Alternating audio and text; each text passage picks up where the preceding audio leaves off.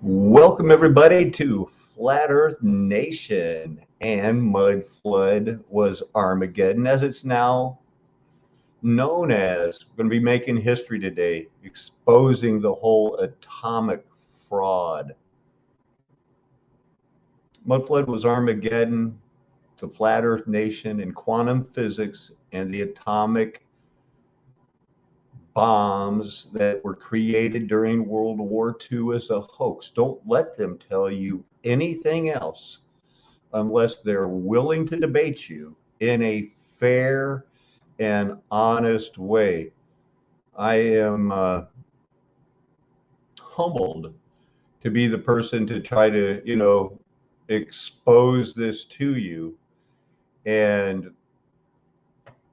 I'll just start sharing the screen. It might take a while because, I'll have to be refreshing your memory, why it's important to you. The emperor has no clothes. I'm going to take my time and I'm going to get my phone set up as a monitor so that I can see and make sure I'm sharing at the right times.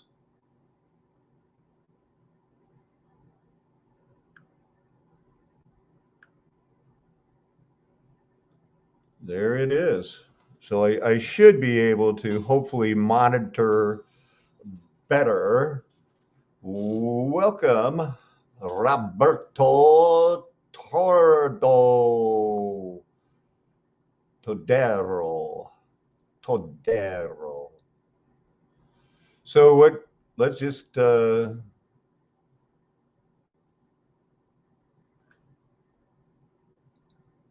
Heisenberg and Neil Bohr's looked this up this is taken at the, you know, in Copenhagen, and they're supposed to be the two most important people in the world when you talk about the uncertainty principle. Is any of a variety of mathematical inequalities asserting a fundamental limit to the accuracy with which the values for certain pairs of physical quantities of a particle, such as position x, and there's a comma in between there, and momentum p, can be predicted from initial conditions. First introduced by Walter Heisenberg. You saw the quote, and I'm going to, if you know who George Soros is, then you kind of get an idea of what he's doing. He's a Jewish person who is working for the Nazis and this matrix mechanics. They want to put you, they were the first ones that revived the matrix and going to put you in it. So we have that to look at. But without his important contributions to the theories of hydrodynamics, turbulent flow, vortexes, atomic nucleuses, ferromagnetism, which now we've studied Fat Kinney and his theories and understand it somewhat better than they explain it in their paradigm.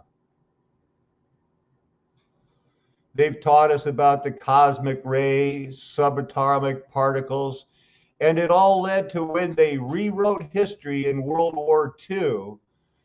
And as I proved years ago, this is the only picture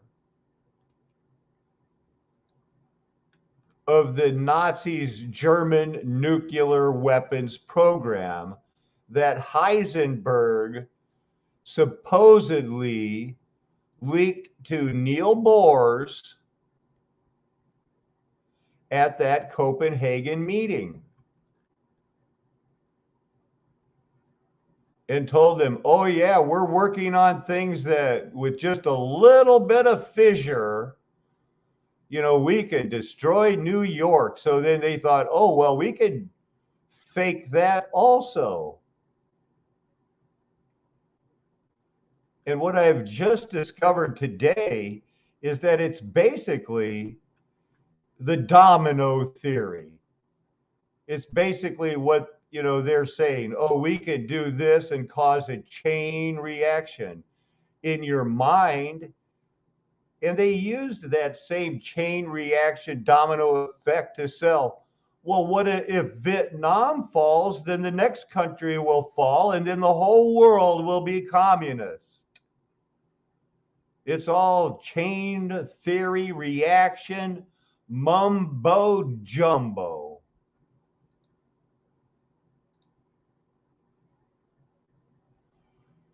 Momentum and position, probability densities, and an initial Gaussian distribution. They just used words to scare you into thinking that you're not in the right math class. So, well, choose whether you want to be a mechanic or a welder, because you'll never be a member of the National Honor Society of the people who accept Schrodinger's equations and matrix math and atomic physics. And if the smart people all agree that there can be atomic bombs, then why don't you? The emperor has no clothes. Maybe that's why. That's what's working for me. So still waiting for some people to join me. It says 3 people, but I know one of those is my phone. Don't know it, but do people really care? That's my thing. Show me another star for it. Do this or that. Math sucks. I don't get it, because there's nothing to get. 2 + 2 = 4. You're way ahead of every other demon possessed person that believes in quantum physics and that they can use something that can make fire come down from the sky. And it destroyed Hiroshima and Nagasaki, although it looked just like Dresden in Germany and Tokyo right there in Japan, and all of the other cities that were firebombed. The atomic weapons were faked using quantum mechanics, the same mechanics that Operation Paperclip and all of that other stuff. Their Nazi scientists taught us how to go to the moon. Let's just see if we can't get any, how did I get here? What did I wake up to, after last night's history-making theology? I woke up to Kathy loves physics.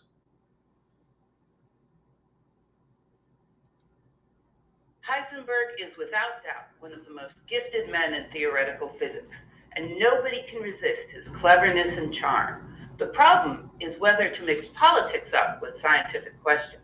Max born October 18th, 1948. In June 1939, 37-year-old Werner Heisenberg went on a trip to America for a cosmic ray symposium. And everywhere he went, everyone wanted to know why was he staying in Germany? He wasn't an obvious anti-Semite. In fact, he had lost most of his friends, mentors, and students to Hitler's racism. And he had just went through an SS investigation because prominent Nazis wanted to label him and all theoretical physics and physicists Jewish filth. As the amazing nuclear scientist Enrico Fermi's wife Laura put it to him, quote, anyone must be crazy to stay in Germany. Heisenberg hemmed and hawed about it and basically left it with, Germany needs me. A month later, he returned on a nearly empty boat to Germany. And a month after that, on September 1st, 1939, Hitler attacked Poland and and started World War II. By September 25th, Heisenberg joined the Uranium Club to try to develop nuclear bombs for Hitler. So the question remains. Really? So now let's see. Let's check out the Uranium Club. How do you spell uranium?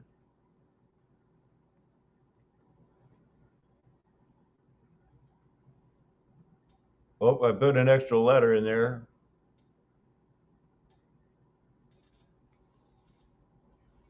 Well, there they are. There's one of the other famous pictures, you know, of, oh, this was their nuclear core.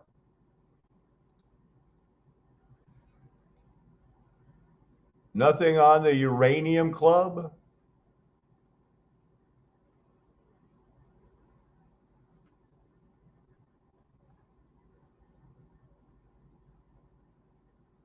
So I guess they cover that in the only thing that we have pulled open.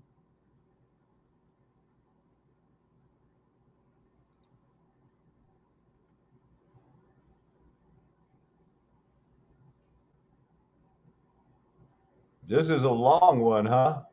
No?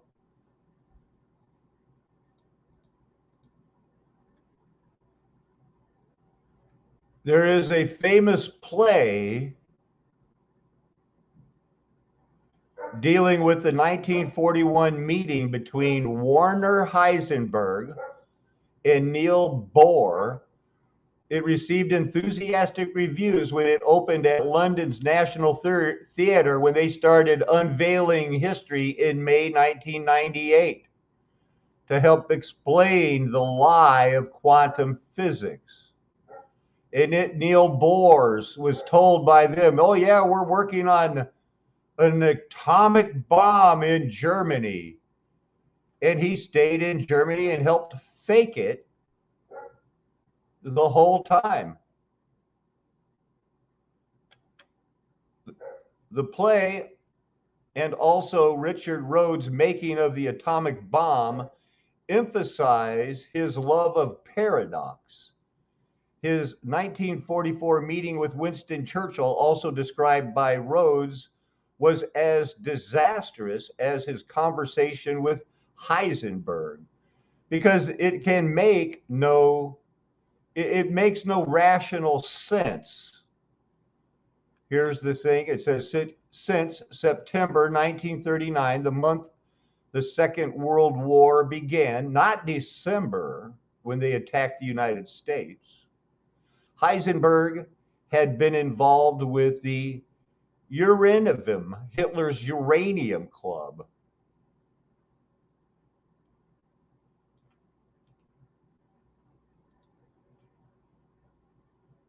So that's all we get is Germany's nuclear weapons program.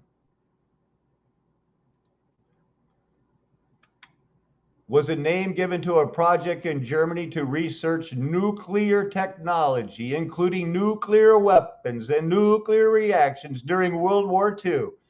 It lasted less than 4 years.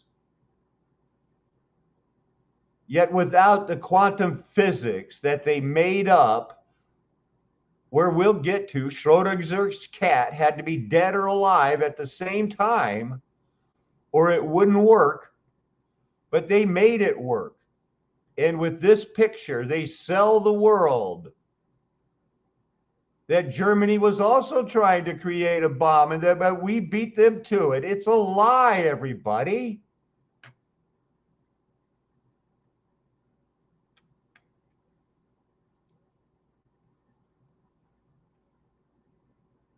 Metatron's cube, the atom killer.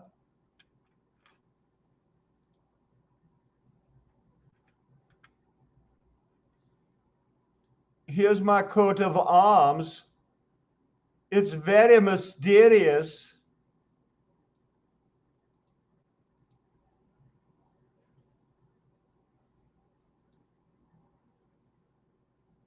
Hiya, Friedrich.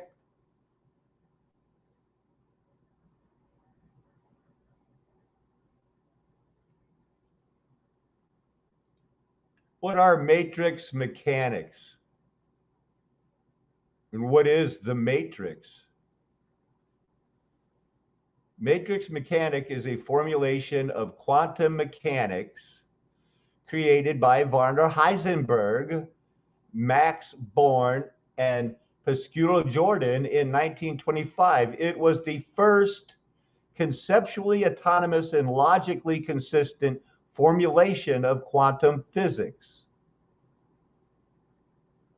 And by 1950, Russia had already stolen the secret. Thanks to there was the Aryan version of quantum mechanics and the Jewish version.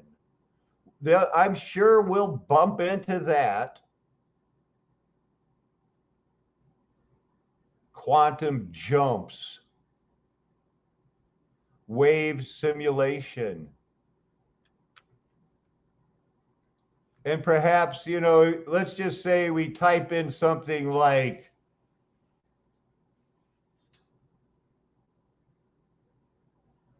gold in matrix. What type of pictures do you think we'll see? Everything is the matrix of the rocks.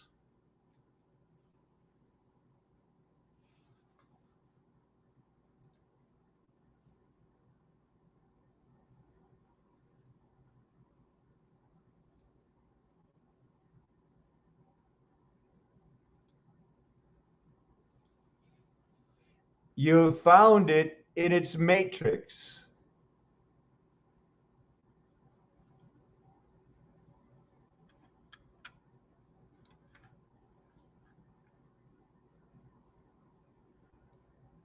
Well, let's find something else in the matrix.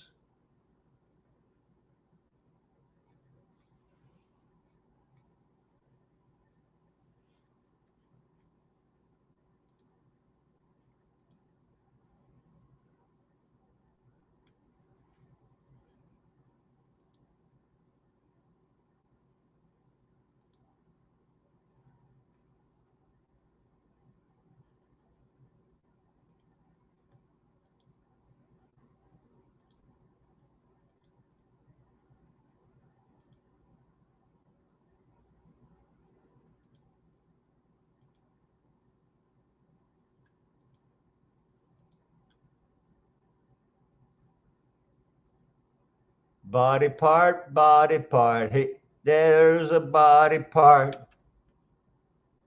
Everything is the matrix that Jesus made and is held together in judgment for him.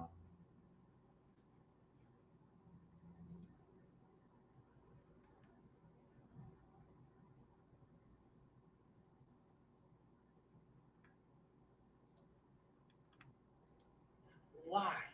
And to understand it, I think we need to look a little bit back into Heisenberg, why he became famous, and how he passively dealt with Hitler before 1939. Ready? Let's go. Electricity, electricity, electricity, electricity. I would like to start in the fall of 1922, 11 years before Hitler came to power, when a 20-year-old Werner Heisenberg went to Göttingen to take a class from the delightful Max Born on new quantum theory. Or when I was 20 years old. I'd like to be half as smart now as I thought I was when I was 20. Even though the class was attended by Heisenberg's friend, Wolfgang Pauli, and a visiting scientist from Italy named Enrico Fermi, Born was most impressed with Heisenberg and offered him a postdoc position, which he accepted in 1923. 2 years later, Heisenberg went to Born with what he called was a crazy paper that he didn't dare turn in on his own. Born started thinking about it day and night. Then one morning, Born recalled, quote, "I suddenly saw the light. Heisenberg's symbolic multiplication was nothing but matrix calculus." Symbolic turns into matrix calculus. Come on. Well known to me since my student days. Although Heisenberg complained that he didn't even know what a matrix was, he quickly learned, and for the next 6 months... So they told him he was a genius, and he ran with it. Heisenberg, Born, and a fellow student named Pascual Jordan created matrix theory. Then mere months later, a 39-year-old Austrian named Erwin Schrödinger published his wave model, which he said was partially motivated because he, quote, felt discouraged, not to say repelled, by Heisenberg's method of transcendental algebra. Threatened, Heisenberg wrote Wolfgang Pauli, "The more I reflect on Schrödinger's theory, the more disgusting I find it. I consider it to be crap." Turns out both methods work. Anyway, in the fall of 19... There is no way either of their methods work. 26. The famous Danish scientist Niels Bohr invited Heisenberg to Copenhagen to try to solve this dilemma. While in Copenhagen, Wolfgang Pauli sent Heisenberg a really strange result. In theory, the more he studied the position of a particle, the more difficult it became to study its momentum, mass times speed, and vice versa. Heisenberg then used the new laws of quantum mechanics to derive this relation, now called the uncertainty principle. This theory was even... And your life, your math, your moonshot globe world is based on the wide road of the uncertainty principle, and it should not be accepted. This is going to be, I'm going to have to lay the foundation and then explain that it comes down to, if you ever admit that the emperor has clothes on of the world and this whole fear of atomic weapons, you're lost. If that's your world and you think the uncertainty can be true, you're lost. More hated by Schrödinger, and soon there was two competing camps. The Berlin camp, headed by Schrödinger and supported by the old guard, Max Planck, Arnold Sommerfeld, and Albert Einstein. And now the Berlin is called the Jewish quantum physics. And that's not me just saying it. Heisenberg called the Copenhagen view, led by Heisenberg and Pauli and Max Born, and of course, Niels Bohr. Soon, all international and local physics colloquia were taken over by this debate. By February of 1928, 26-year-old Heisenberg was so famous he was made the youngest full professor and the head of the physics department at the University of Leipzig. Then, in October of 1929, the American stock market fell off a cliff, and the faltering economy dragged the whole world into a global depression, especially in Germany. So what way to get everybody else, starve them, selling apples on the street, everybody happy to have a job, work all day at the blue sky mine, so there'll be food on the table tonight. Thank you for quote those lyrics. Who's going to worry about high math when they can't feed their family? Desperate, many Germans turned to either the communists or a group of racists led by a buffoonish moron named Adolf Hitler. Heisenberg didn't like either group and started to focus on his philosophy that was born of his days in the... He didn't like either group, but the Nazis would set him up and let him be held up as, look at me, I'm the genius. And all the other countries played along because it was all a show. Like Ben from Vat City was saying, they're playing out. All the world's a stage. The German Boy Scouts called the Pathfinders, which was a pseudo-religious paramilitary group dedicated to revitalizing German honor and a rebirth of chivalry of medieval knights. This wasn't a passing childhood phase. For example, in 1945, an Allied scientist named Goldschmidt said that Heisenberg tried to justify his actions during the war by spouting some abstract parallel or relationship between Christian ethics, knighthood in the Middle Ages, and the Nazi doctrine. Not surprisingly, the Pathfinders morphed into the Hitler Youth movement of the 1930s. Anyway, back in... Those poor kids, those poor Boy Scouts, I guess they're just like priests in the Roman Catholic faux religion where they rape those little boys. 1932, despite the fact that Hitler only won 37% of the vote, the president and the parliament were so scared of the communists that they made Hitler chancellor. After the communists were blamed for a fire in February of 1933, Germany declared martial law, and by the end of March, Hitler was able to pass any law he wished without parliamentary approval. Hitler immediately used his power to make life miserable for his Jewish subjects. And on April 7th, he enacted a law that all communists and Jewish people had to be fired, with the exception of World War I veterans. That meant doctors, lawyers, musicians, and most importantly to Heisenberg, university professors. Max Born, who was Jewish, ran off to the... Well, we're just going to break in here on Kathy's, advanced history class for her high school. And we'll read a little bit of this here. We're just want to read Article 1 of the law, claim that in order to reestablish a national and professional civil service, members of certain groups of tenured civil servants were to be dismissed.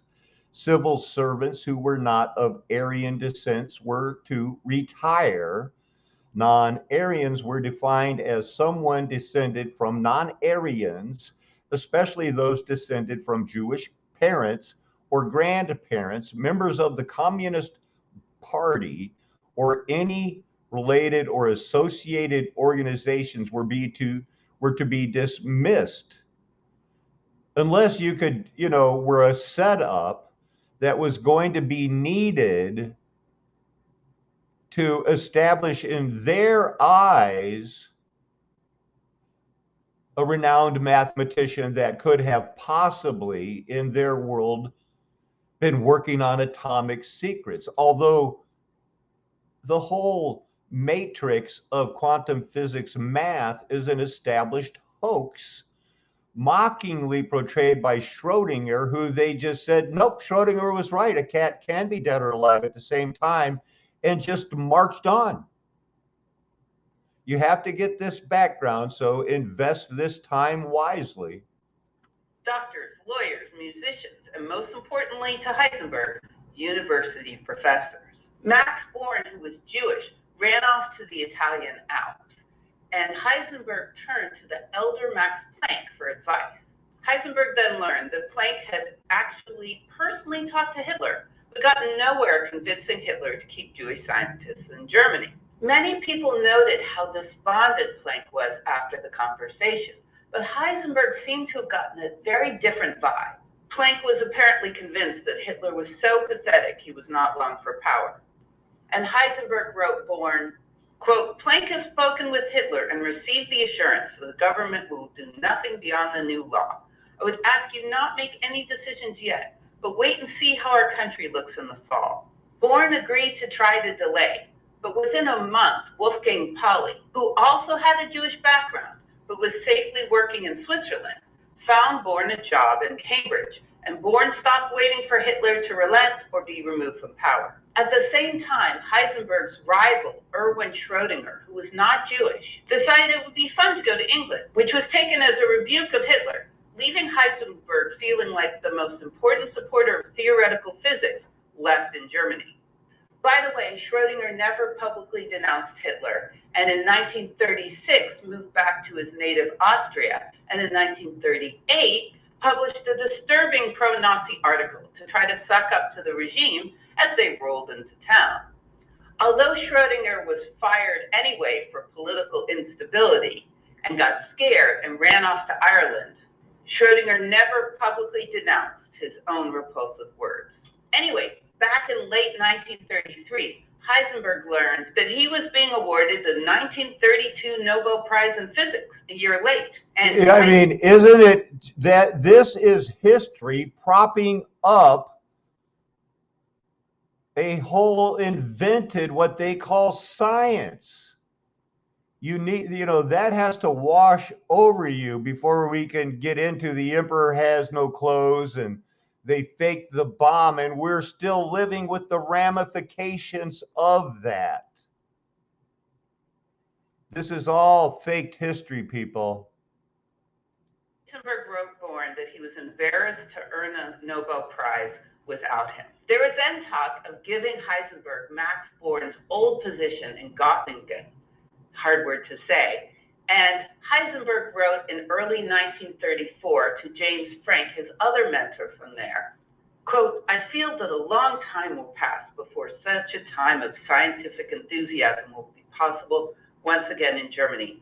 But I want to hold out here that I will do everything in my power for our Göttingen, you may be sure." However, by spring of 1934, a Nobel Prize winning ass named Johannes Stark, who was a very early promoter of Hitler, an obsessive anti-Semite, became chair of the German Research Foundation. And at his first action, he ceased research funding for all theoretical work and even restricted what experimental work got funded to Aryan topics. That Aryan topic centric dude was going like, look, this math ain't going to work. We're not going to get a bomb, but you're going to be in place to be able to say we could have possibly been faking it. They were faking it at Los Alamos, which had spies despite all of their compartmentalization. Heisenberg continued to be able to do research with other funding, but he lost out on the position at Göttingen. And he decided that the Nazis weren't going away as he had hoped, and mulled over joining an army sports camp to, quote, acquaint myself a little more with this politics. But he didn't get around to it, and it became a moot point as he was then drafted as an army reservist. Also, in May of 1935, he heard that 4 professors at the University of Leipzig were going to be fired despite the fact that they were all World War I veterans. Heisenberg and 5 other professors formally voiced their objections at a faculty meeting.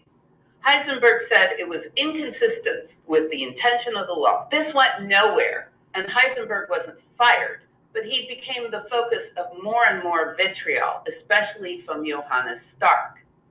Then, in September of 1935, Hitler used an annual rally in Nuremberg to announce new, stricter laws specifically attacking German Jews from almost all employment and removing the limitation on World War I veterans, as well as many other racist edicts. Heisenberg decided it was pointless to object to anything anymore and wrote his mother, "The world out there is really ugly. Mommy, the world out there is really ugly." The work is beautiful. Also in 1935, Arnold Sommerfeld, who was Heisenberg's PhD advisor, wanted to retire and promoted Heisenberg as his replacement, which seemed like it might work out. But then in December of that year, Johannes Stark gave a speech where he railed on how it could be possible that This is the same picture where he was wearing the Nazi pin.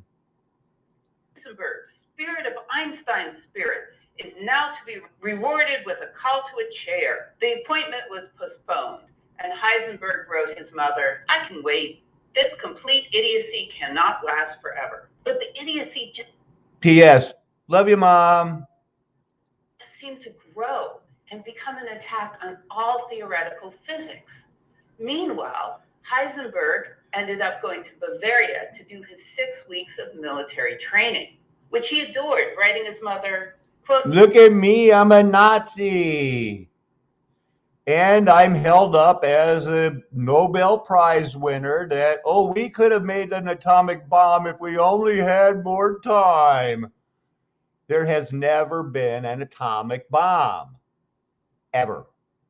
No chain reactions like that. No domino effect was going to cause the world to fall if Vietnam was lost. Yet My uncle got shot in the arm there, and my cousin got shot out of the sky in a helicopter.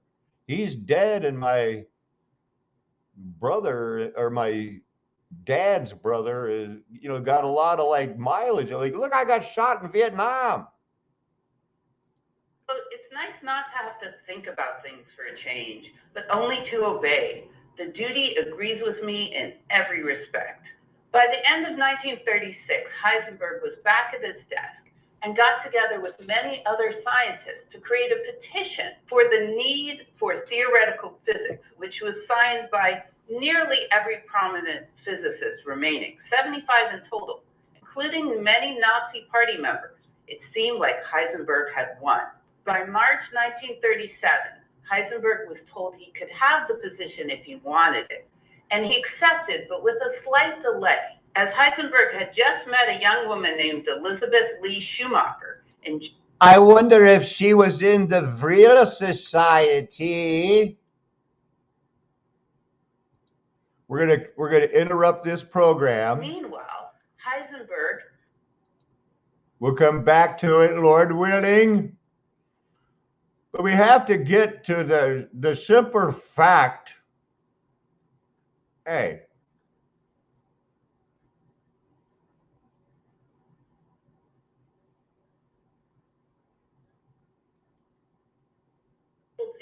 We have to get the background.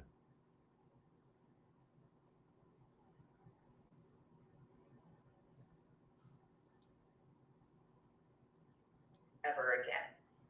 Robert Oppenheimer, the head of the program in Los Alamos, said, "Bohr at Los Alamos was marvelous." Even before the bomb was successfully created in 1944, Bohr met with Churchill and tried to convince him to investigate how, quote, "such mighty forces of nature can best be turned to lasting advantage for the cause of freedom and world security." By June 1945, Bohr was back in free Denmark to a hero's welcome, and he continued to push for international scientific cooperation, as he did for the rest of his life. Fast forward to 1955, where an Austrian scientific writer named Robert Jung started to write a book about the history of nuclear bombs called Brighter Than a Thousand Suns. Jung heard about the 1941 conversations from several Allied scientists and wrote Heisenberg for, quote, "a little more detail about the Copenhagen conversation during World War II." Heisenberg wrote back that he had told Bohr, "In view of moral concerns, it might be possible to get all physicists to agree not to attempt work on atomic bombs." But according to Heisenberg, Bohr thought it would be hopeless to exert influence on the actions of individual countries, and that it was the natural course in the world. So what we're having here, if you haven't caught on, is the world's paradigm being changed by a made-up math concept agreed on by quote-unquote nuclear physicists, that they could make a bomb that would destroy the world, so we can't have that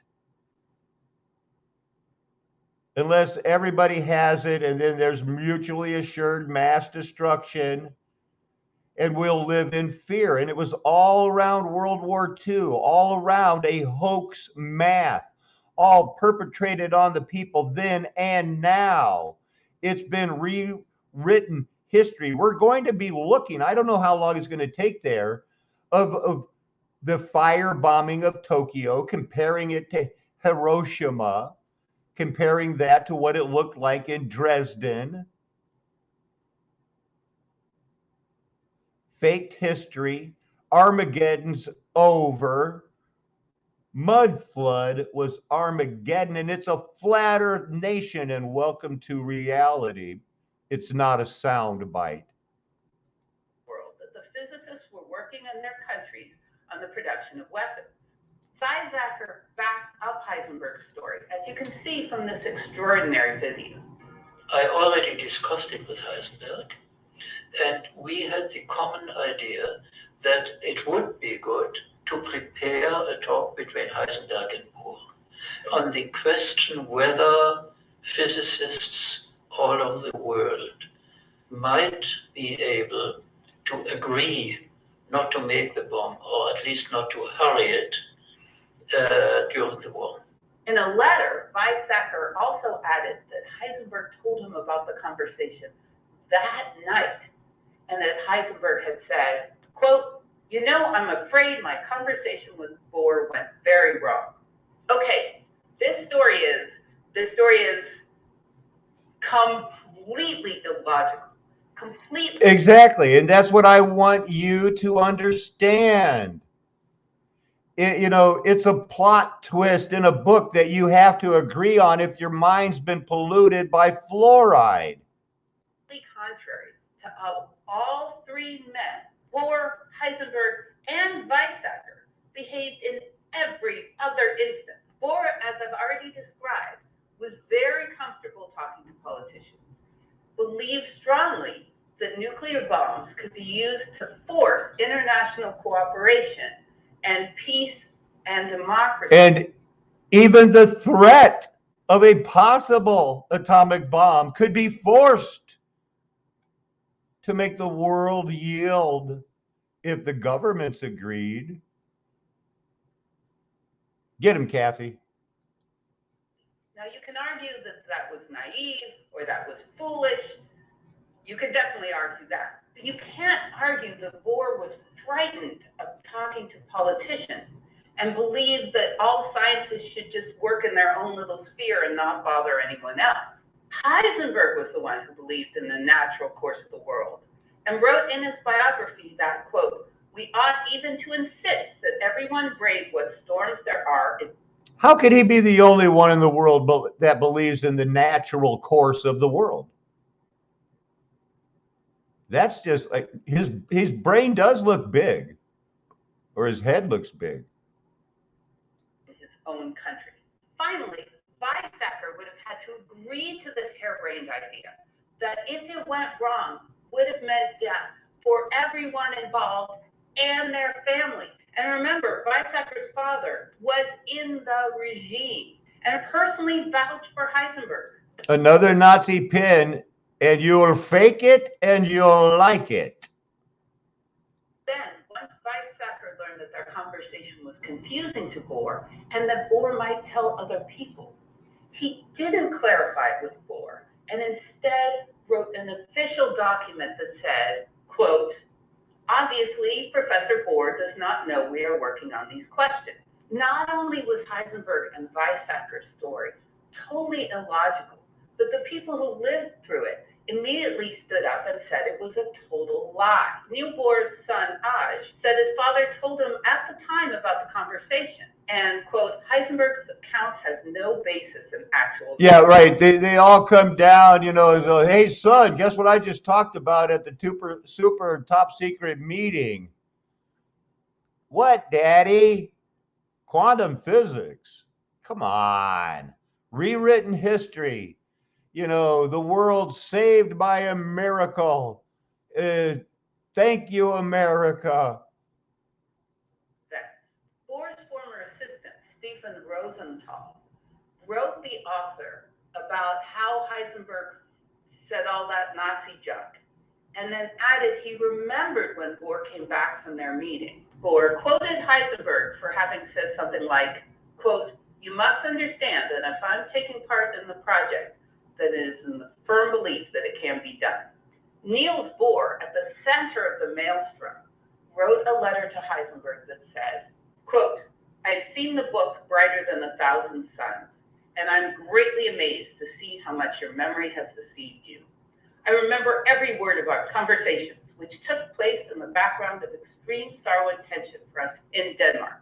In particular, it made a strong impression both on Margaret and me and on everyone in the Institute that the two of you spoke to, that you and Weizsäcker expressed your definite conviction that Germany would win, and it was therefore quite foolish for us to be reticent as regards to all German offers of cooperation. I also remember quite clearly our conversation in my room at the Institute, where in vague terms you gave me the firm impression that under your leadership, everything was being done in Germany to develop atomic weapons, and that you said there was no need to talk about the details, since you were completely familiar with them, and had spent the Oh, you've never been lied to before? past 2 years working more or less exclusively on such preparations. However, Bohr decided against sending that letter. He was possibly worried about hurting Heisenberg's feelings. But even without Bohr's letter, the author, Robert Jung, realized that he had been bamboozled and apologized for, quote, spreading the myth of passive resistance by most important German physicists is due above all to my esteem for those impressive personalities, which I have since realized to be out of place. See, throughout the war, Heisenberg thought a bomb was possible, but overprojected how much time and money would take to succeed. He then assumed that no one would divert that much to such a project. And besides, no one could be as far along as he was. He was German, so there was no worries about competition. This is why Heisenberg and Weizsäcker were. Oh my goodness, everybody. It's my daughter, Shelby. What a pleasant surprise. Hi, Shelby. How are you? Hey, good. How are you? I'm doing good. I hope you don't mind. I'm doing a live show exposing that quantum physics is a hoax. But everybody, hears about you all the time, and I'm sure they want to catch up. How are you feeling? Have you got your sense of smell back? Yes. Oh, good. I did a hot yoga class, and I figured you might be interested. Yeah, now, my goodness, you're not in there wearing those bikinis and swimsuits, are you? No. Oh, good. Tell me about it. Did you sweat, stretch, and eat organic today, honey? That's what I did. I got my greens powder, so I had that, and then I did hot yoga, fasted. So Sweet. yeah, it's a good stretch. So you're off today, and you're on a regular weekend? This is my weekend off. Wonderful. God. I'm glad. I was worried about that when you had that loss of smell, because I mean that's a big part of life. It was gone for a couple weeks, then came back and everything smelled bad. Really? Like everything smelled like vinegar sweet. Now, just out of curiosity and as a bit of way of background and filling me in, are you finding anything different now that are you still in psychiatric nursing? No. No. Now, explain it, what you think are the differences where you're actually working with patients trying to rehab them in health, and then other people that got mental problems. The difference? Yeah. Well, I work on the floor where people, come in for physical things, like they seek treatment out for whatever big thing. With the mental unit, the family members bringing them in because they were acting, unusual. What are you doing now? Surgical care. Okay. And I suppose that even though you're young, they put you in charge. You know what? I'm not in charge, but I train everybody. Okay. Yeah. It's hard to be the one always put in charge, right? It is, yeah. What people don't understand about you, and I don't get into it, is that, my goodness, I mean, so much was expected of you. Who starts their freshman year of college with statistics and calculus 4? I mean, they pushed you too hard, honey. It's okay. Well, it's okay now, and at the time, I wish you would have said, this is too hard more often. Well, yeah, I was young. I didn't know that was too hard. I just thought that that's what everybody was doing. Now, remembering that we're talking to, at least 10 people. So how's everybody else in the family? Are they getting by? I hope nobody, their health is all well. Everybody has been healthy. Real good. And how was your time off during the holidays? Were they fair to you? Actually, yeah, I got Christmas Eve and Christmas Day off, which hasn't happened since I started working in healthcare. So nice. yeah, I worked New Year's Eve and New Year's Day, but I don't care. It's not like I go out and party on New Year's Eve. Right. Yeah, I think I did. I think I did on New Year's Eve and New Year's. I think I did like 16 hours out of 24, just doing live reporting on reviewing the year in the news and in the flat Earth movement and everything else. No, I'm going to make a comment from you watcher. You watcher posted, are you telling us that she is smart without telling us she is smart? I'm telling you that Shelby's level of smartness humbles the normal person. I think the last time I won an argument with her, she was 8 years old.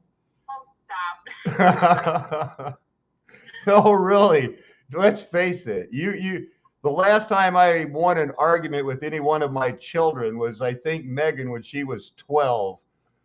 But my kids were a trip, every one of them. I remember Megan coming out of the bedroom like with $1, going like, "You expect me to believe a tooth fairy brought this to me, huh?" You guys were something. That's crazy. No. We tried hard. You guys worry. I mean, that was part of the thing right now. Now, how's your mom's career going? Has she taken the realization that she needs to not work 60 hours a week and just kind of, or is she still pushing it? No, she can work from home, so she's been doing good. It's relaxed. Really? She can do that from home now? Yeah. Wow. Since everything happened. Well, she's probably one of the few people that still gets something done at home. Yeah, she gets a lot done. Yeah. Well, coding is something that, it never interested me. So what are you planning on staying in the Chicago area the rest of your life? Oh, I don't know. Well, I'd like you to consider knowing that, you can do anything you want, or, living in a safer, smaller city that still offers everything that a young woman, would be looking for in life. There's got to be a safer place than the suburbs of Chicago. I might preach it. I'm sounding too much like a dad. No. I'm believe it or not, I started a master's program, so I have to finish up school before I can think about that. I just want to finish school and then find a job. Like, I don't want to get a good job that I love and then change careers, because I'm going to, it'll be a big change. So I'm just going to finish school, and then that's when I'm going to think about, big life decisions. Wow. Where did you decide to get your master's at? Congratulations too. Thanks. I'm going to the same place I got my bachelor's, which is Chamberlain, and it's because I get a pretty significant discount for being an alumni there.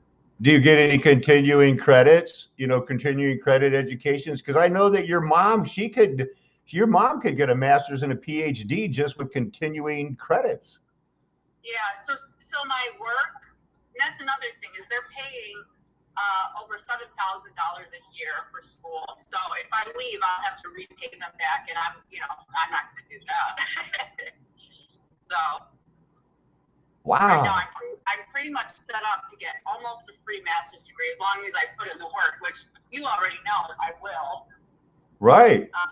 Yeah. Which I'm surprised that you're not provoking your mom to jealousy, because, I know that she's done so much without a master's, but I mean, not that I think a paper chase is the way to go. I think I've dropped out of every college I ever went in. No, I've been tearing the theology up, Shelby. It's been such a blessed time these last few months and everything. I know it's rough all over the world, but I've been kind of in a bubble here of where I've just been allowed to study all day and preach all night. So it's been, it's kind of been going on around me. And Tommy's wife is she's the head nurse for the Baptist hospital group. And she was on TV the other day talking about how, man, I got to get more nurses. I got to get more nurses, you know, and everything else. So, you know, my life is, you know, it's still around nursing and everything else because Tommy is a retired surgical tech. The guy, I live in a small apartment above his garage, but don't tell anybody because he didn't declare the taxes on it. Okay. So it's still a nursing world to me. And so I find that funny. And right now I'm trying to expose the Heisenberg uncertainty principle in Schrodinger's cat. So, but there's no way I was going to, you know, but what they don't understand is that you're just as beautiful on the inside as you are on the outside. And you're just as beautiful as you are smart.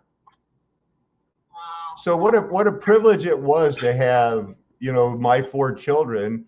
And obviously, you know, everybody, it's no secret that we got along better because I mean we were together all the time. I know. I just wanted to check in on you. You know, I'll let you finish your live stream, and please make sure you're getting some sleep too. I do. Okay. I do. I go to bed at, you know, about 10:30 and get up at 5 with Tommy every morning, and we have coffee and smoke a marijuana cigarette and talk about how we're going to bring proper theology to the world. Boy, Tommy's messed up. His back has got 6 torn vertebrae. We just saw the MRA. He had a seizure, and the seizure was so strong it tore up 6 ribs and cracked them, and so now he's got all this pain. So that's wow. yeah. Well, Shelby, thank you so much. I love you so much, and I couldn't be more proud of you. Wow. Thanks, Daddy. I love you too. Be safe, okay? Bye, sweetheart. Hey. There's my Shelby Hughes, a famous nurse from the Chicago area, and it honestly, it's humbling to be her father because it's an honor to know her. Everything she's ever wanted, you know, set her mind to do, she's been able to do. It honestly is so humbling. So let me get this back here to make sure that I'm still sharing. How do I do that? There we go. So let's get back to Miss Kathy. Come on. It's like you're already being so patient. And I got to keep making them be like more patient. Exposing this Heisenberg principles, not uncertainty principles, not that easy. Maybe we should try to look up another type of a situation here. Well, theoretical physics, Jewish.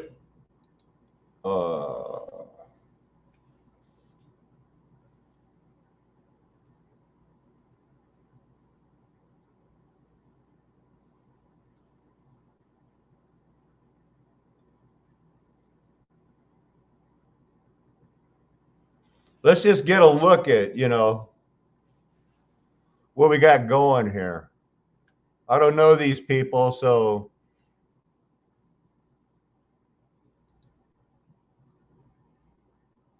the bombing of Tokyo, Dongjing Dakongzi Tokyo Dikushu, was a series of firebombing air raids by the United States Army Air Forces during the Pacific campaigns of World War II. Operation Meeting House, which was conducted on the night of 9 to 10 March 1945, is regarded as the single most destructive bombing raid in human history. 16 square miles, 41 square kilometers of central Tokyo were destroyed, leaving an estimated 100,000 civilians dead and over 1 million homeless. The US first mounted a seaborne, small-scale air raid on Tokyo in April 1942. Strategic bombing and urban area bombing began in 1944 after the long-range B-29 Superfortress bomber entered service, first deployed from China and thereafter the Mariana Islands. B-29 raids from those islands began on the 17th of November 1944 and lasted until the 15th of August 1945, the day of Japanese surrender. Over 50% of Tokyo's industry was spread out among residential and commercial neighborhoods. Firebombing cut the whole city's output in half. Some post-war analysts have called the raid a war crime due to the targeting of civilian infrastructure and the ensuing mass loss of civilian life. Okay, well, I hate to interrupt, but if that's not a war crime, then what is?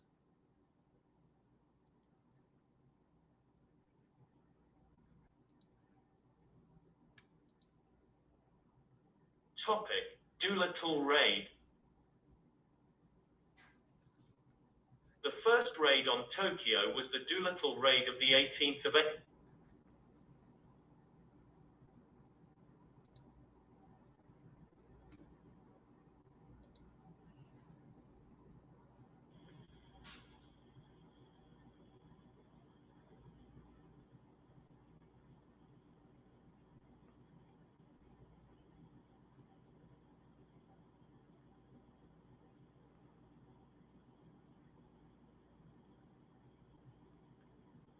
Incendiary bombs.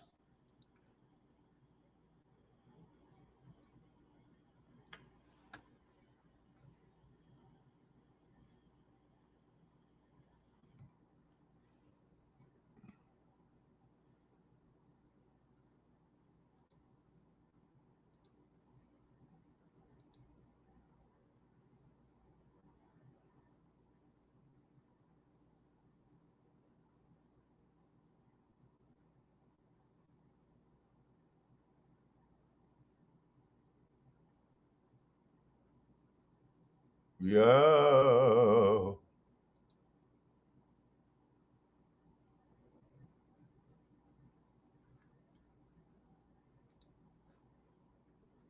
The National Archives presents Hiroshima and Nagasaki, October, November 1945.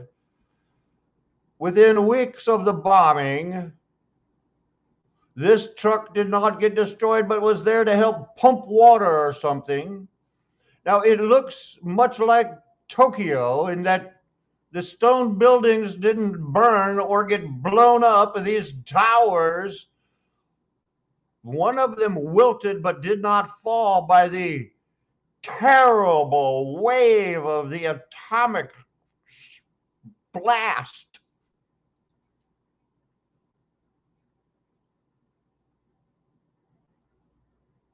Why does this have to have no audio?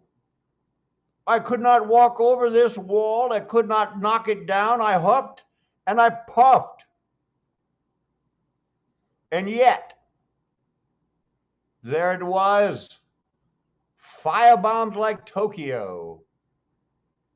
That tower could not fall, nor could these arched brick buildings. And the atomic bomb could not blow up the big building. It burnt the horse. It burnt the wood. It knocked that wood frame house down, but it didn't burn it all. A selective did not fill in the canal, did not knock the bridge down.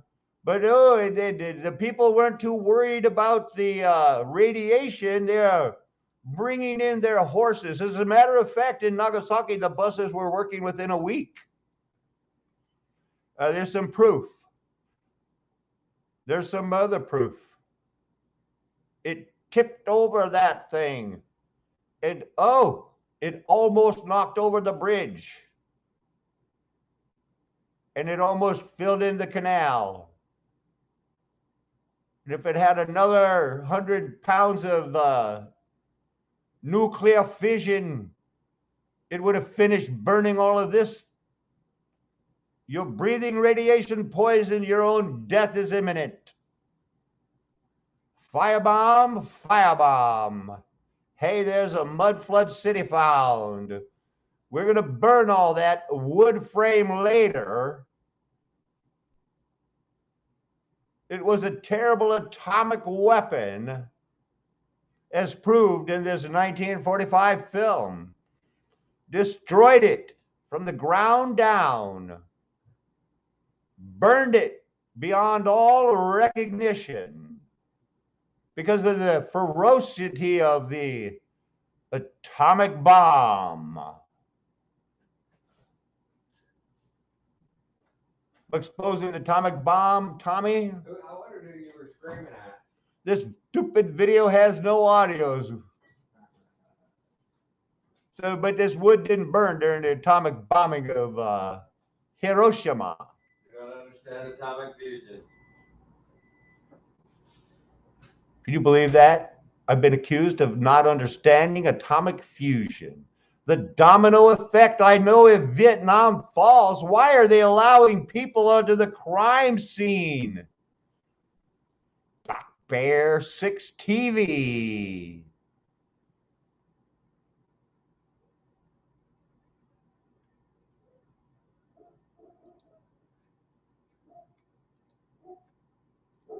Quite flippant about nuclear security. For example, in 1944, Weizsäcker worked in Nazi-occupied France, and then it barely escaped when the Allies took over. When the Allies found his papers only partially burnt, they, quote, let out a yell at the same moment. The papers were not in code and even included the address and phone number of Heisenberg's secret location. By May 3rd, the Allies used this information to pick him up because they wanted to keep him out of the hands of the Russians. And they placed him, as well as his friend Weizsäcker, and Lisa Meitner's friends Otto Hahn and Max von Laue, and 6 other scientists, in an elegant farmhouse in the English countryside, with a piano, tennis courts, and with every room wired for sound. No one in the farmhouse could understand why they were being held captive, especially after the Germans surrendered. But all of that was cleared up on August 6, 1945, when the radio announced that the Americans had bombed Hiroshima with a nuclear bomb. And Heisenberg didn't believe it at all. He declared, quote, I don't believe a word Because it couldn't when the happen. second broadcast made it clear that it was real and that it started in earnest in 1942. And the attackers were quite flippant about nuclear security. For example, in 1944, Weizsäcker worked in Nazi-occupied France, and then it barely escaped when the Allies took over.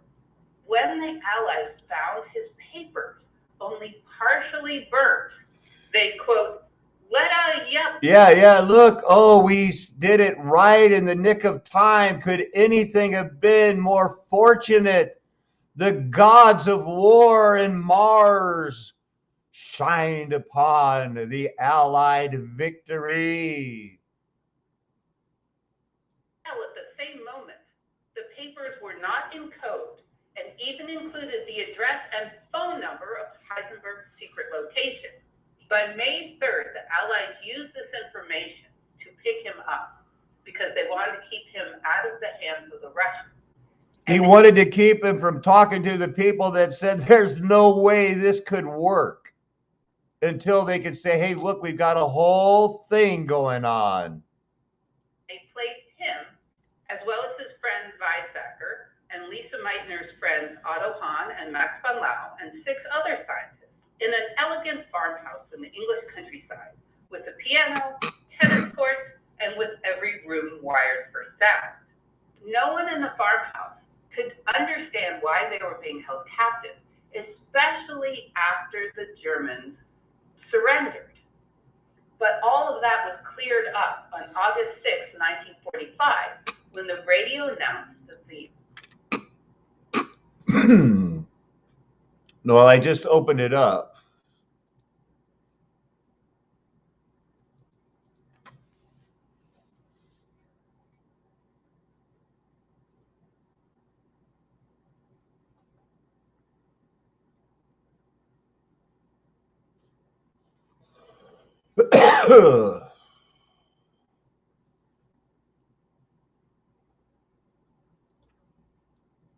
Did they announce it on August 6th?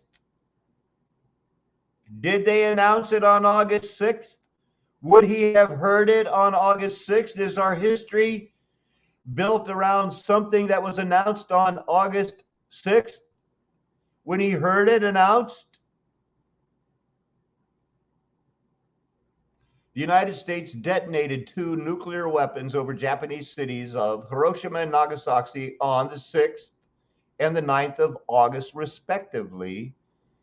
The 2 bombings, they say, killed between 129,000 and 226,000 people, most of whom were civilians, and remain the only use of nuclear weapons in armed conflict. In the final years of World War II, the Allies prepared for a costly invasion of the Japanese mainland, worried about heavy casualties. The undertaking was preceded by a conventional and a firebombing campaign that left and devastated 67 cities looking like Hiroshima and Nagasaki and Tokyo. The war in Europe concluded when Germany surrendered on May 8th. So that's very much far down the road from August 6th and 9th. The Allies turned their attention to the Pacific War. The Manhattan Project had been going on based on, the uncertainty principle. And supposedly they, through compartmentalization and secret keeping, made these bombs. The order was issued in July. They're going to drop them. But it says 3 days later, a fat man was dropped on Nagasaki. That's the 6th and the 9th. Over the next 2 to 4 months, it says that people were killed by the effects of the radiation. Between 90,000 and 150,000 people roughly died of radiation sickness. Japan surrendered to the Allies 6 days after Soviet Union's declaration of war, on the same day that they claimed to have bombed Nagasaki.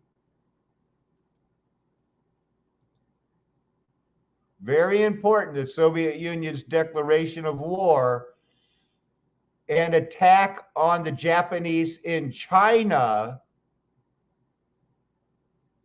that ultimately forced the surrender of Japan, that became the world focus.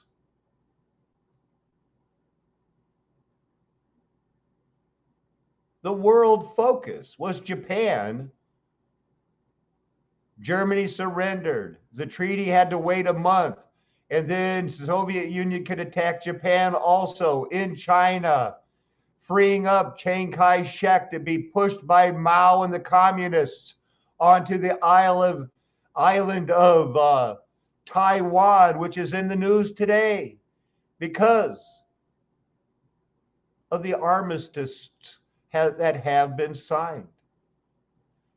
The Japanese government signed the instrument of surrender on the 2nd of September, effectively ending the war. But when did Heisenberg say? He said he heard about it on the 6th.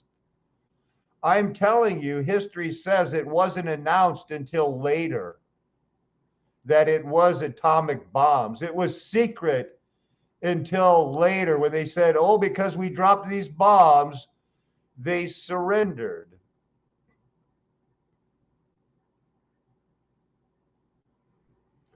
All a bunch of gobbledygook.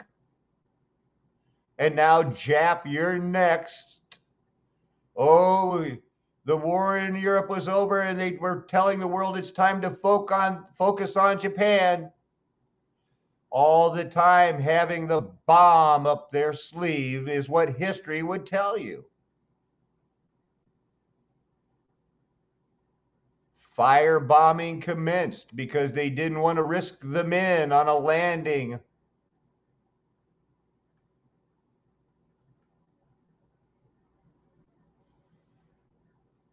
Firebombing of Tokyo.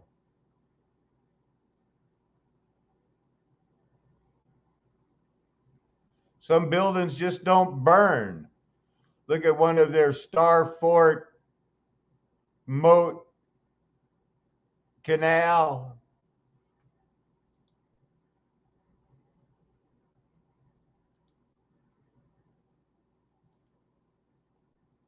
Our heroes.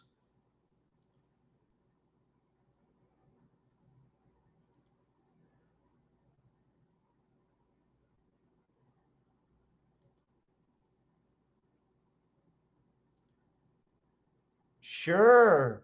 Who wears short shorts?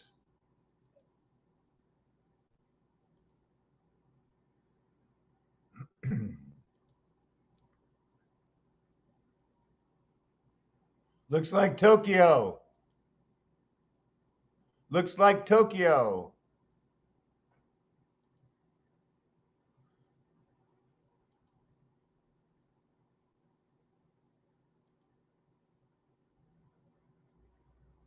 Fire bad.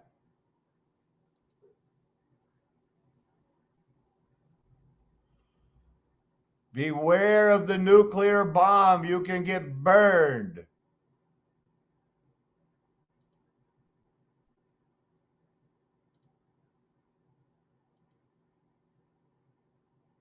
That's real. That's not a mushroom cloud. It was a star fort, baby.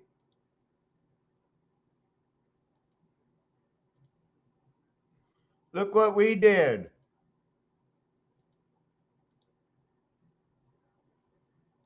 History. Fire. I beg you to burn.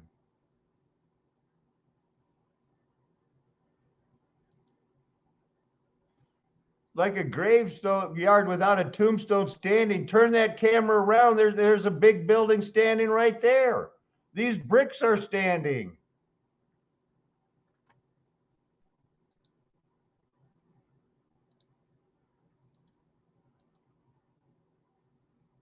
They didn't just build that. That did fire. It burned. It scorched that wooden thing. Star Fort.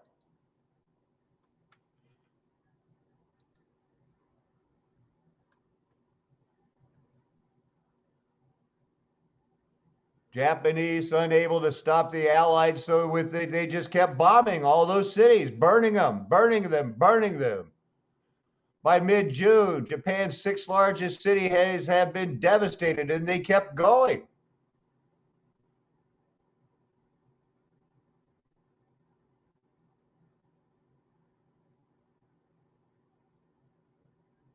Choice of targets.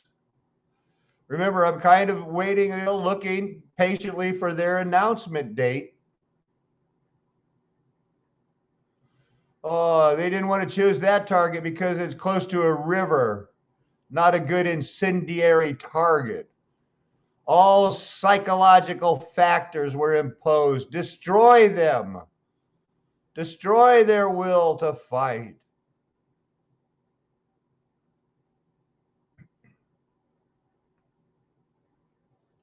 So they claim to have dropped the leaflets, warning that they're going to get firebombed, run away. Saying these cities are going to be destroyed, but it shows them dropping multiple bombs, not a single bomb.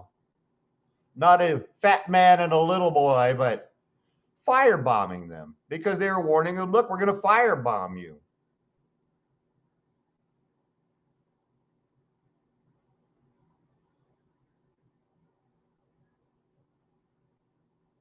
At the time of the bombing, Hiroshima was a city of industrial and military significance, A number of military units were located nearby, the most important of which was the headquarters of Field Marshal Sunraku Hatta, Second General Army, not the First Army. The First Army was where in China, defending Manchuria, their stronghold. They were spread out. They were getting backstabbed. And this world was getting wrapped up in a neat little ball where the United States saved the world because they won the race using fake quantum physics.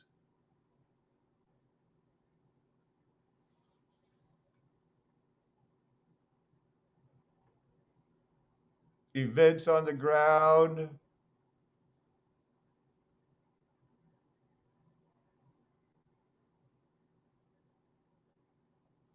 Japanese realization of the bombing.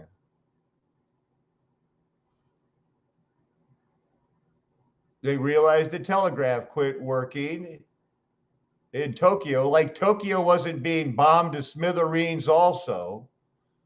You know, on fire, incendiary, nonstop bombing of hundreds of planes. But, you know, they want you to believe that, within 20 minutes, the Tokyo Railroad Telegraph Center realized, it's not working. So here's the events. After the bombing, Truman issued a statement announcing the use of a new weapon. When? He stated, "We may be grateful to Providence that the German atomic bomb project," where there's their famous picture, failed. Force 10 to Navarone succeeded. And all of the other movies made about that less than 4-year war that has dominated our history like nothing until 9/11.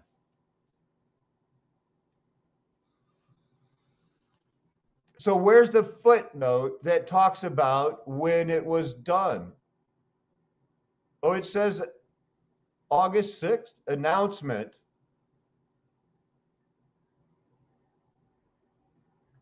Now, I thought they didn't announce it right away. But what did it say? Spent $2 billion. It doesn't have in quotes that the bomb failed. We're grateful to Providence and that they had spent $2 billion on the greatest scientific gamble in history and won. Truman then warned Japan, if they do not now accept our terms, they may expect a rain of ruin from the air, the like of which has never been seen on this earth. Behind this air attack will follow sea and land forces. If they were talking about atomic nuclear weapons, why would they be saying they're sending in ground troops into a place that's going to be a dead zone of radiation? He's not talking about anything but a rain of bombs from the air, rain of ruin from the air. They can twist this into, let's throw in the nuclear option. But this is all rewriting what was actually said on the 6th. There's no way that Heisenberg could have interpreted from the greatest scientific gamble in history and won that they had done it with those weapons. No wonder he was skeptical, because he had heard them talk about rain of ruin, the like of which has never been seen. The air attack will follow sea land forces. He's knowing he's not talking about radiation.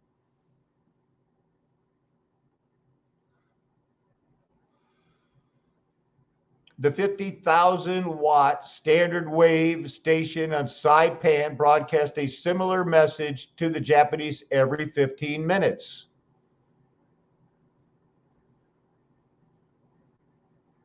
Which continued to extol victory over Japan by never surrendering. It informed the Japanese of the destruction of Hiroshima by a single bomb. Now, I don't read that, but that says it was,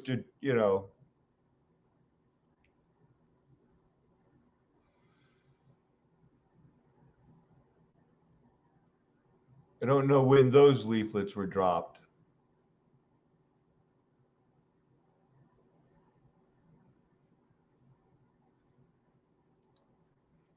But I do know that this was the shortest war in history.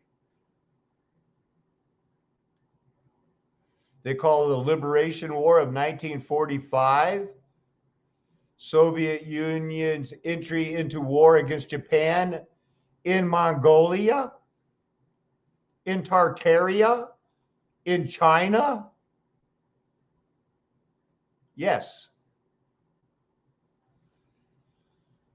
The Soviet-Japanese War was a military conflict within the World War beginning soon after midnight because of as soon as the treaty allowed on August 9th. That's the night of the second supposed atomic bomb being dropped.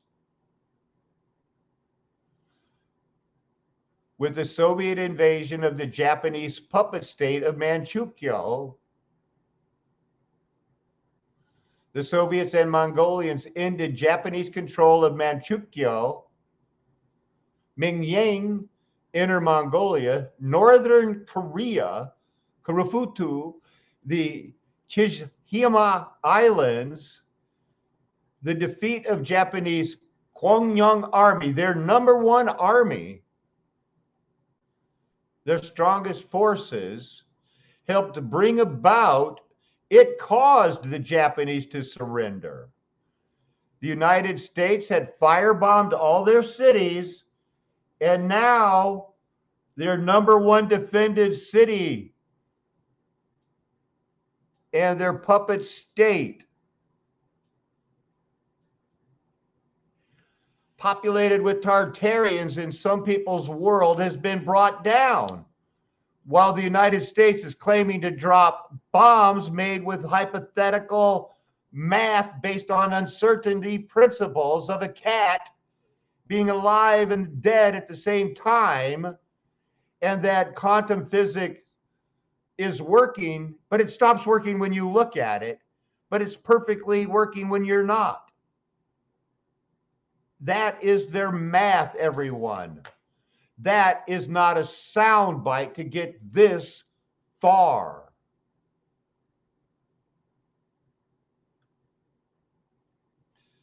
Everything was set up. They knew it was going to win in November 1943 when this was all planned. And anything Stalin knew, FDR knew, Roosevelt knew, Churchill knew, it was agreed. Stalin agreed the Soviet Union would enter the war against Japan once Germany was defeated. And they had to wait a month. It was confirmed at the Yalta Conference in February by all the Allied leaders. This is how we're going to fake it. So it was all planned up and set up within 3 months, put on the finishing touches, and boom, backstabbery. The commencement of the invasion fell between the U.S. atomic bombings of Hiroshima on the 6th of August and Nagasaki on the 9th of August. Although Stalin had been told virtually nothing of the United States and UK's atomic bomb program, he saw the product the same in real time with FDR has been proven by the Rosenberg trials and everything else.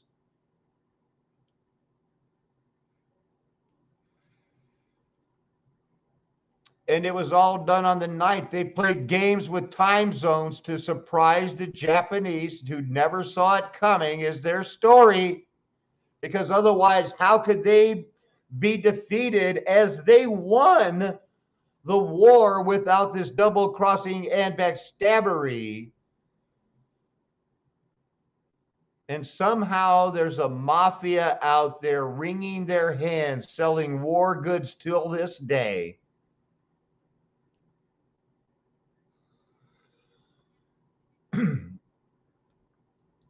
I want to remind you that this is Flat Earth Nation, formerly Flat Earth Nation. Now Mud Flood was Armageddon. We've and have a systematic theology based on Armageddon is over and Satan has been loosed. As my good friend Tommy likes to say, Gog and Magog is upon us. And if we don't look at Gog and Magog as some form of their money system and their technology system, you know, along with the whole, Gog and Magog is of Jasher and honkies are in on it somehow. Yeah. You know, it's something like that. Something like that. But yet that was last night. Tonight we're talking about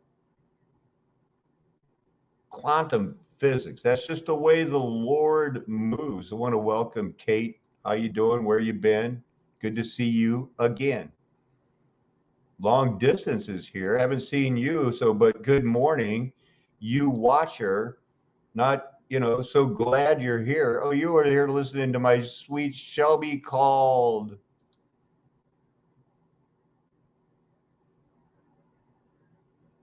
Oh, you have never met a smarter person in your life than that girl. Her mom was a Tiger mom.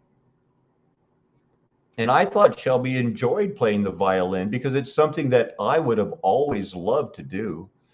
It never had the time or inclination, never had the talent.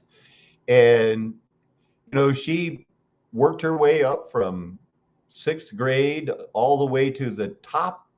I think she was like second chair. And after high school, she put down away her violin and has never played again. It's just like, oh, I'm done with music classes. And I always try to tell her, Shelby, you put down the violin, pick up the fiddle and have some fun with it. And that's just like, I don't get it, Dad.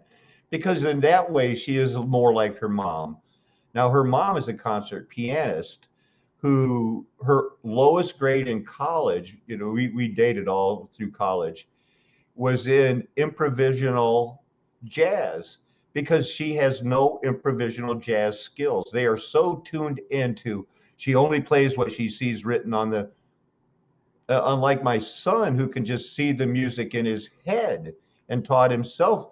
He basically, like all of my children rebelled against their mother's form of piano teaching. And she paid her way with a lot of piano lessons, but they just learned on their own. And that was interesting. Thanks for sticking with that. Let's get back to a little bit more of a background. Now, here's some people that are dropping in and saying hi that I know. I hope to know all of you soon. We got a really good theology thing going here too, and it's all about this hidden history and everything. And it's like, don't let the fact that I have such a small subscriber base. We used to be big. We used to have over 9,500 subscribers, and we're growing really quickly. But the Lord must have thought that's not important because He let me shoot my mouth off about the vaccines and all this other stuff, and I guess got banned right out. So we're just starting over. Everything's new, but this whole thing is atomic weapons are fake, the Heisenberg principle, that's just new today. Getting back more into history and a little bit out of theology, at least for a while, kind of hoping that my brother Randy shows up and bails me out.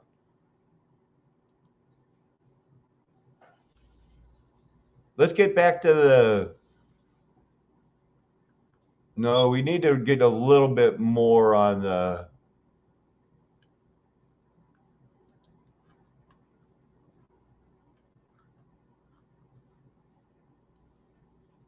we've got a lot of time left here. Saturday afternoon, finding new ways about history and whatnot.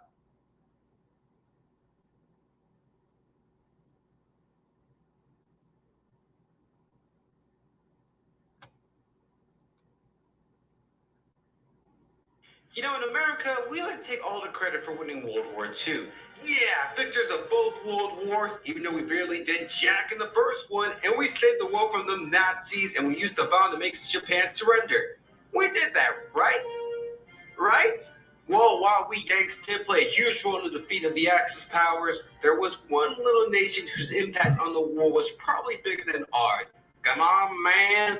It appears, don't say it, that the nation that contributed most to the victory of World War II, shut up, bro, the Soviet Union. Yes, the Soviet Union is probably the nation that gave the most during the Second World War, with 20 million Soviets dying during the conflict. Not even the combined losses of both the Axis and Allied powers can compete with that. The Soviet Union was the main reason that the German army was defeated, with most of the Germans stationed in the Eastern Front, with 3/4 of the German army dying there. And of course, it was the Soviet Union that helped convince Japan to surrender, and that's what I'm here to discuss about. While the atomic bombings of Hiroshima and Nagasaki was a part of making Japan surrender, but in the end, it was the threat of the Soviet invasion that made Japan raise its hand and say, screw it, we're done. But first, some context. Russia and Japan never had the best of relations. It all goes back to the Russo-Japanese War of 1904. Japan wanted influence in Asia, but the Russians wouldn't let them. So the two nations would go to war, and Japan won. Now, at the time, even to this day, this was shocking because it was so unbelievable that an Asian nation like Japan would defeat a European superpower like Russia. However, this wouldn't be the end of these hostilities. After the communists came into power in 1970, the Russian Civil War broke out between the communist Red Army. I want you to remember, unless the whole world gathered to fight against Japan, they would have won that eugenics chess match. And it took double crossing and duplicity, faking love to Japan. Japan, not the Nazis, almost ruled the world. And with the help of a little bit of a Chinese backstab, with the already committed to fight to the death Russians, who would let the United States take the glory because Satan had been loosed and the nations needed to be deceived once again. Hallelujah. Praise the name of Jesus. Army and the non-communist White Army. Countries from around the world would send troops to help the White Army, and one of those armies would be from Japan. However, Japanese intervention during the Russian Civil War was a failure, thus they had to pull out. Throughout the 1930s, the Japanese would conduct their conquest of China. However, for the Soviet Union, this alarmed them, and due to a misunderstanding, there would be a series of border conflicts between the Soviet and Japanese forces. Because of these conflicts, in April 1941, the Japanese would sign a non-aggression pact with the Soviet Union. 2 months later, Japan's ally Germany and its allies would invade the Soviet Union. With Russian forces in disarray, Soviet leader Joseph Stalin feared that the Japanese would invade through Siberia. However, when he heard that Japan would not invade the Soviet Union but instead fight the British and Americans, Stalin had a great relief and transferred most of his troops from Siberia to the Eastern Front. With the help of American and British supplies and the Western Allies opening 2 more fronts in Italy and France, the Soviet Union was able to push back the German advance all the way to Berlin. After the defeat of Nazi Germany, Stalin promised that in 3 Wow, this guy talks so fast. Doesn't it just make it seem so convenient that, yeah, bop, these guys, that guy's meeting in Yalta, meeting in Tehran, hey, about now, 1 minute after midnight, hey, we changed our minds, we're attacking Japan also. Thanks, Joe Steele. Did you know that the name Joseph Stalin in the Russians, it means Joe Steele? He honestly is like a movie actor who changed his stage name to Captain America. I'm Joe Steele. months, he would join the Asia-Pacific theater of the war. However, there was one thing that almost stood in his way. On August 6, 1945, the first atom bomb was dropped on Hiroshima. Please watch my previous No, it wasn't.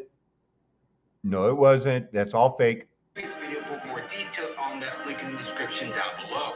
Stalin couldn't believe that the Americans My name's Joe Steele. Vote for me. had a weapon like that and realized that time was running out. On August 9th, 1945, the same day the second atomic bomb. Man, what a busy day in history. A continuation of firebombing, the Heisenberg uncertainty principle, the Jewish quantum physics versus the German. Oh, wait, it was the German versus the Copenhagen versus the Jew. Oh. Struck on Nagasaki, the Soviet Union would make their move. 1 million Soviet troops would cross the border into Japanese-occupied northern China and Mongolia to take whatever they can. The Japanese army was caught off guard. Despite having around 700,000 men, the Japanese in Manchuria were under-equipped and poorly trained, with most of the better fighting units being transferred earlier to fight the Americans to the Pacific, and most of the officers being away at the time of the attack. Despite this, many Japanese were willing to fight to the death. However, for many Soviet troops, the Japanese were nothing, as most of them were veterans of the Eastern Front who've seen. Yeah, man. Why, those Japanese soldiers that were supposed to be the #1 army, they'd just been getting fat and sassy in China. You guys having fun?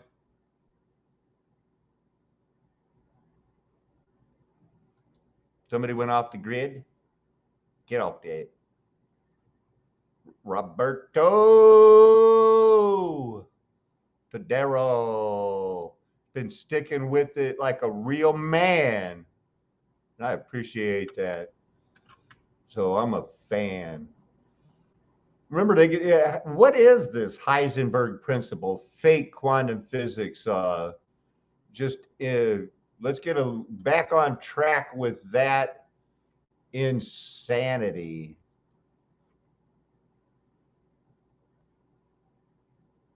What number is this, Kathy?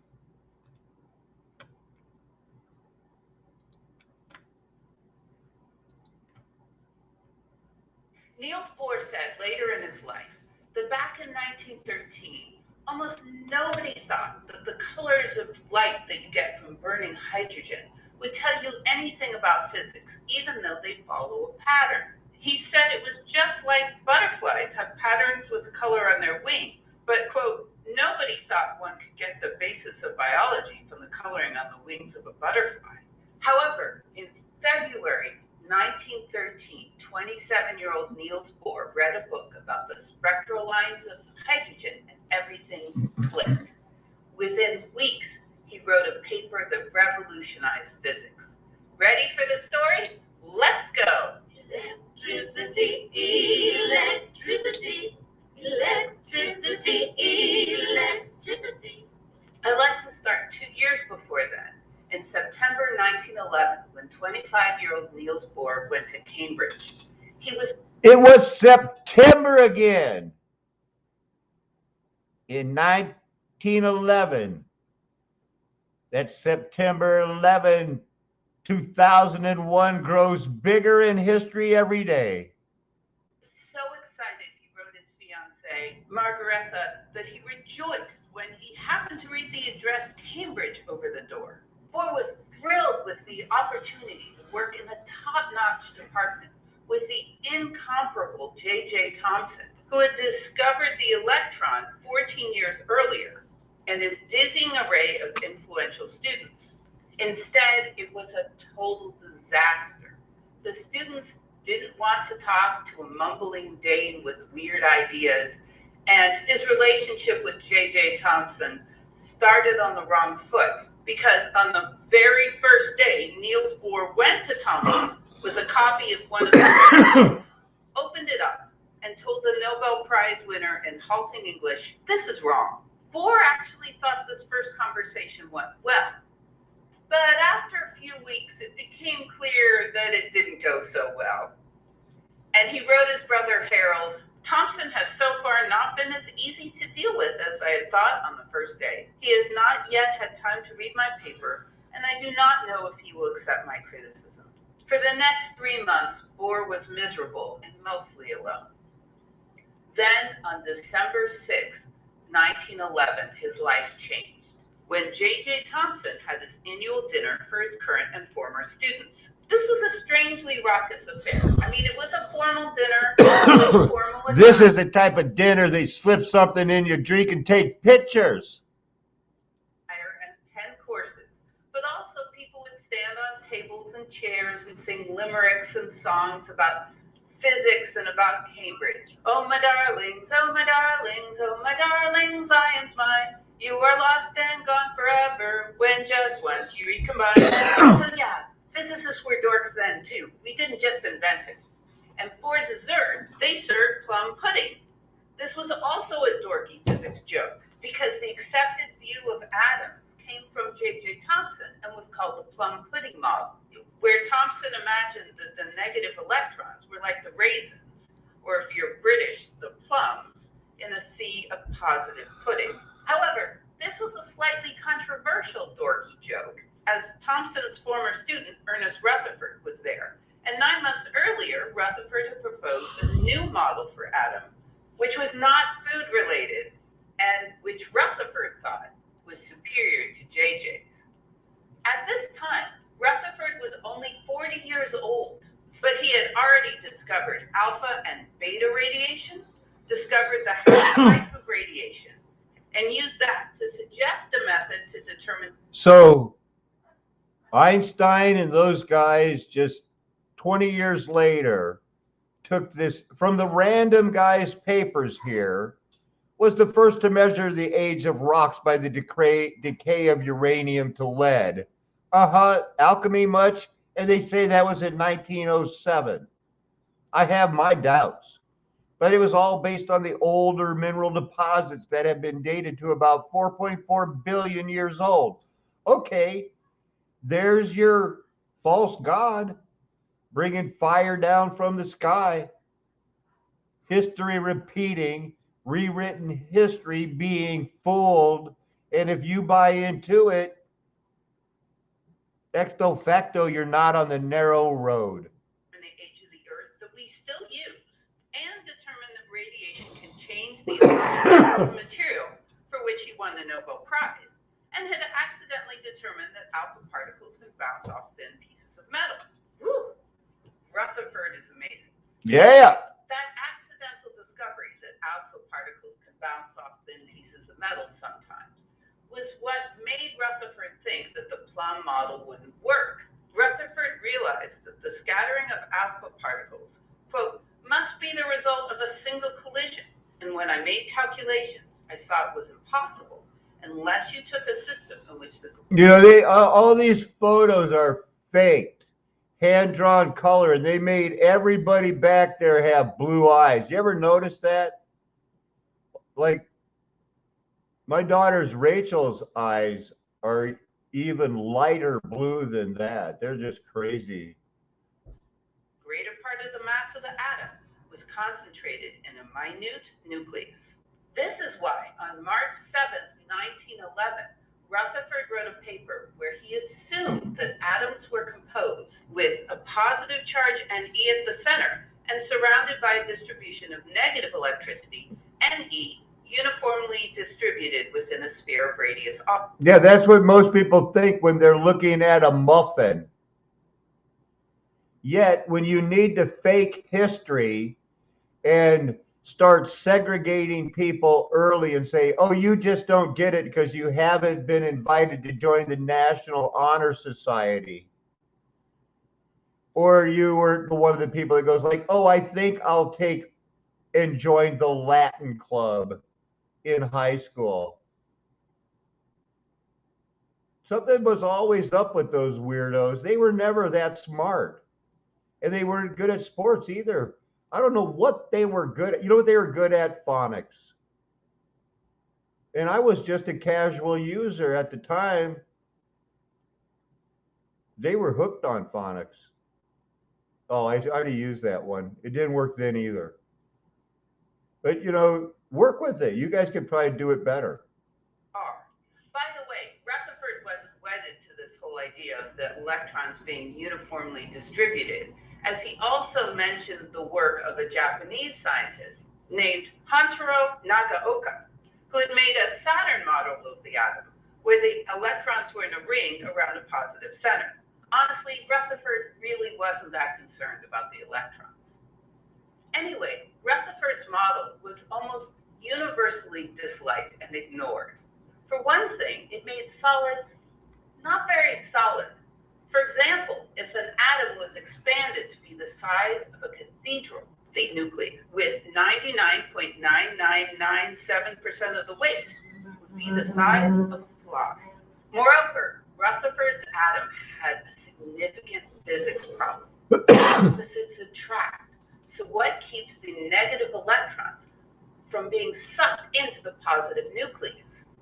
Even if the electrons are spinning around the nucleus, like planets, they would be accelerating charges. Spinning is a form of... It's a form of gravity, maybe? Help me out. Acceleration, which should, according to Maxwell's laws, be creating electromagnetic waves, which would cause the electrons to lose energy and spiral into the nucleus. In other words, according to the laws of classical physics, Rutherford's atom should just implode. Not surprisingly, J.J. Thomson was particularly displeased with this model, and the students at Cambridge followed suit. In 1962, Bohr was asked if he was the only person at Cambridge who responded well to Rutherford's atom. And he replied, "Yes, but you see, I did not even respond to it. I just believed it." At that dinner in December 1911, Bohr realized starkly that he was looking for the wrong man.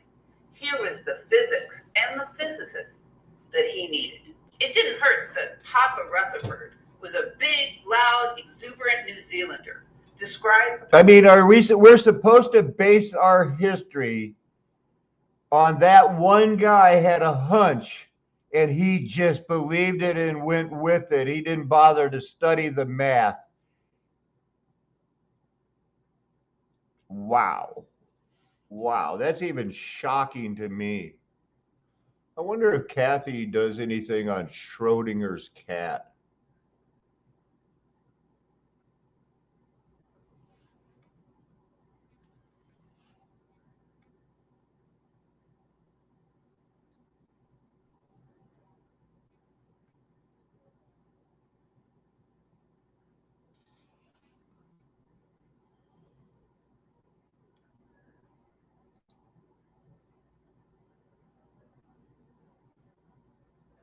Where is it?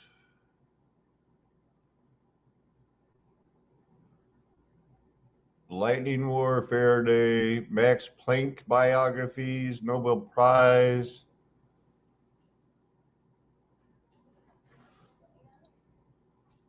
Hey, Ruger.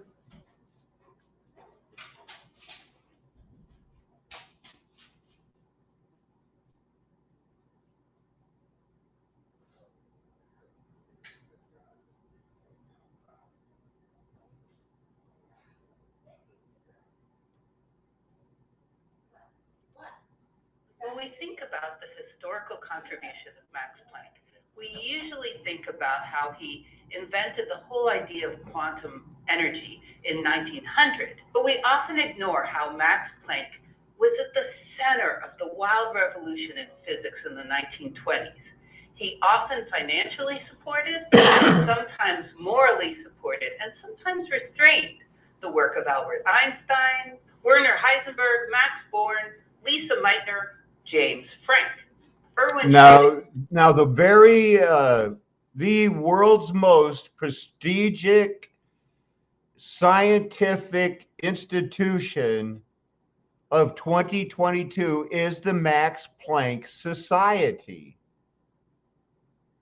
I need you to believe me on that. That this man is the guy who convinced them that they should believe the lie that there is a constant to the speed of light, and he gave them a bunch of theories, and the Max Planck Society, it used to be called the Kaiser Wilhelm Society, and he was the president of it on the Kaiser Wilhelm Society. But it was so unpopular after the Germans were branded as the Nazis. They changed it to the Max Planck Society. This man's importance in what they call the real world cannot be overstated. Primarily based on his role as the emperor has no clothes ism. That's also, it's called, he's the originator of quantum theory. He is the person who told the emperor, if you wear these clothes, you will be considered beautifully dangerous. And nobody will ever want to fight against you because of the wrath and fire you could bring down from heaven. Thank you, Max Planck.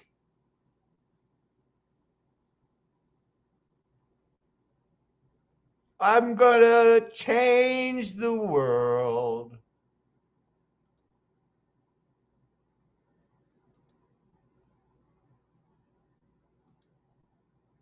Look at that, a group of important. Look at him with a wink and a nod. They said, I found my boy. You can pin all the mistakes on him. He'll take all the credit. Down, boy, down. Down, dooby-doo, down, down.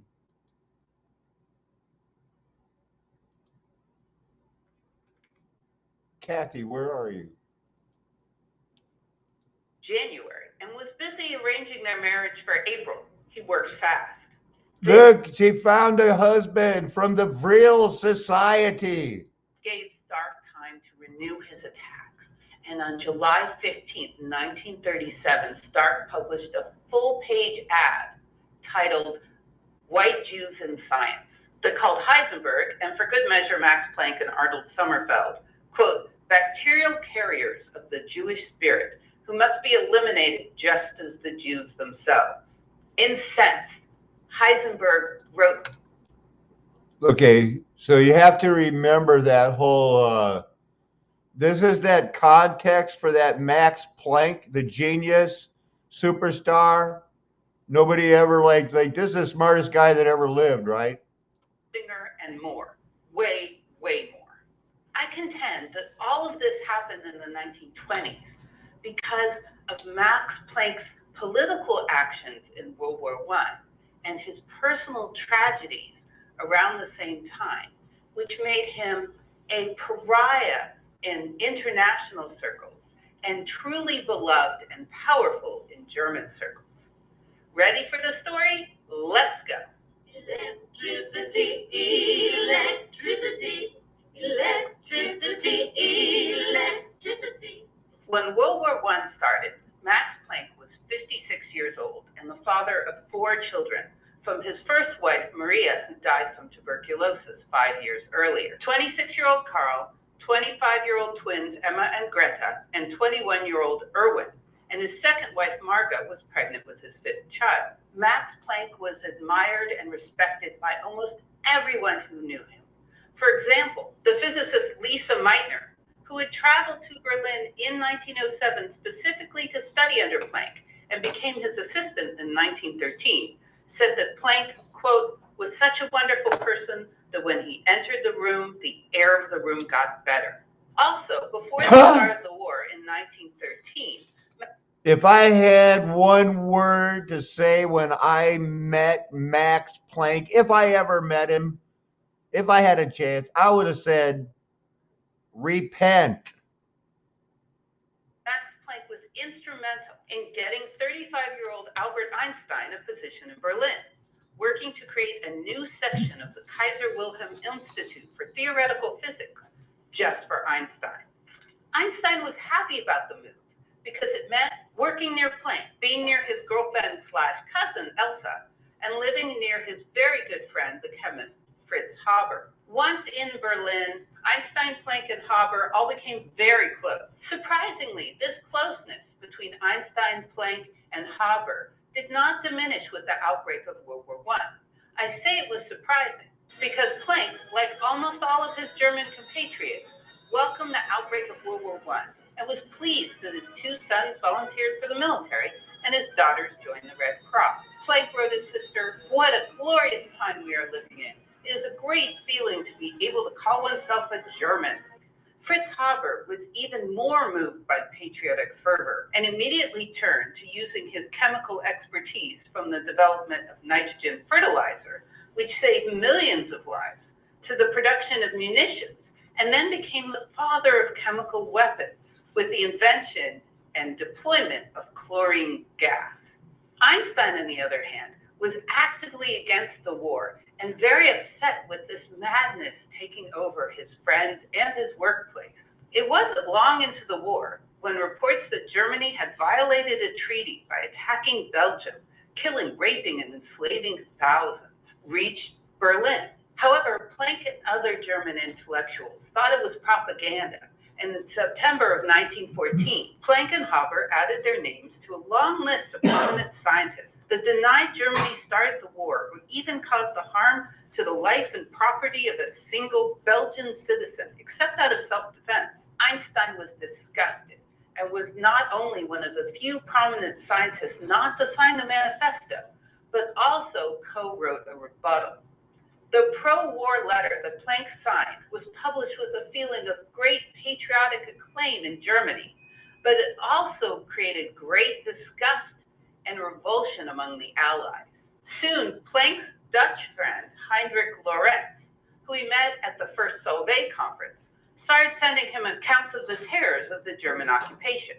Planck started to admit things were happening that do not, quote, conduce to the honor of Germans. By 1916, Planck wrote an open letter to Lorentz, slightly backtracking on his previous signing of the declaration, saying that he, quote, noticed with distress that it gave rise to incorrect ideas about the feelings of its signers. That same year, Planck's feelings about the war became more personal.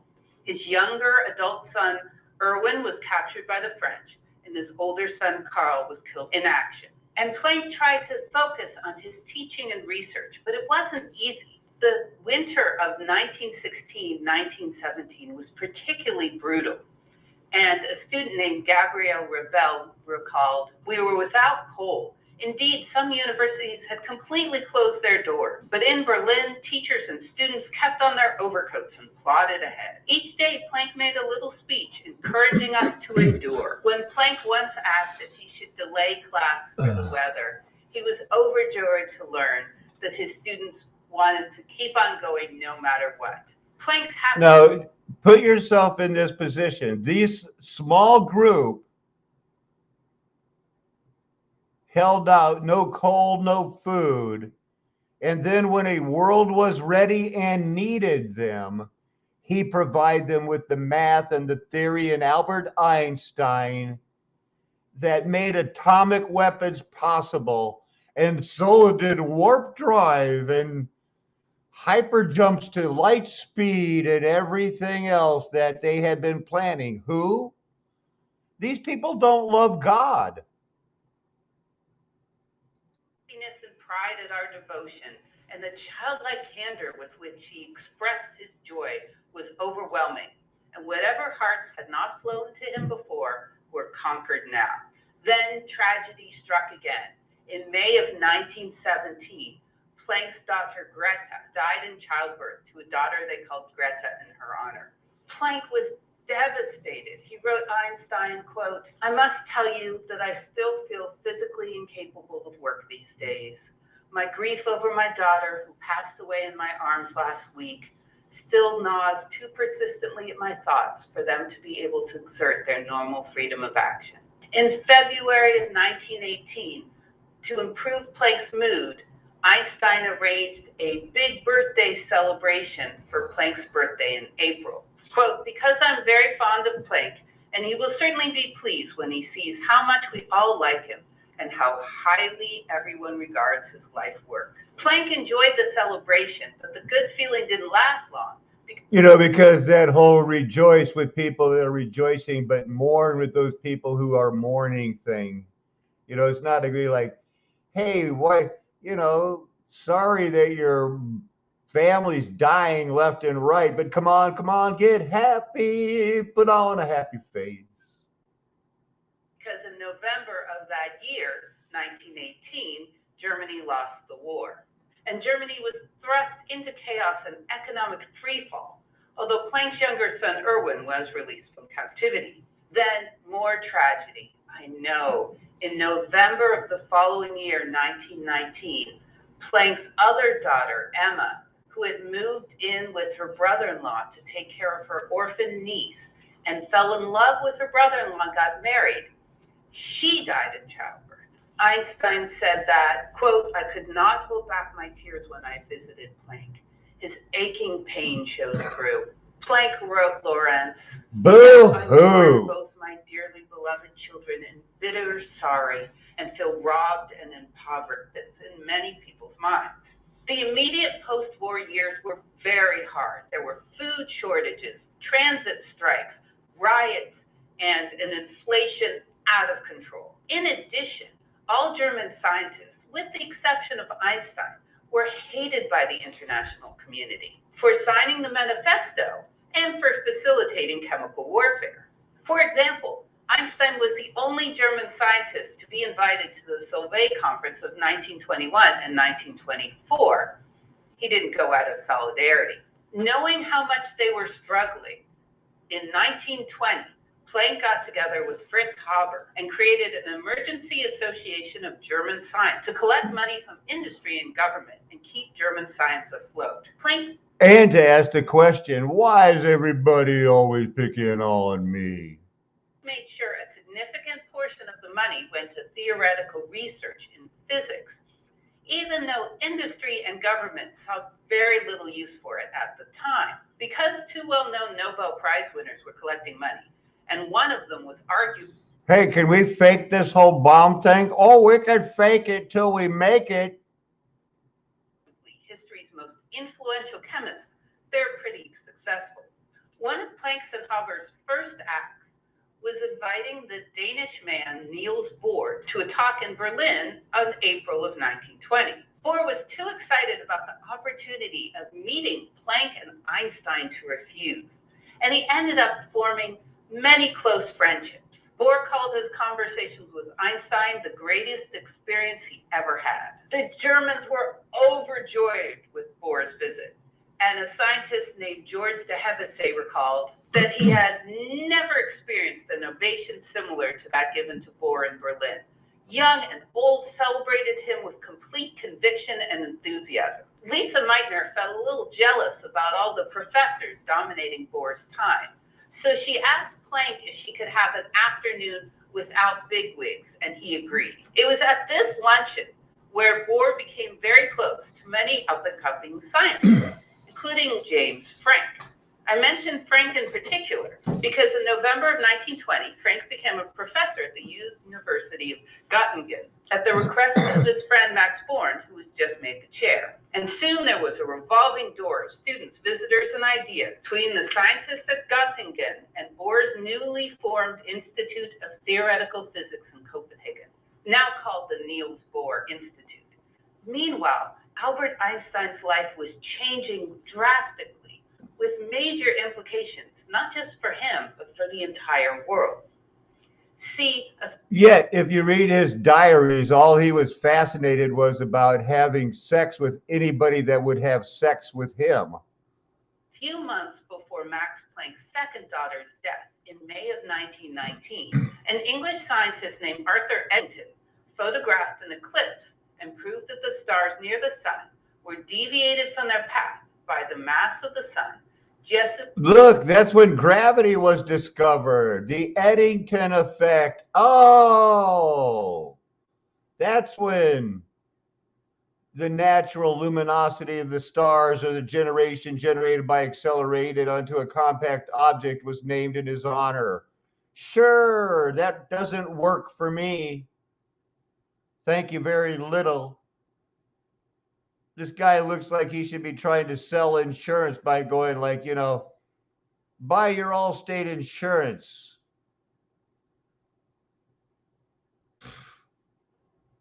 Fake. As Einstein predicted by general relativity. The papers went crazy, and soon Einstein was the most famous. Look, that threw off the whole. Look at those dotted lines aren't together. That proves it. Yay, Einstein. Stars not where they seemed or were calculated to be, but nobody need worry. A book for 12 wise men. Scientist in the world. The burgeoning Nazi movement started to focus on Einstein because he was a pacifist, he was Jewish, and he was helped by an English scientist. A trifecta of things that Nazis did not like.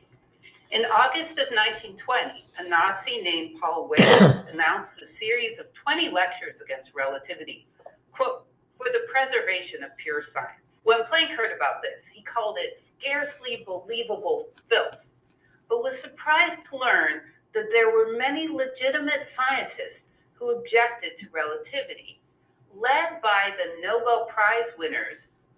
Wait a minute. We have to get these other smart people on board. They're just like totally dissing our idea. Don't they know we can save the world for the mafia and banksters? Philip Leonard and Johannes Stark. Planck, who was the first scientist to promote Einstein's relativity way back in 1905, decided to host a debate between Leonard and Einstein in September of 1920. Planck ensured that this happened without drama, but he also did not seem to change anyone's mind. Einstein flirted heavily with leaving Germany and was given. That's one thing that history has proved, that he would flirt with anything that had a pulse. And many offers, but he didn't accept them out of a desire not to disappoint Planck.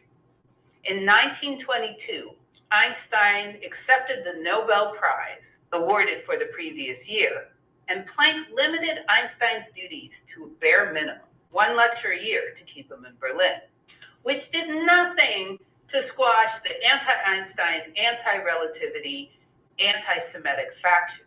By 1924, Leonard and Stark were publishing a public manifesto proclaiming their devotion to Hitler as a, quote, gift to God from a long darkened earlier time when races were still pure. Blech. Man, that sounds like they were looking for Atlantis. Oh, yeah, they were looking for Atlantis. Meanwhile, Planck was still supporting theoretical physicists in Germany, irrespective of whether they were Jewish or not.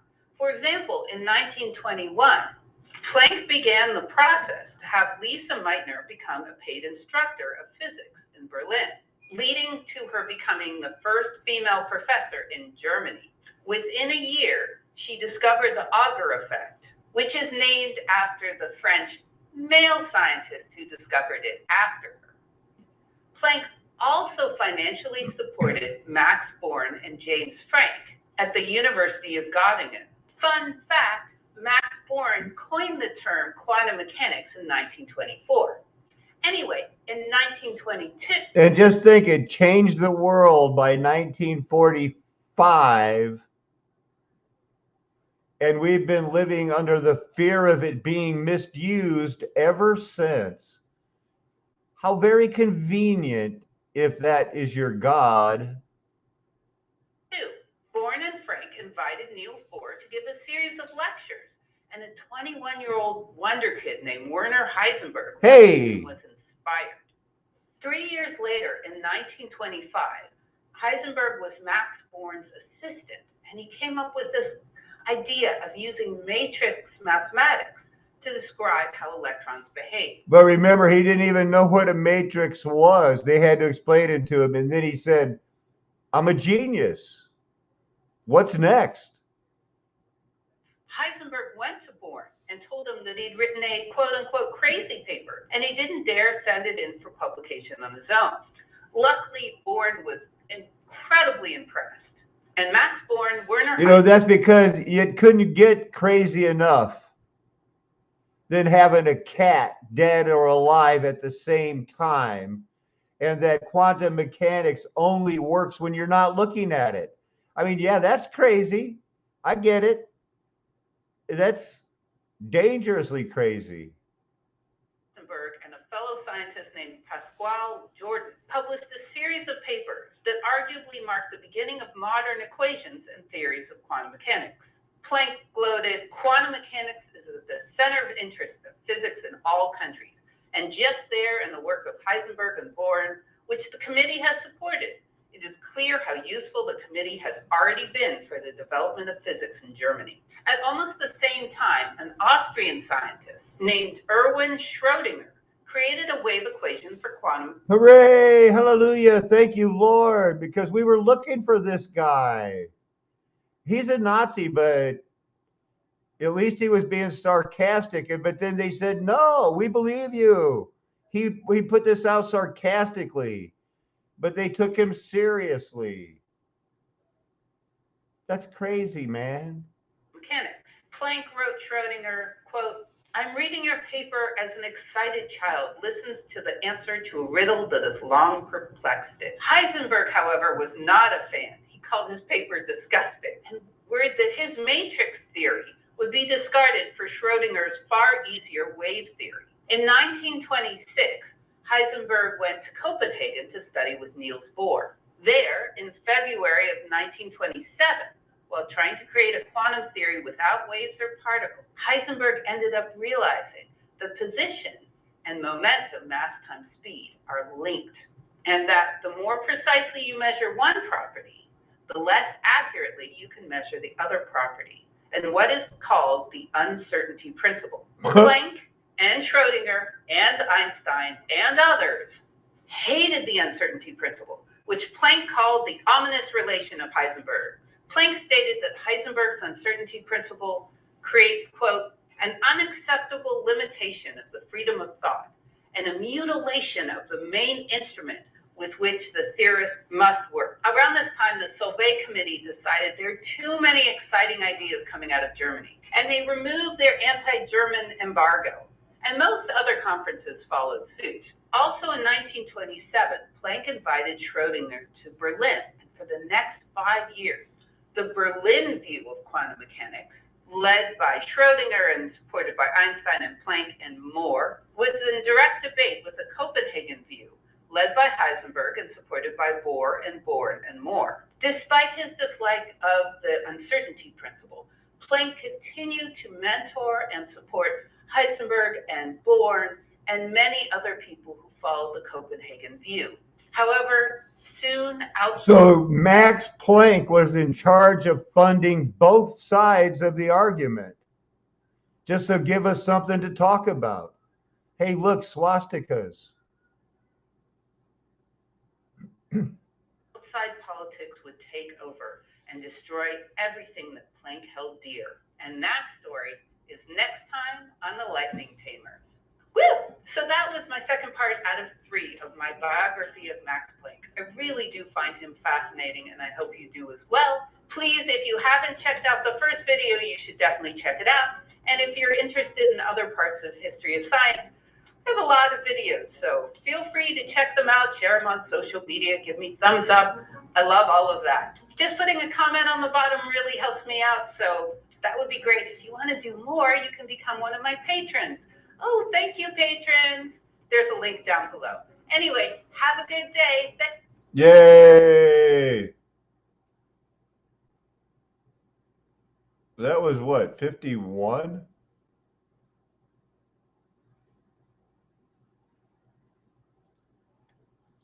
The Americans had bombed Hiroshima with a nuclear bomb, and Heisenberg didn't believe it at all. He declared, quote, I don't believe a word of the whole thing. When a second broadcast made it clear that it was real and that it started in earnest in 1942, and a general idea of the scope of the whole project, Heisenberg declared, we wouldn't have had the moral courage to recommend to the government in the spring of 1942 that they should employ 120,000 men just for building the thing up.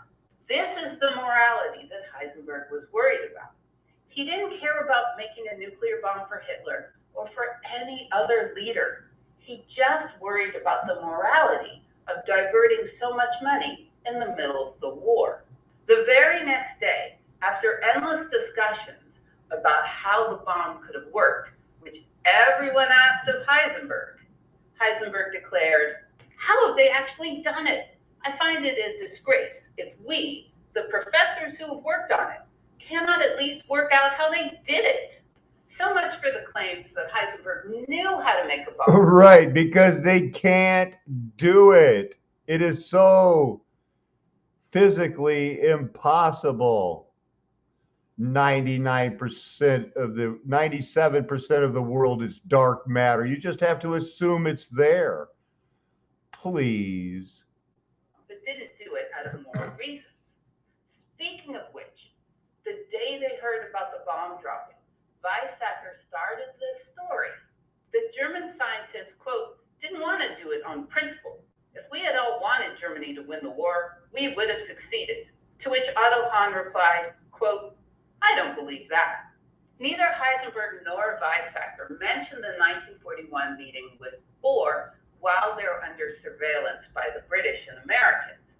However, they did have one little conversation that I think is important because it illustrates their relationship. On September 9th, they were having a discussion as they were worried that Max von Laue would return to Germany before Heisenberg, as Weizsäcker thought Laue was incompetent. Heisenberg then told Weizsäcker that it would be, quote, "difficult to officially take away Laue's authority."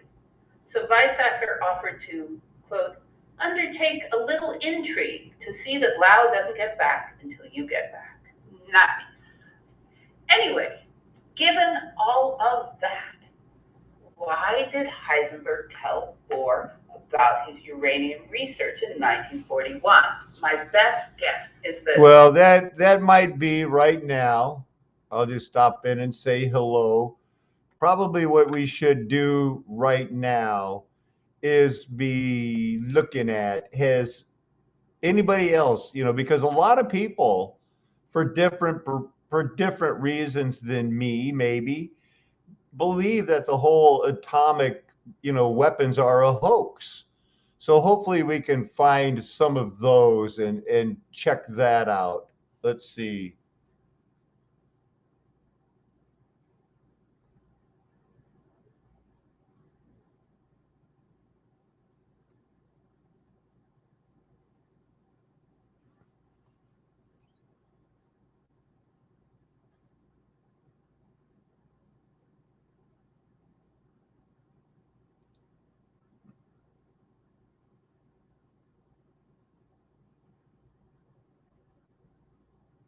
What do you got going here, man?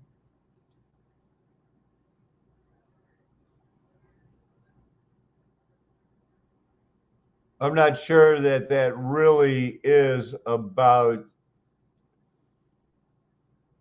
that might be just his name.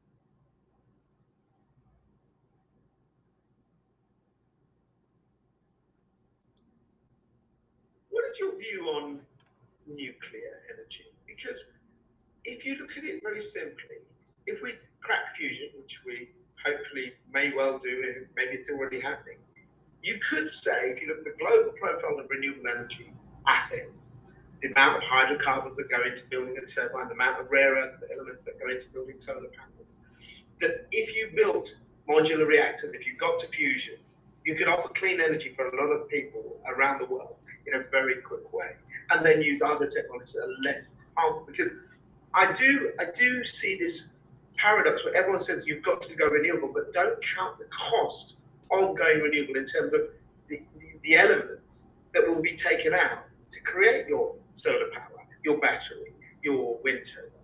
Where do you stand on that? Yeah, well, one has to do proper accounting for all of these technologies. There's no question about it. And some of those renewable technologies do indeed depend on things that have to be mined, often in very vulnerable and precarious countries. So the full life cycle has to be assessed. But I have to say that the opponents of renewable energy are very good at talking up that stuff. So some of them will argue, for instance, that a solar panel is so carbon intensive in its manufacture that it never actually pays back that investment in carbon terms throughout its lifetime. Utter rubbish, just for anyone who's interested. In fact, your carbon payback kicks in after about 18 months of an installed solar panel. So that's a slightly better equation. Nuclear, honestly, I'm amazed that this industry still thinks it has a case to make. I mean, it's been talking about next generation nuclear reactors for as long as I can remember. Fusion power has always been precisely 40 years away. It was when I joined the Green Party in 1974. You'll be surprised to know it's now 30 years away. Well, hey, look, 30 years' time, we're not going to be worrying about these things at all.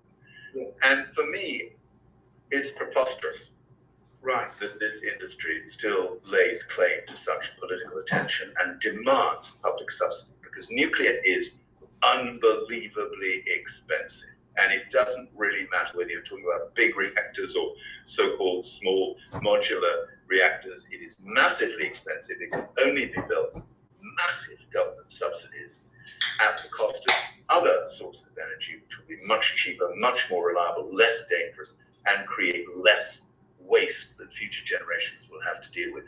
So for me, the nuclear industry is a complete scam.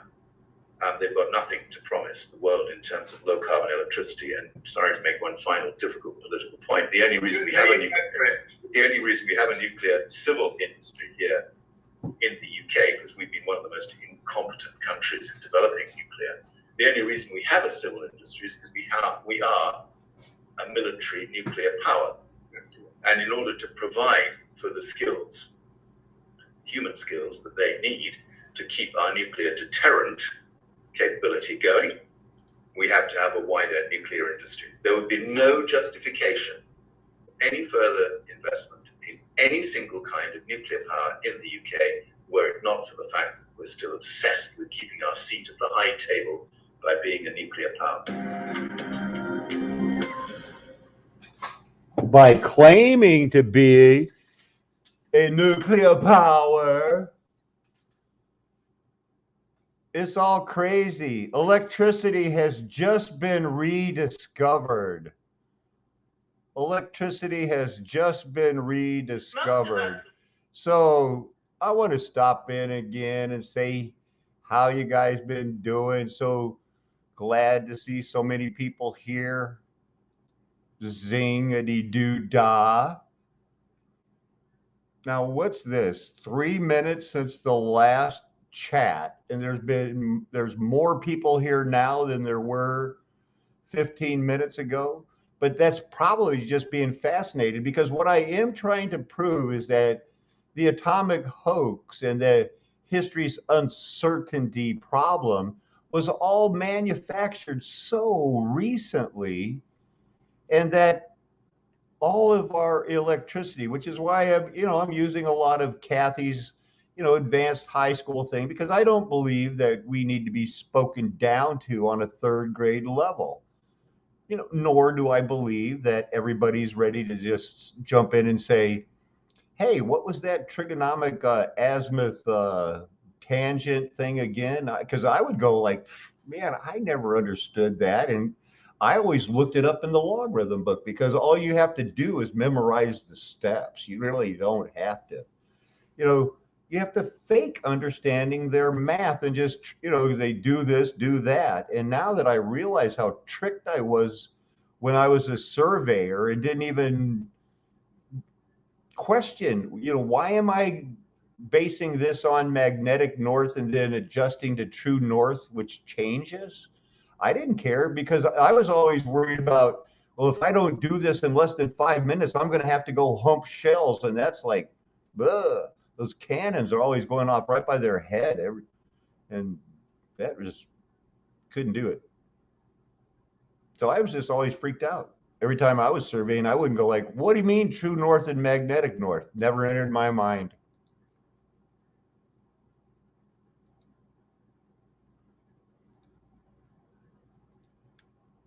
Let's look at how recently electricity was discovered, because that's one thing I don't think that their hidden history can fake. They could put up people like Edison, Tesla. Therefore, unusually for sons of tradesmen at the time, both George and his younger brother Martin Ohm went to high school or gymnasium. In 1804, when George was about 16 years old and his brother about 14, a local math professor was so impressed about what he heard about their mathematical abilities that he wrote to their father that the Ohm brothers were so talented that they would soon, quote, emulate the brothers Bernoulli. I think he's referencing Jacob and Johann Bernoulli, who were Swiss mathematical scientists famous for their influence on Bernoulli numbers, infinitesimal calculus, and more. George Ohm's father was so impressed with this letter that he agreed to let his sons go to college and end the generational business of locksmithing. George Ohm's younger brother eventually became a prominent mathematician. It was after this letter that George Ohm decided to go to college at the University of Erlangen, but he left after 18 months. So put this in context. In 1872, these geniuses who were going to split the atom had not even settled on Euclidean geometry, Aristotelian math, Ottoman Empire, Islamic, so-called Islamic math. But within that, they decided that, oh, that old math, all of them doesn't work. We've got quantum theory. It doesn't fit. We know the Bible is where it's at. Ran low on funds, so we went to Switzerland to become a math tutor. It took Ohm 5 more years to get his degree, and a further 7 years after that, to 1817, for Ohm to get a permanent position as a math professor and physics teacher at a respected Starfort great gymnasium at Cologne. Then, in July of 1820, a Danish scientist and philosopher named Hans Christian Ørsted discovered that current in a wire could move a magnet on a compass, the first discovery of a relationship between electricity and magnetism. One of the important consequences of Ørsted's discovery is it allowed scientists to use a force on a magnet to determine the direction and the intensity of the current in a wire. In 1825, Ohm decided to systematically use this fact to study how the length of metals would change the current in a wire. Ohm said that part of the reason he chose this topic is he thought it wasn't particularly popular in Germany. And Germany. Let's jump ahead. Readers and the contributors to his magazine to start using Ohm's law and refer to I too far ahead. Resistance. Though it was still just brother was a mathematician, was a fan of Ohm, and wrote a paper that his motor was derived from the theories of Ohm as, quote, the theory established by Mr. Ohm offers so much simplicity and agrees so well with all the phenomena of the voltaic pile that I have not hesitated to adopt it. Note that even though Jacobi published this article in France and in Germany and in Russia, it didn't attract very much attention. However, the translation in English in Sturgeon's paper, due to the fact that Sturgeon totally overstated how powerful his motor was, caused many people in England, at least the readers and the contributors to his magazine, to start using Ohm's law and refer to Ohm's law and to Ohm's idea of resistance, though it was still generally ignored by most established scientists, especially at the Royal Society. Luckily, there was an engineer named Charles Wheatstone who bridged the gap between the tinkerers who read William Sturgeon's magazine. He did the Wheatstone Bridge. Way to go, dude. And the scientists of the Royal Society. Wheatstone first became interested in science in the study of sending acoustic signals.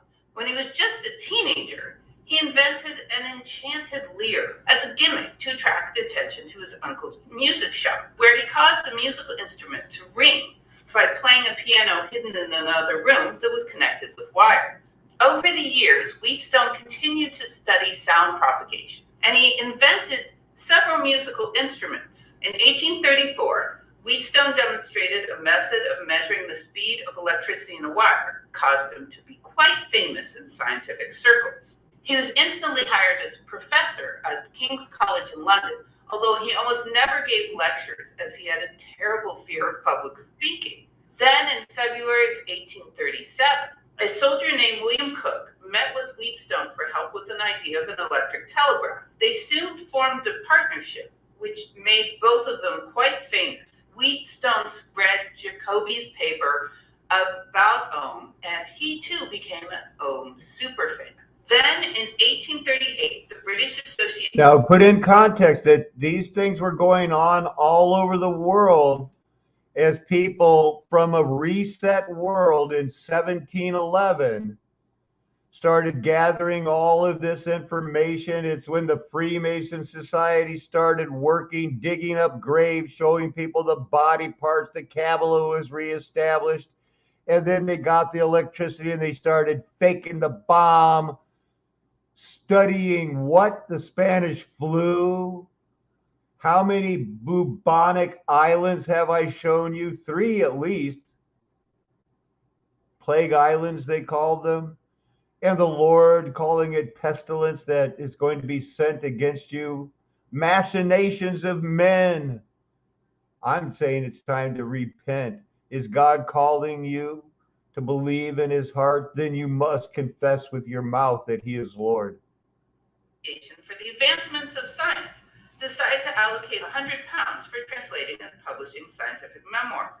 Wheatstone was on the committee, and with his help and encouragement, by 1841, they had translated and published Ohm's work. Suddenly, the scientific establishment started to learn about Ohm and become Ohm fans. That year, Ohm was awarded England's Royal Society's highest honor, the Copley Medal, for his research into the laws of electric currents. Meanwhile, Wheatstone continued to push for Ohm's theories. In 1842, when he asked his friend Ida Lovelace to make a better translation of Ohm's work, and in 1843, when he introduced what is now called the Wheatstone Bridge, where Wheatstone... Did you see that Jezebel-looking thing?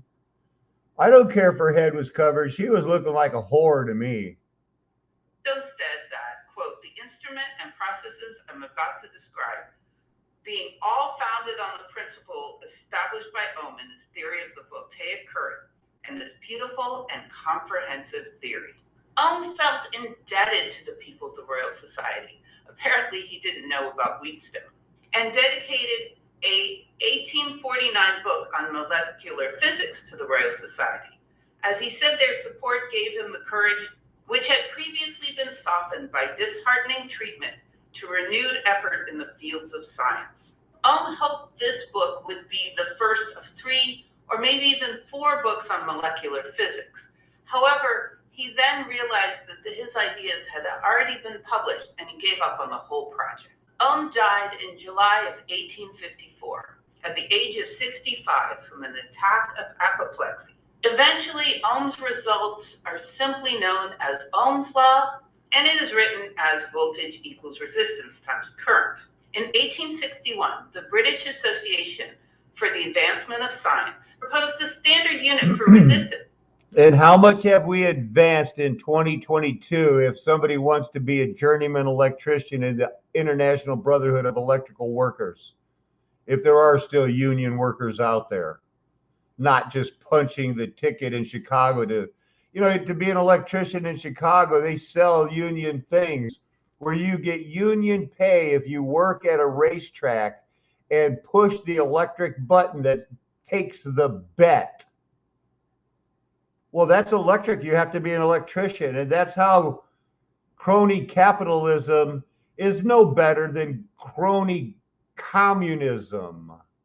Because most people don't get those union jobs while you're working all day at the Blue Sky Mine. So there'll be food on the table tonight.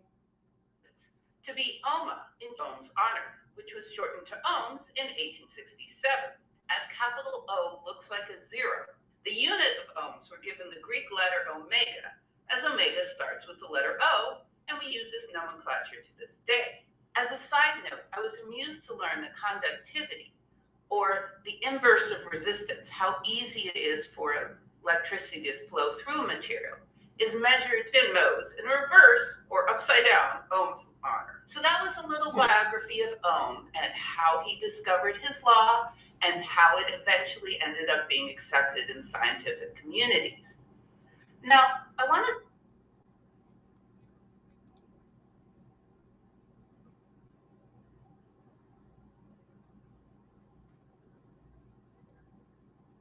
Let's see where this all went. Where did it convince the people they needed to go?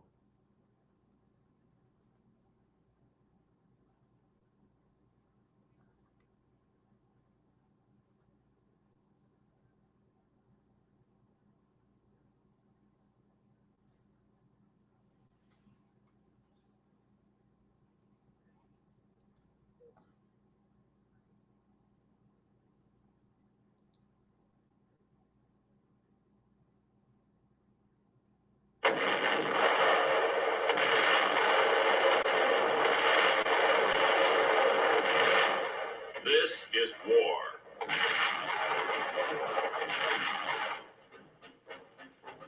War and its masses. War and its men.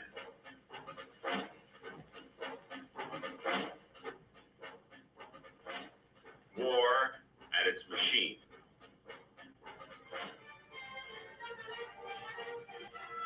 Together they form the big picture.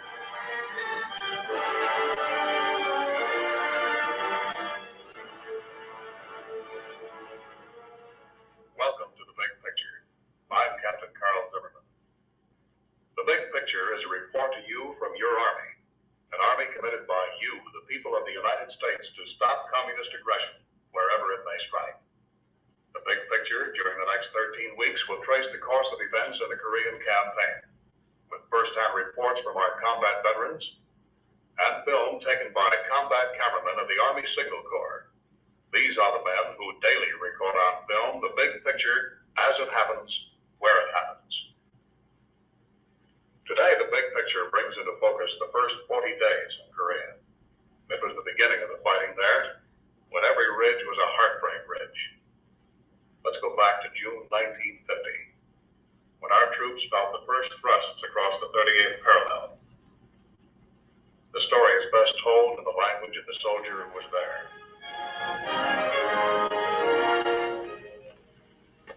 This story is hard to tell. Painful. Because our outfit was in training a few weeks ago. Some of the boys who were with us aren't around anymore.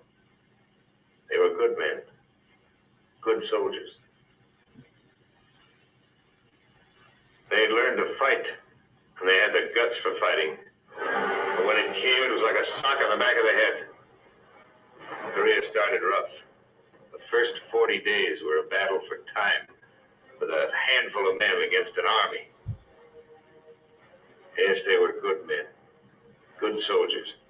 And no story of the Korean War can be told without saying first how well they fought against great odds. Before they surrendered, they fought hard before they surrendered and started the world's largest military retreat in recorded history of 115 miles of free fall retreat in which people were kidnapped, brainwashed with the MK Ultra that were learned from the American CIA and the Nazis. The Koreans and Chinese put to work on these Americans, then put them back into their units, released them, to the point of the Manchurian candidate type situation was in the multiple thousands. That's where it was all taken, because this was a mob and they needed those people in high places, and they got them.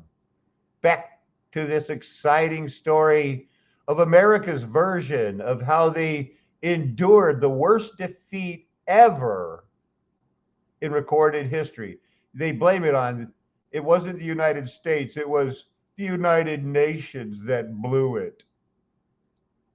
In the beginning, there were only a couple of companies from the 24th Division. No brass bands at the airport.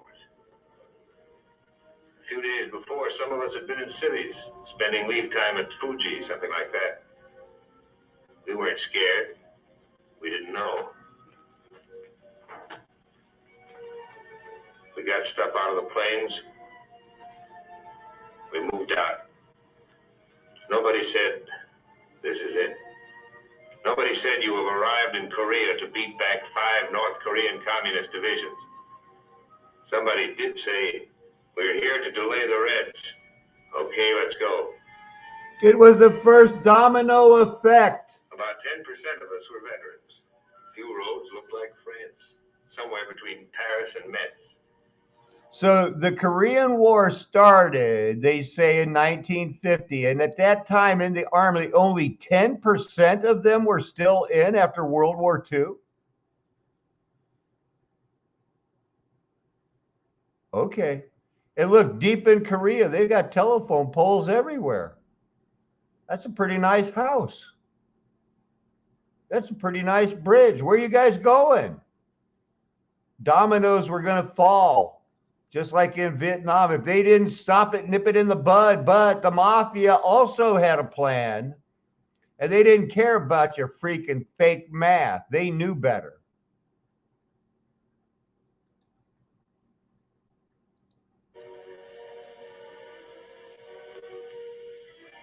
Mostly the soldiers were young, no battle experience. They smiled a lot. They made the whole lot of us look like good-natured Yanks, glad to see a new town. Some of these boys... Did you see how fat? They just took any kids off the street. About 10% of us were veterans. Few roads looked like France, somewhere between Paris and Metz.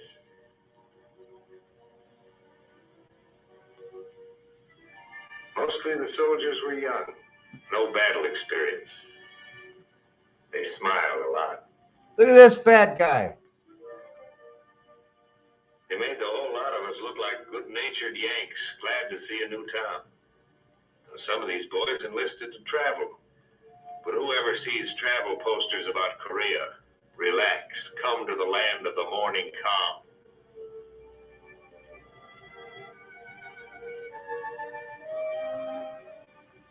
At first, the towns looked like any towns in this part of the world. The South Korean troops, like any soldiers, you know, they worry about the same things and get tired. I mean, tired. We all wanted to ask, what was it like up there? Hey, what was it like up there? Because we're tired, man.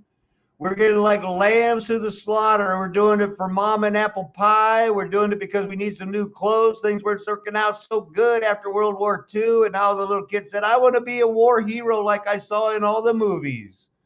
Well, we had a different plan waiting for you, just like they had a different plan waiting for me when I was in the Army and a different plan for my son when he was in the Air Force. We swallowed their propaganda, and we were millstoning our family and friends. Those days are over now. What kind of fighting? Terrain, tactics, guns?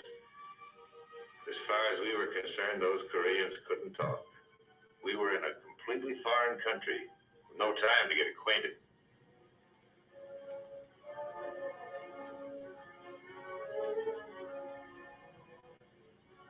They emptied a town.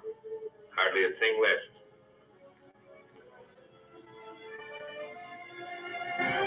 You couldn't buy anything, even if you had the time. Which we didn't have. There are 2 ways of getting to know the terrain. Walking over it and feeling how it was underneath. Underneath it was caked and sticky. Good to know. The tools of a soldier's trade, a shovel and a gun. And toilet paper. We had small stuff with us. Machine guns, some howitzers.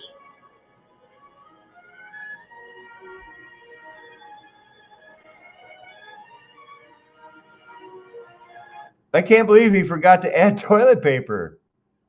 That's like the #1 thing, man. It was hard to believe.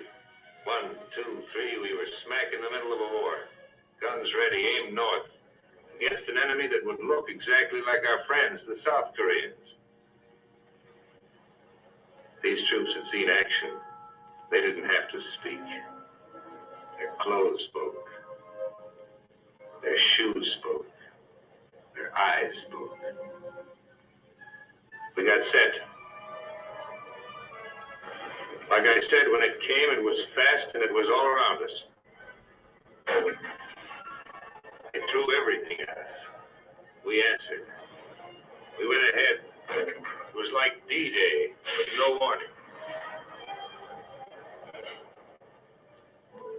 Those kids, they became veterans overnight.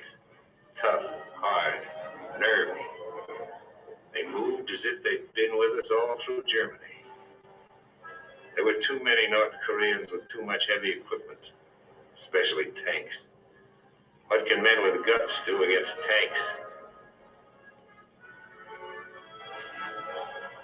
A bazooka was some defense, but there were too many tanks and too few bazookas. Day after day, it was pull back and fight again. There were too many of them. You wouldn't know where they'd come from. The rice paddies would lie quiet. Good rice paddy. Good rice paddy. Hide in the shadows, trying to look like a hut or a cornfield or a rice paddy. Concealment was one of our weapons. There were too many of them. The boys pulled back, tired as dogs. Because whenever they'd meet the Reds head-on, the Reds had enough men to fight us on the front and on our flanks, too. We knew it was hard to face. We were hurting.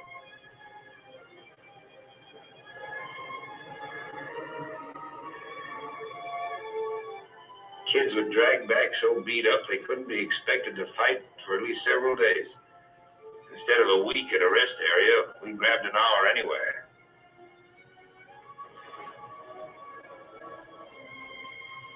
Took a shower. Sat down. Lay down. Seemed like the greatest pleasure in life was to give the feet a chance to breathe. We fell back to new positions. If you looked around at some of the foxholes, you could see a deep respect for those red mortars. Very deep. We were short on men. South Koreans carried our ammo. But we didn't know what some...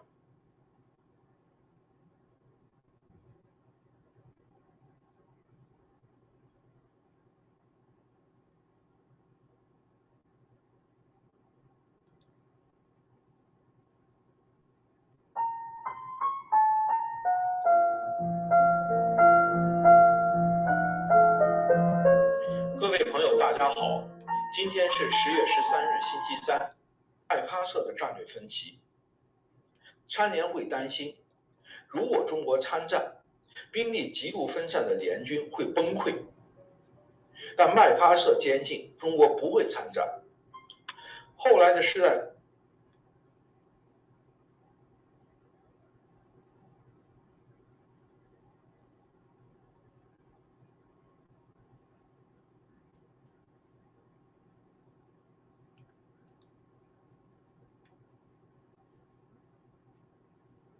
First Marine Division was in jeopardy, that it could be wiped out. His job now was to figure out a way out of this trap.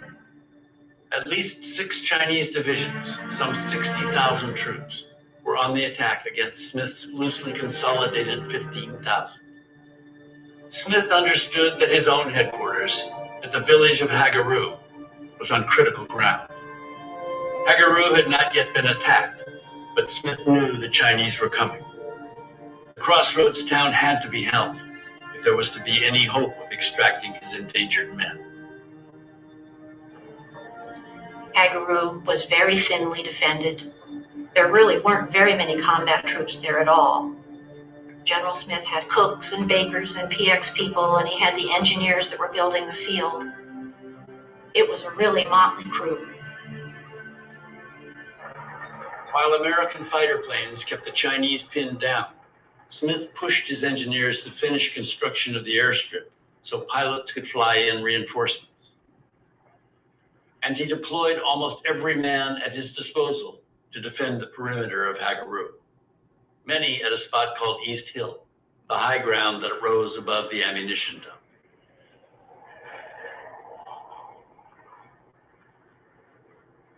Ammunitions are coming. They just drop. Every hour they drop, drop, drop.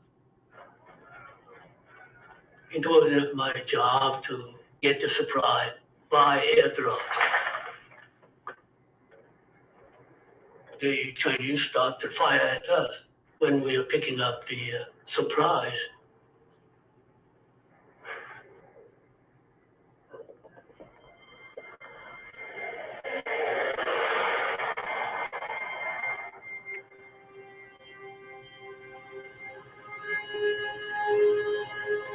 The vital airdrops ceased as darkness descended on Hagaru just before 5 o'clock on November 28th.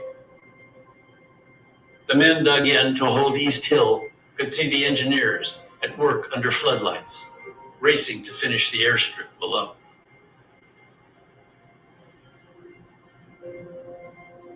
A light snow began to fall at around 8 o'clock, and for the next few hours, all was quiet, but for the scrape and roar of the bulldozers.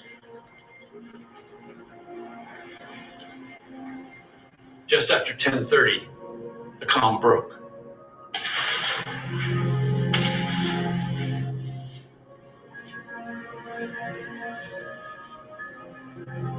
The Chinese recognized the fact that East Hill was the key. So they really concentrated it that night. We were at the bottom to halfway up the hill, and not with infantry. We had engineers, artillerymen, cooks and bakers, whoever we could gather. You have to do it. You have to hold it.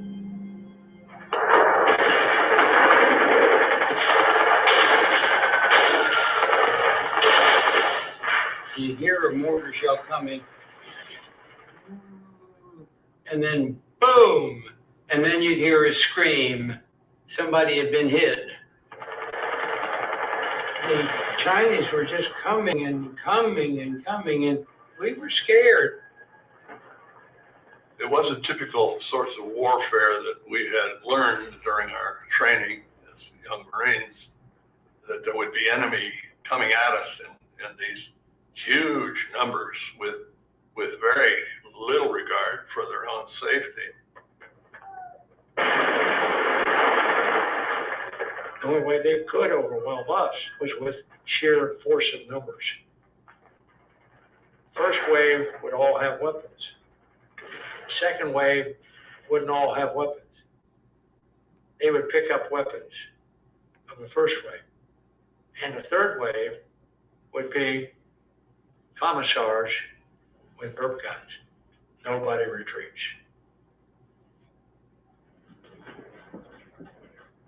Smith's men were hugely outnumbered.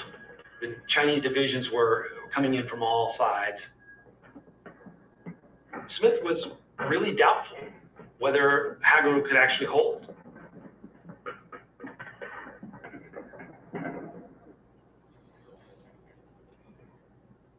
While the makeshift unit struggled to hold Hagaru, their fellow Marines west of the reservoir were preparing for a second night of attack.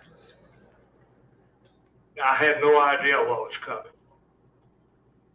I knew it'd be bad, and I hope I hope I can do what I'm supposed to do and don't let anybody down. You learn to control your emotions. You can just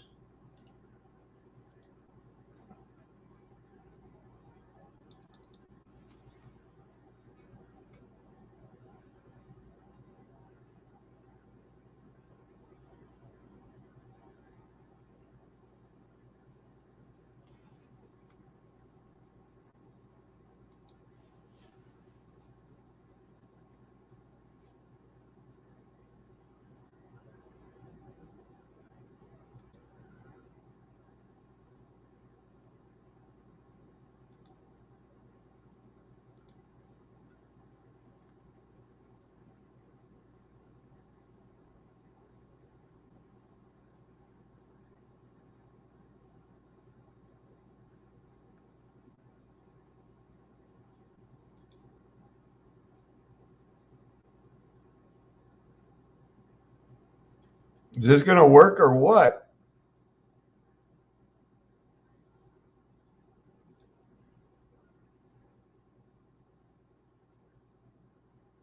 Come on now, baby. Come on, people now. Smile on your brother. Yes, no. It's looking like it keeps looking like it wants to work.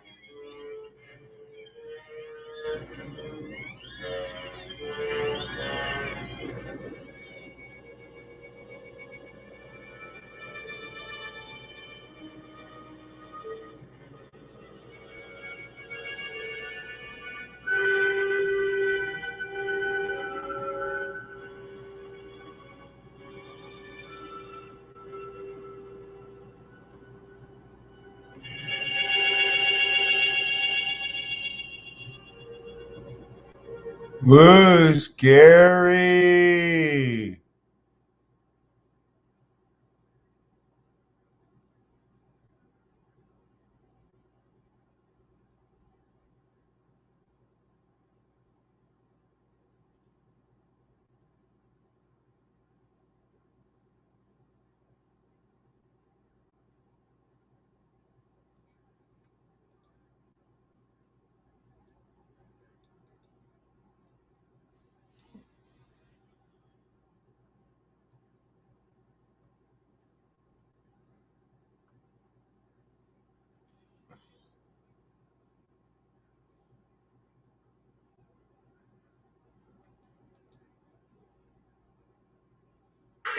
Tell me, Raymond, do you remember murdering Mavoli and Lembe? I beg your pardon, sir? Mavoli and Lembe, the men who were lost on the patrol. Do you recall what happened to them? Yes, sir. It was a very clear action for a night action. Captain Marker set up some low flares, so it was easy to see what was happening. Bobby Lembe got separated to the left. Mavoli went after him. By the time he reached him, the enemy had a fix on the position. They were killed instantly by a high mortar shell. I didn't think they ever knew what hit them. Do you realize, comrade, the implications of the weapon that has been placed at your disposal? You may remove your head bandage, Raymond. Normally conditioned American, been trained to kill, then to have no memory of having killed. Without memory of his deed, he cannot possibly feel guilt. Nobody, of course, have any reason to fear being caught. Having been relieved of those uniquely American symptoms, guilt and fear, he cannot possibly give himself away. Raymond will remain an outwardly normal, productive, sober, and respected member of the community. And I should say, if properly used, entirely police-proof. His brain has not only been washed, as they say, it has been dry cleaned. You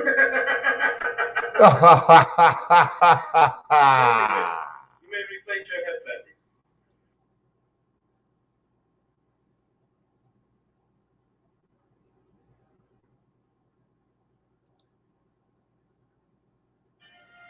The war in Korea was over. Captain, now Major Bennett Marco, had been reassigned to Army intelligence in Washington. It was by and large a pleasant assignment, except for one thing. Night after night, the Major was plagued by the same reoccurring nightmare.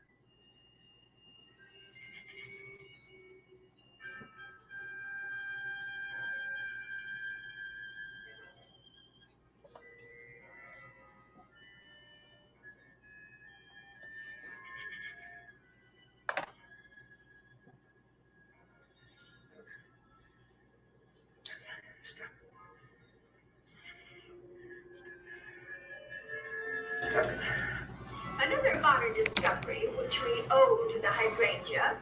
This is why he didn't come in 5 minutes late, everybody.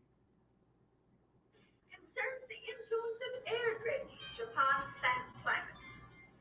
Many years ago, when I was traveling about the country, I noticed magnificent hydrangeas on the hills, where the air drainage was perfect, and very poor specimens, or perhaps none at all, in the valleys. Formerly, we used to consider sheltered valleys more favorable to plants than hilltops, but the avoidance of late spring and early autumn frost enjoyed by sites with good air drainage, where the cold air can drain safely away to lower levels, gives the hills a decided advantage. Thus it was the hydrangeas that gave the first pointer in another modern discovery of horticultural importance. From this, it might appear that the hydrangea is a fairly simple plant, but there are more complications. The cultivation of hydrangeas was evolved from a number of varieties originally found in Japan, not all of which, of course, have the same characteristics. Two of them do not share the quality of producing blue flowers in mineral-rich soils.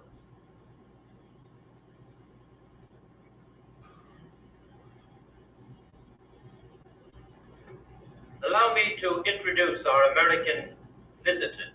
I must ask you to forgive their somewhat lackadaisical manners, but I have conditioned them, or brainwashed them, which I understand is the new American word, to believe that they are waiting out a storm in the lobby of a small hotel in New Jersey, where a meeting of the Ladies' Garden Club is in progress. You will notice that I have told them they may smoke. I've allowed my people to have a little fun in the selection of bizarre tobacco substitutes. Are you enjoying your cigarette, Ed? Yes, ma'am. Yeah, Doug. Oh, tastes good. Like a cigarette should. Now then, comrade. May I present the famous Raymond Shaw? Young man, you've flown 8,000 miles to this dreary spot in Manchuria to see. Raymond, pull your chair over here by me, please. I am sure you've all heard the old wives' tale that no hypnotized subject may be forced to do that which is repellent to his moral nature, whatever that may be. Nonsense, of course. Oh, you note-takers might set down a reminder to consult Brenman's paper, Experiments in the Hypnotic Production of Antisocial and Self-Injurious Behavior, or Wells' 1941 paper, which was titled, I believe, Experiments in the Hypnotic Production of Crime. Or, of course, Andrew Salter's remarkable book, Conditioned Reflex Therapy, to name only three. Or if it offends you that only the West is working to manufacture more crime and better criminals. Against the modern shortages, I suggest Breslogovsky's Primary Violence Motivation, a Siraj. Now, I suggest that this meeting in reality had a lot of mafia members involved also with their own interests, not your best interests at heart. Unilateral suggestion to self-destruction. My dear Jan, as you grow older, grow more alone with it. And to get to the point, has the man ever kicked anyone? Or has enough? I apologize, my dear Dmitri. I keep forgetting that you're a young country and your attention span is limited. Tell me, Raymond, have you ever killed anyone? No, ma'am. Not even in combat? In combat? Yes, ma'am, I think so. Of course you have, Raymond. Raymond has been a crack shot since childhood. Marvelous outlet for his aggressions. May I have the bayonet, please? Not with the knife, with the hands. Hands. Here, have him use this. Ah, da.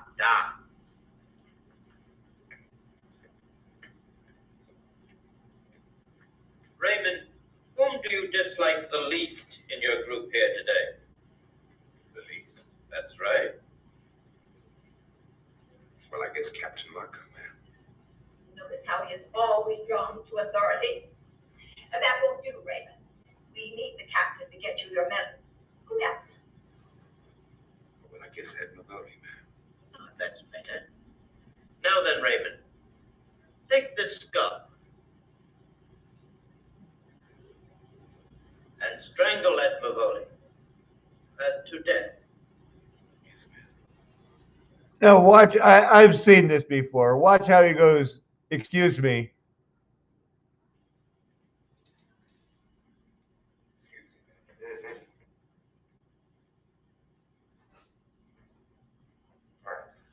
You still going? Yeah, there's Tommy. I'm going to be wrapping it up. I'm just showing him how the MK Ultra worked in the Manchurian Candidate. I got Frank Sinatra dozing off on screen. It's not real, everyone. Not real. And neither is Joe Steele. I mean, Joe Stalin. He's fake.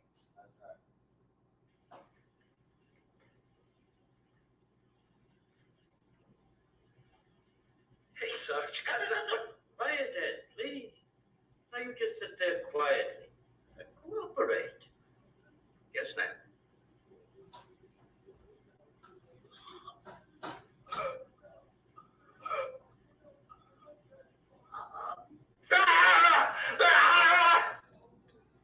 Man, oh, do I apologize for how scary that was. You believe that? You believe that? What?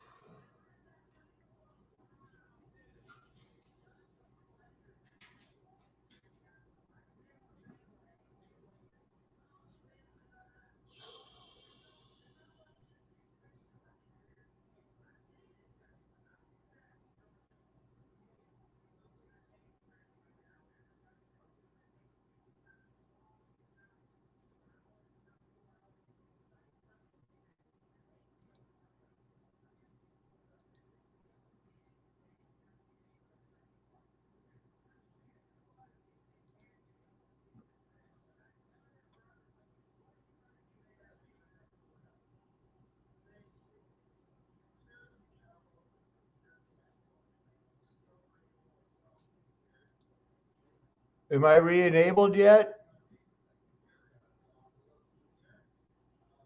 I gotta know when I get re-enabled.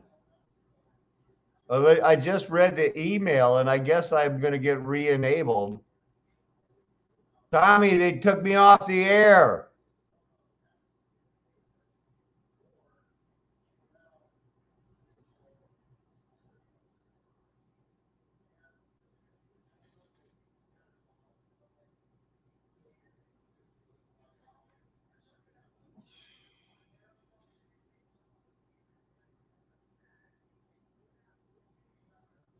Yay, I'm back on the air. We're back on the air. Never mind. Wow, I got kicked off the air.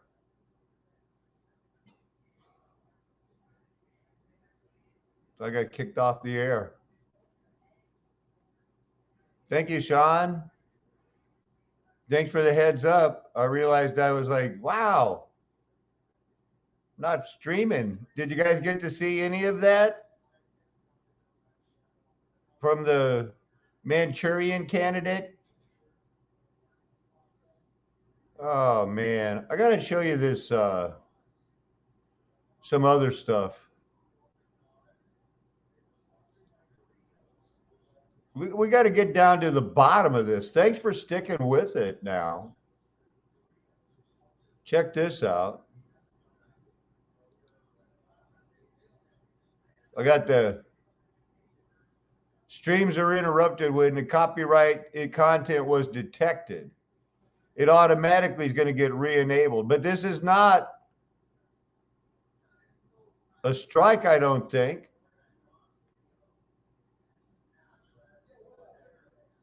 Just got a notice.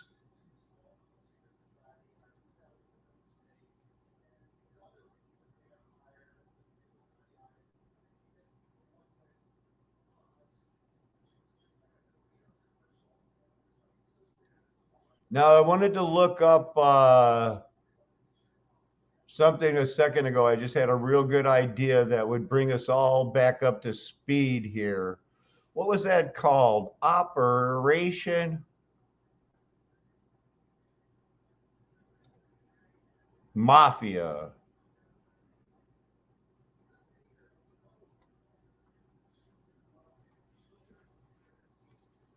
Yeah, Operation Underworld.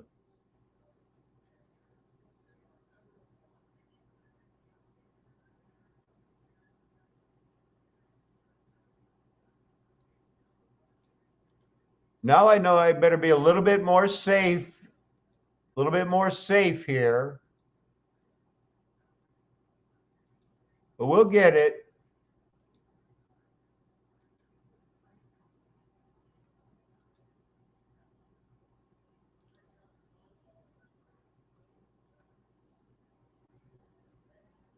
Operation Cartwheel. I wonder what that one is.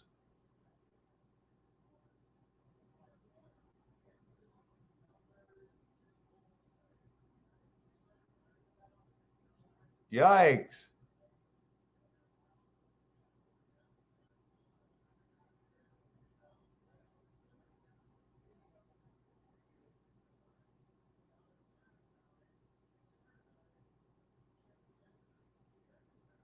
That's not the one that I had heard about.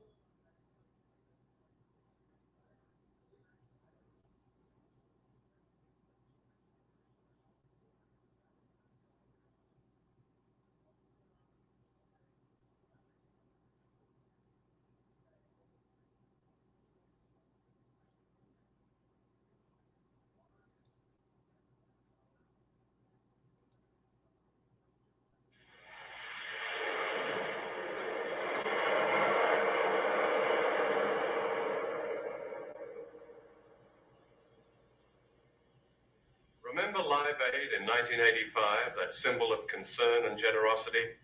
Did you know that during that year, the hungriest countries in Africa gave twice as much money to us in the developed world as we gave to them? There was another famine last year. Perhaps you were one of those who took part in Red Nose Day.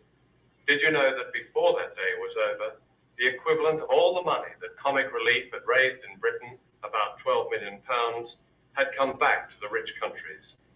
For every day this amount is given by the poorest to the rich as interest payments on loans that most of them never asked for or knew existed.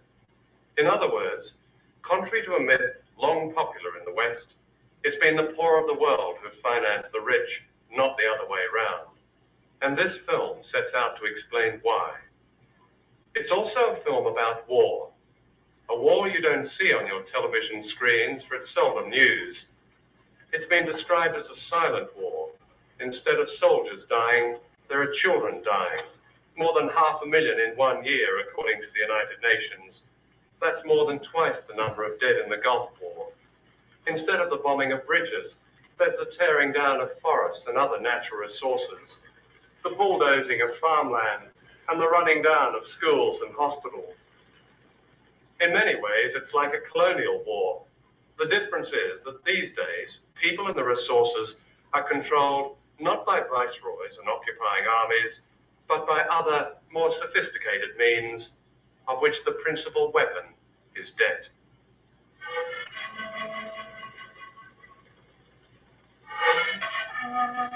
There are no bullets, but it's a war in which people are dying.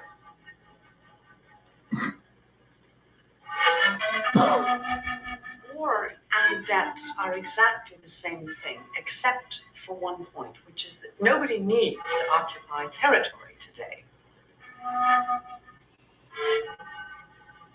In the 1980s, the World Bank and IMF and the US government and the British government would say to developing countries, you cut government spending, you increase exports, you privatize, or you won't get new loans. Belt tightening is what it's called. What you do is tighten those notches that are easiest to pull. Those notches that affect children, that affect poor people, that affect people who have no power in a political system. Part of the design of structural adjustment programs, that's what these policies are called, is to drive down real wages. The 1980s have been a lost decade for development. The brunt has been borne by the most vulnerable groups, children, mothers with young children. To understand the debt question, one has to understand first that what is taking place today is the greatest transfer of public wealth to private hands in the history of this earth. The process of coercing most of humanity into debt as a means of controlling their resources, their labor, and their governments began almost half a century ago. It was not called colonialism. That was a term made defunct by World War II. They were new, hopeful euphemisms. Indeed, this was the beginning of what President Bush now calls the New World Order.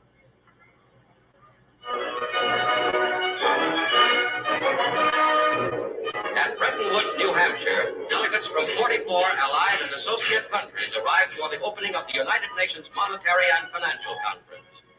Invited by President Roosevelt, they will work in the seclusion of this White Mountains resort. Along with the International Monetary Fund, the World Bank was set up at the Bretton Woods Conference in America in 1944. The bank's aim was to finance the reconstruction of Europe, then to develop the Third World. It was decided the headquarters would be in Washington, and the president would come from the country with the largest shareholding. And of course, the United States is the largest shareholder. The World Bank operates under great secrecy and limited accountability. Every World Bank official is granted immunity from legal action anywhere in the world. Summing up the importance of Bretton Woods, Mr. Vincent says, ours is a mission of peace, designed to establish the economic foundations of peace on the bedrock of genuine international cooperation.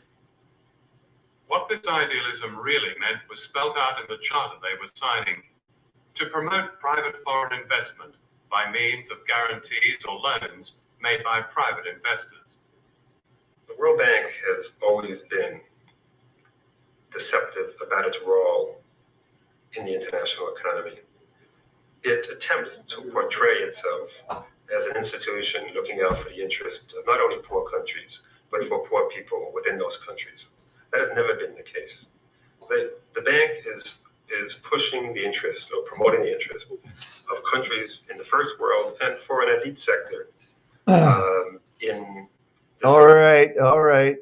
Now, I just talked to my good friend, Tommy, and he's glad that all of you guys are sticking around, and he's encouraging me to go a second mile, but we have to go and confer, and he thinks it'd be best that if we bring it down a notch after just getting, that near strike where they interrupted the live stream. So what I need to do is look up, I need something to get you to laugh again. And I think that the suggestion of a young man that is famous for being on Jeranism, he's a young man trying to go down that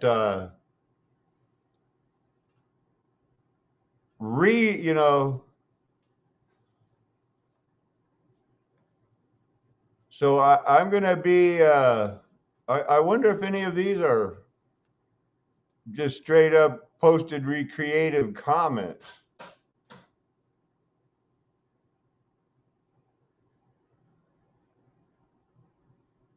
What in the world? But I don't think they care about these viral videos showing them. Well, he certainly won't care.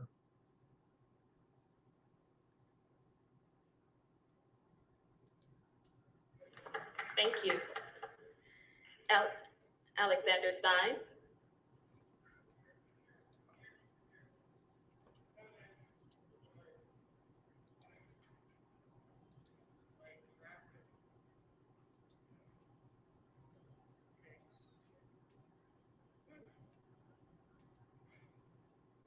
Barely, right on time. Okay. Whew, let me catch my breath. Sorry, guys. Okay. My name's Alex Stein. I'm here today because we got to vaccinate our children. You know, we really don't have enough vaccines. Like, they're not mandatory, and that's the problem. We got to mandate these vaccines. So I figured a way where I think we can make it, I don't know, like, I guess more hip and cool for, my phone's not working. I'm trying to get, what I want to say is we got to vaccinate our kids. We have to vaccinate them fast and early. But of course, my phone's not playing. But I had a song that I wanted to do. And of course, it never works when you're trying to make it work. But it'll work. We'll just have to freestyle it. But will the real Dr. Fauci please stand up? Please stand up. Please stand up.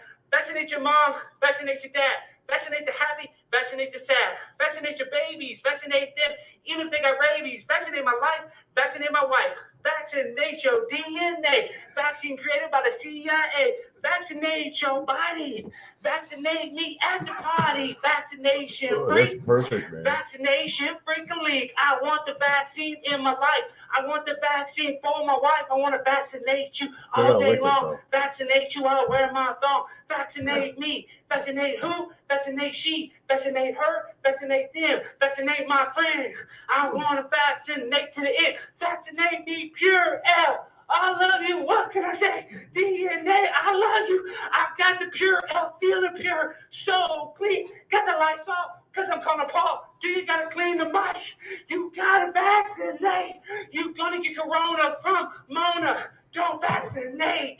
Don't wait. Don't hesitate. You got to vaccinate in the Lone Star State. Vaccination is so great. Vaccinate me all day long. Vaccinate your daddy and mom. Vaccinate my body.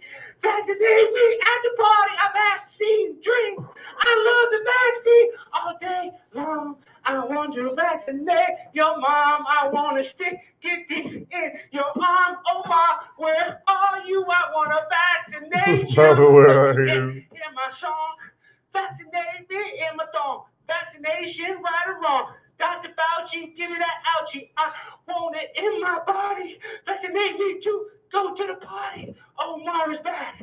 Vaccinate me, white or black. Vaccinate you. Vaccinate who? Vaccinate you all day long. Vaccinate your dad and mom. Vaccinate me in my thong. Vaccinate the mayor. I am a vaccination player. What can I say? I'm the Will Ron Sayer. Prime time, 99 on the grind. All the time, I blow your mind. I spit the rhyme. I commit the crime. I'm always on time because I'm 99. Alex, and I grind the shot and I blow your mind. One more time. Vaccinate your mind. Vaccinate your body. Vaccinate your life in your vaccination party. I love y'all. Peace. God bless. Follow my Instagram. IG. Tommy, no. He got the ouchie Fauci, man. Yeah. So he's being sarcastic. This is this guy that Tommy from Texas is live here now. Now we need that other one with the Dr. D. Oh. because we have to lighten it up. I've been so serious all day. I've been telling them about atomic bombs are fake, and it's on his page. It's one of his videos. it's a recent video. Go down through his videos here, and it's one where he's at the city council. But just pick one. Memorializing mothers. Oh no, I gotta hear the Dr. One. D. I gotta hear Dr. Chocolate. Well, that's the one I was just showing you. Okay. That was funny. Well, okay, let's watch this one. It's short, and it explains how he's sarcastic so much. Am I encouraging this type of behavior? Yes, I am. At your local open mic night, if you're one of those people that like to go drink those craft beers or something like that, go do it. You know, I'm encouraging Tommy to come up with some more funny stuff. Hello, Mr. Mayor, and thank you for allowing me this time to speak to you today. But unfortunately, the subject that I have to speak about is very traumatic and personal to me. With the new abortion legislation brought forth by the Texas Supreme Court allowing the heartbeat bill and limiting abortions to 6 weeks is incredibly unconstitutional. Bill Gates' father, William Gates Sr., would be so disappointed in his son for letting this bill pass, considering Gates' family involvement in starting Planned Parenthood with Margaret Sanger. Currently, I'm in a situation. Now, this is the same guy that faked like dressing like a nurse to endorse vaccinating everybody except the ouchie Fauci, whatever. I have 3 different birthing people pregnant at the same time, and I would like for all of them to have abortions, but unfortunately with this new heartbeat bill, we're unable to get the usual abortions that we often get. I don't like to use any contraception whatsoever because it hinders my performance, so that's why I depend on abortions as a 100% effective form of birth control. But now that the state is making it almost impossible for birthing people to even get an abortion, I'm going to be forced to change my entire lifestyle. Roe versus Wade made it very clear that abortions are completely legal, and I wish Dallas would take a page out of New York's rule book and approve late-term abortion up to 6 hours after birth, because this would solve a lot of problems for expectant parents who don't want to have the financial obligation of raising a child that they didn't plan for with money that they don't have. And although I'm perfectly capable of financially supporting a young child, and I know that I would get crazy amount of likes and comments on my TikTok and Instagram accounts from all the cool baby photos, and I can post them in Armani and Gucci baby gear, and it's very easy for me to find birthing people that want me to leave my seed inside them, but unfortunately, I don't have the time or the ability to change my vacations to Cabo San Lucas in Jamaica, because those are non-refundable flights. And I travel to many other international destinations on a regular basis because my social media influence on Instagram is similar to that of Dan Bilzerian or Chrissy Teigen's. But sadly, with multiple children, this can hinder my ability to travel, and I know this may sound a little selfish. But my doctor and psychiatrist both prescribed me an eat, pray, love lifestyle ever since my first ex-wife and her new fiance died in a fire at our old lake house that she received in the divorce settlement. My 2 transgender children from the divorced Decca and Alex, who are both on puberty blockers, were just surrendered to Child Protective Services until I got the problem behind me. Because I recently got a DWI outside of the Olive Garden on Technology Boulevard after the all-you-can-eat pasta promotion they have. But regardless of all the great appreciation, Alfredo, I sit here. It was so normal when Randy was putting me up in Wisconsin. It was so normal. But ever since last February, after we'd known each other only 5 months, he flew out there and seen me. It was 35 degrees below zero like a month from now when Tommy and I first saw each other face to face. And Tommy, it was so easy back then. I know, right? And Texas is so crazy. Now I've lived here for almost since April, and this place is just getting crazy. This guy's just like, we got to go see this guy. He's only 100 miles away. I know. He does these Dallas City Council deals. You're allowed to show up every 30 days. And if you get on the list, you get your 3 minutes. Well, he showed up on the 29th day one time, happened to fall, and they booted him out. They wouldn't let him in. They said, so they know this guy is coming every month, but they can't stop him. Tommy, I want to do it. I want to sign up and do it on a day that he's doing it. Oh, with him, he has a friend that he goes. I hadn't seen it yet, but he goes and videos him on the times he can't go. Okay. Well, I think we should show him how to do it. But anyway, in the meantime, think of that one. It was Chocolate D. Yeah, it's on there. the mayor and city council begging them to use the budgetary funds to hire attorneys to file a lawsuit against Governor Abbott, just like they're suing for the mask mandate laws that are currently in place by the governor. Please do something to reverse this unjust, unconstitutional abortion ban so that I can go back to raw dogging birds. Gee whiz, I can't believe he said that out Watching loud. this online and you want to smoke Sister Shoes later, chill with me, hit my Instagram, Bright Einstein, all one word. And my picture is Governor. Please do something to reverse this unjust, unconstitutional abortion ban so that I can go back to raw dogging birthing people that I meet outside of Arby's and drug rehabilitation centers. And if you're watching this online and you want to smoke Sister Shoes later, chill with me, hit my Instagram, Bright Einstein, all one word. And my Twitter, AlexDiet99. My picture is Greta Thunberg wearing a mask and my bio says, free the nipple. Yikesity doodah. Man. Wow. Oh, man.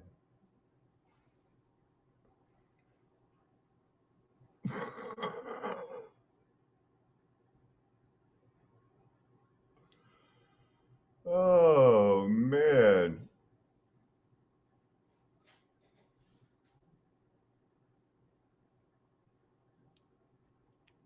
Oh, boy.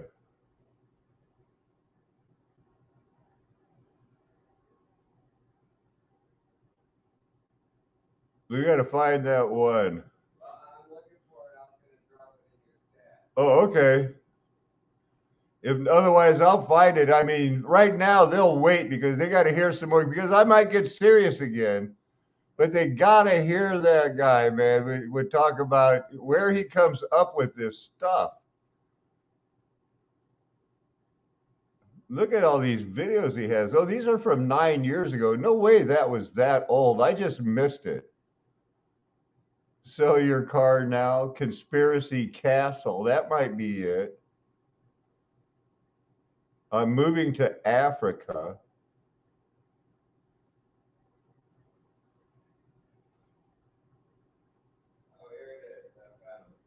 Perfecto. Hold on, everybody. Tommy's sending it to me. Hi, Paula. We'll get back to some Bible study real soon. We just had to lighten up because all we ever had. And I'm thinking about going to Houston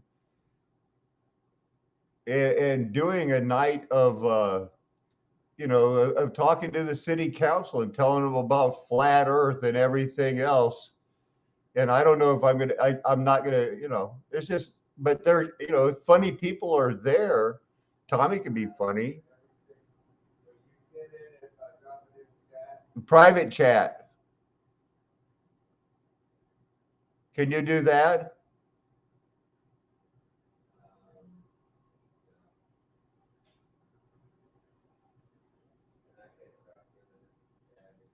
Can you?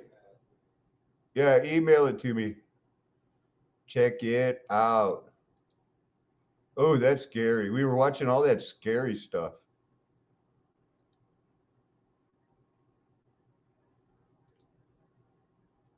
Yeah, we just had a live stream interrupted. Yes, we just had a live stream interrupted.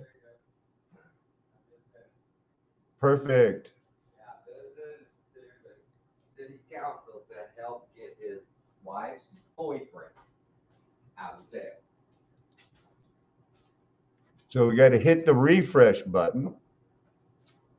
It'll be here in un momento. Did you send it to? Oh, okay. Then let me go to that one. The only one I have, I think.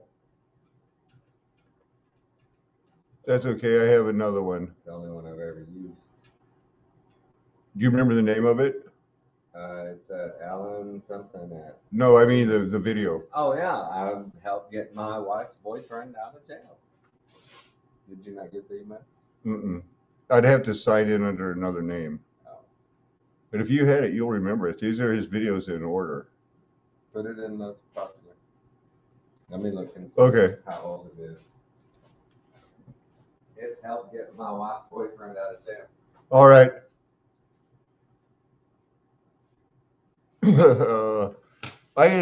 I hate changing my email, but I had to.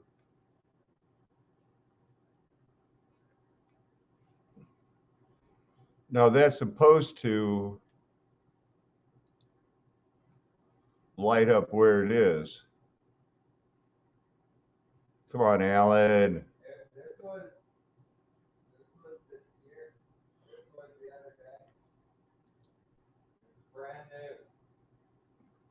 January 11th. Okay. It's the date on it, so newest. Yep. It doesn't have it. It went from 3 days to 3 weeks. Right. Right here. Can't believe you can't find it. Alex Stein, 99, is my role model. Yeah, go to videos and then go the last, the newest. Got vaccine? Sorted by the newest.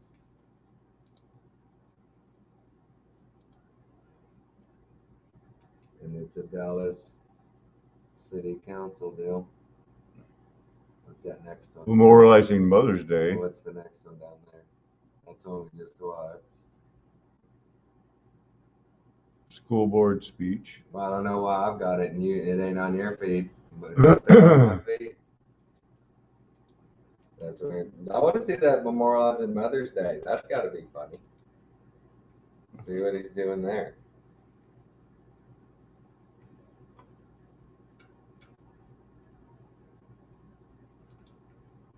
Let's see.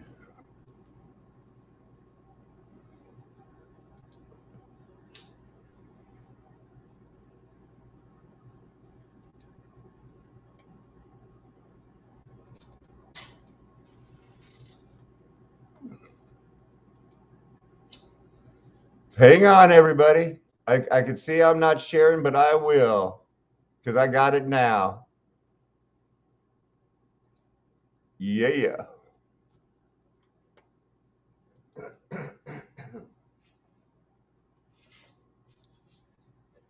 Now you got it. And now here we go. You got to listen to all the stuff that he inserts in My the name's story. Alex Stein, and the reason why I'm here today. Give me one second. Your name and your address is Dallas City Council District, and you'll get 3 minutes to speak. Okay. My name's Alex Stein. I'm 7509 Inwood Road, Dallas, Texas 75209. I believe it's District 9.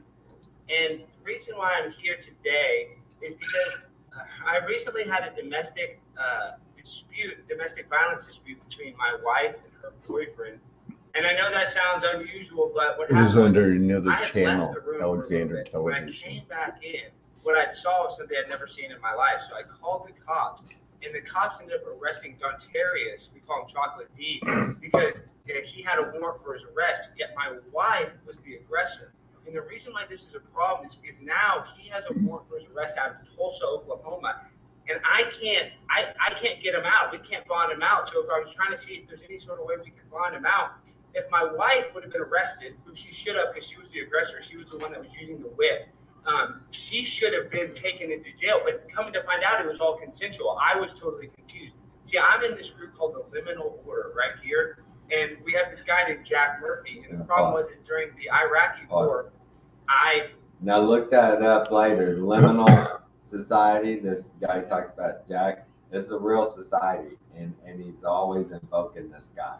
And he reads their pledge and stuff here in a second. So he's exposing the liminal order. Maybe we'll take a look at them later. And maybe it's that Murphy bed thing, that I'm a ninja is part of that. was disabled, for lack of a better word. I was there. I'm not an Iraq veteran. I was actually there working for Halliburton when we were laying pipe in an accident where I'm paralyzed. And, I was out there laying pipeline. Now I can't lay the pipe in my regular life. So I have a relationship that's unorthodox with my wife. And through the liminal order, it's accepted. A little bit about the liminal order. It's an exclusive men's organization whose mission is to change our culture by changing our ourselves. We ascribe to positive masculinity and believe in the power of individual accountability. The men of the liminal order know we must improve ourselves such that we may be a better service to our families, communities, and our nation. And I'm trying to be a better husband to my wife, because this is really unfortunate, because now her last boyfriend was 77 years old. He got the booster. He died 2 days later. So right now, I'm in this horrible position where I think my wife might divorce me, and I'm trying to reach out to my friends in the luminal order. I'm doing everything I can. But if we do not, and I'll give you Nontarius' birthday, it's 11/9/2001. If we can somehow figure out a way to get this case really looked at by a detective, and we can show that my wife is... Tommy, did that guy say 11/9/2001? So yeah, okay. Oh my! So he got some sort of a reference going there, Carrot Top. The aggressor. We can let him out on that charge fast enough. Maybe for the involuntary manslaughter out of Tulsa, they may not pick him up soon enough. I've talked to his attorney. It just depends on what you guys are doing with the domestic assault thing. So I know it's weird. I have my wife as a boyfriend, and I'm at the house, and I'm video recording it, and we put it on this website called Chatterbait. And that's where we make a lot of our money, is through donations. And we learned that through the liminal order. So now that my wife's boyfriend is out of the picture and is in jail, we can't stream because I can't do anything to her. And she can do some stuff to me, and we do that. But it's not the same financially. So what I'm saying is, if we really, the nuts and bolts of this case really come to a he said, she said. And that's the problem with a lot of domestic violence stuff. And you're always going to take, you always take the woman's word for it, but my wife was wrong. And now I'm theoretically in a position where I can be divorced. So we really need to look at this case, because my wife's boyfriend does not deserve to go to jail when my wife was the aggressor. And that's what I need to say about that. Free chocolate D. Thank you. Free chocolate D. Wow, man. So he's also on the Jeranism, right? Yeah, he's on their Baby Truther channel with them. He's the antagonist on there. He's a baby truther antagonist. Let's check in on Jeranism. Did you show the Black Lives Matter rally where he was talking to the girl and just asked about the leader? No. And she got That's too political for me, man. She got all triggered on me. What's this? Baby Truther's channel doesn't show Jeranism. No, Jeranism shows Jeranism. That's a whole different channel. Oh, okay. But Alex is on the Baby Truther show with them and Dave Weiss.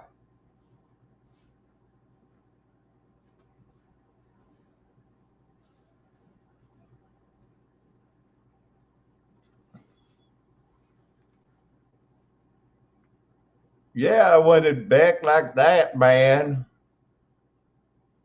So this is probably not, for me, it's hard to take it serious when they have this baby stuff. Here's 23.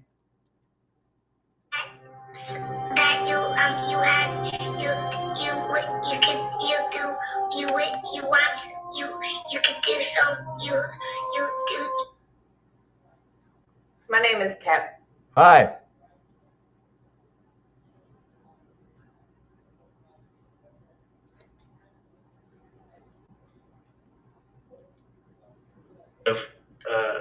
Quotes. So let's see if I can find a couple that are good.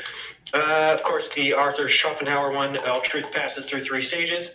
First is ridiculed, second is violently opposed, and third is accepted as being self-evident. She has, rather than love, than money, than fame, give me truth, says Henry David Thoreau. Belief is the enemy of knowledge. A foolish faith is authority and the greatest enemy of truth. The greatest obstacle to discovery is not ignorance, it is the illusion of knowledge. Wow, that's a great one. In a time of universal deceit, telling the truth is a revolutionary act. So check it out if you want to support somebody who's doing good work.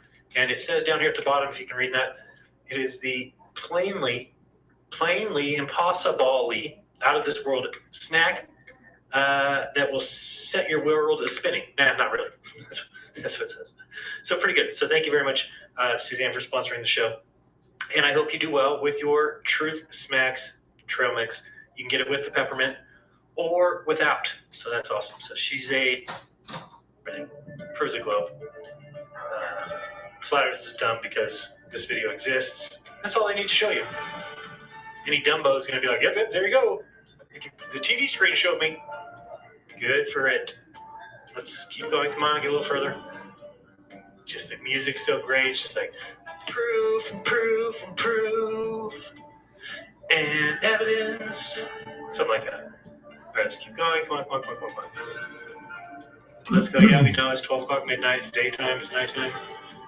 All right. Okay. Now, we're watching this sun, and look, this is the Double Peak Mountain. So how is the sun so freaking low when it was way up here in the other screen? Double Peak Mountain, way up here in the other screen. Now, just 24 hours later, we roped around. Shouldn't the sun be way up here? How could it be down here? What's up, Tommy? I was going to say, just look on that Alexander television one and just click on most popular in that first one. It goes after the first openly gay mayor of Dallas to do something. What is it called again? Television? Alexander television. Yeah, just click on that and just click and sort out by most popular. And it was last year. It was last year in what was it, in June, July? It was in August of this last year, and he goes after. It's the most popular? Yeah. We click videos. Okay. Now remember when this was? This was in August. Alexander Stein.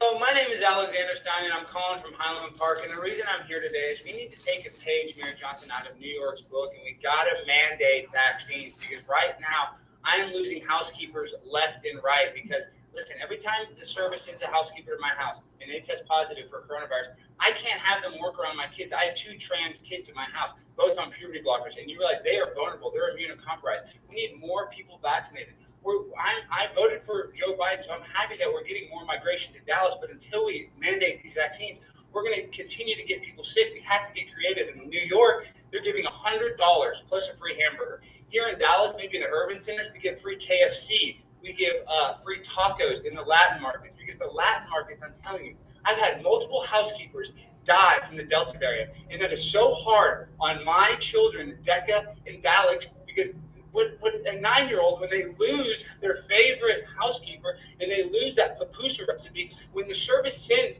the next worker, that housekeeper doesn't make the same recipe. So my kids are going through just a total turmoil. So we have to get creative. And we have to go into the gay community, like a creative idea. Since you're the first openly gay mayor of Dallas, we ought to do Mayor Johnson's free Johnson & Johnson, because the gay community would like the double entendre. And then we could also do like a drag queen story time, where we could have, free vaccines. We could have drag queens reading to children. And then we could just have this, open air market of cleanliness, and not a bunch of people with germs. Because what's happening now is we have Governor Abbott, who's making it that everybody's going to get sick and die of Delta unless we get these vaccines. And my vaccine won't work unless you are vaccinated. So we need to stick needles in arms. We need vaccine mandates. You shouldn't be able to shop. You shouldn't be able to work. You shouldn't be able to go to any of these sports games, especially Texas high school football, without your vaccination. And we need you.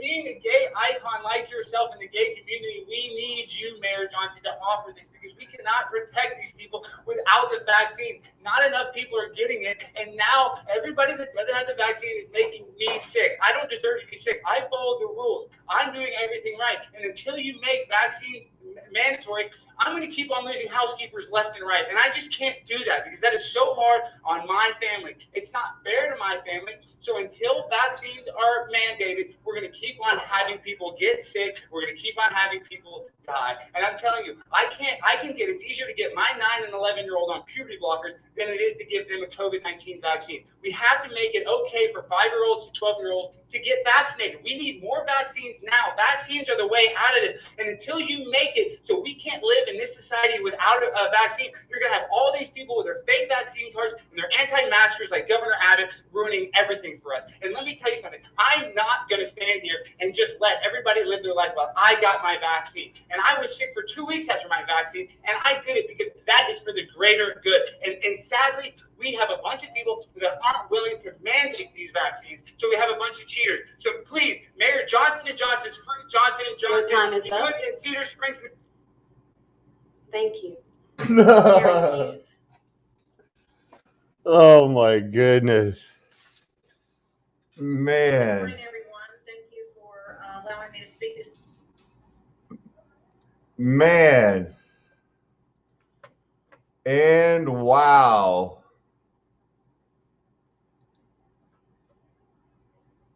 Thanks for sticking with that. So that was some crazy stuff, you know.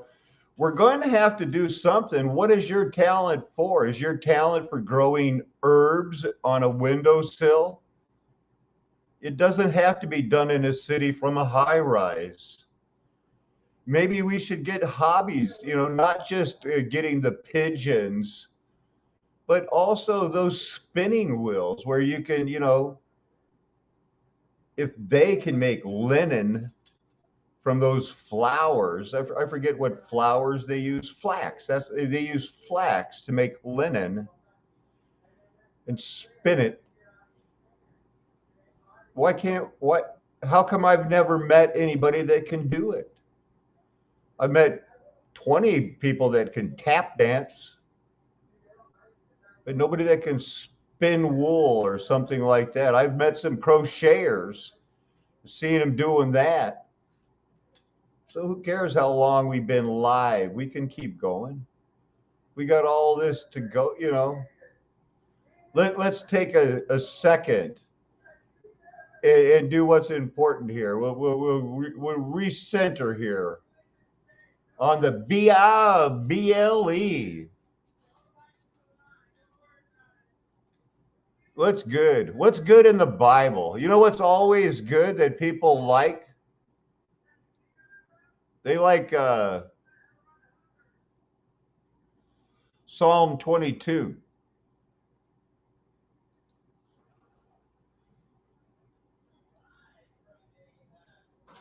You guys ever read that one? Verse 1, my God, why have you forsaken me?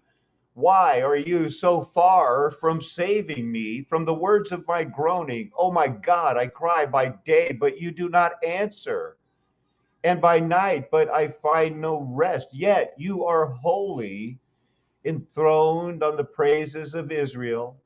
In you our fathers trusted. They trusted and you delivered them, but you cried and were rescued. To you they cried and were rescued. In you they trusted and were not put to shame. But I am a worm and not a man, scorned by mankind and despised by the people. All who see me mock me. They make mouths at me. They wag their heads.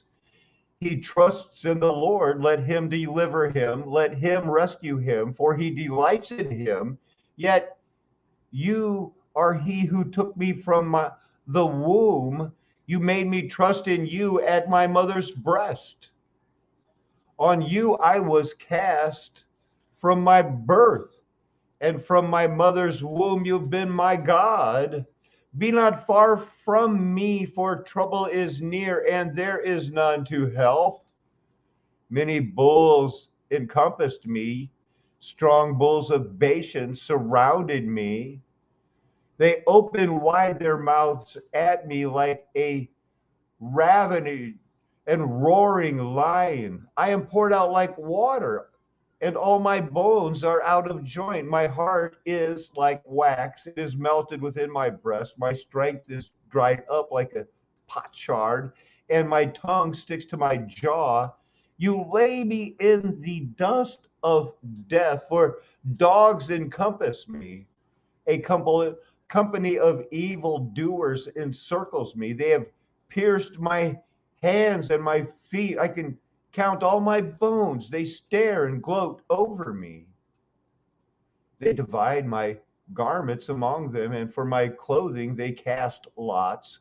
But you, O Lord, do not be far off. O you, my help, come quickly to my aid. Deliver my soul from the sword, my precious life from the power of the dog. Save me from the mouth of the lion. You have rescued me from the horns of the wild oxen.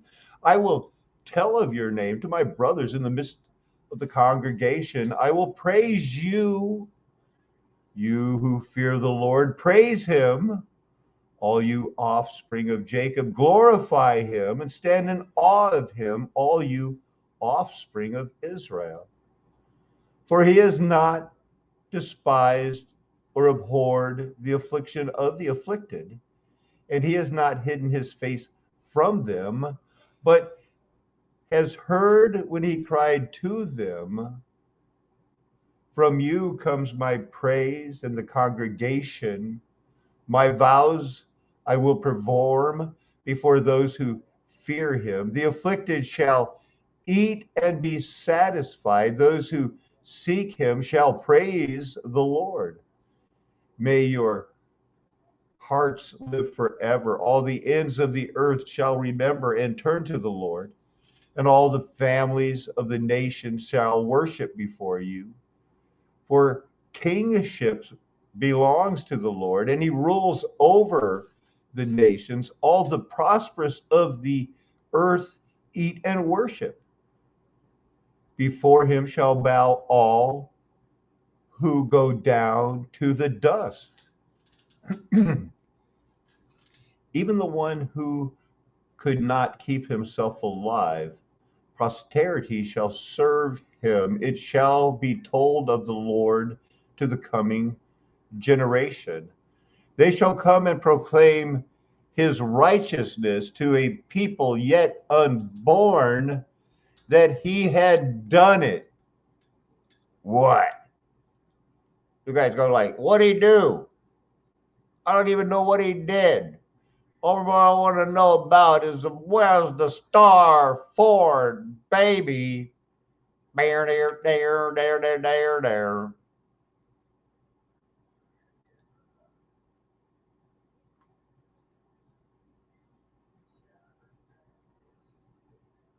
Genesis chapter 12, verse 1. Now the Lord said to Abraham, go from your country and your kindred and your father's house to the land that I will show you, and I will make of you a great nation, and I will bless you and make your name great, so that you will be a blessing.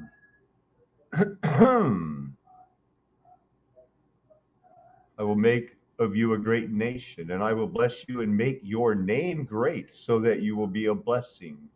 I will bless those who bless you. He's talking to Abraham, not the 1948 version of Israel. He is talking to Abraham. Whenever you hear them go, no, I'll bless those who bless you. No, it's Abraham. Verse 3, I will bless those who bless you, and him who dishonors you I will curse. And in you all the families of the earth shall be blessed. Paco, people go like this to me all the time. Can you sum it up? Is there any way? You've been talking for 4 hours about atomic bombs and this and that and the other thing, but supposedly, and it is true. I want to convince you that it's true. My overarching, my one continuous desire is to present the Bible to you as true, and that everything that Jesus ever said was true turns out to be true. Not wearing a collar today, so it kind of looks like, but got a little chillier here than normal. And from what I understand, you other people are just freezing all the time, freezing.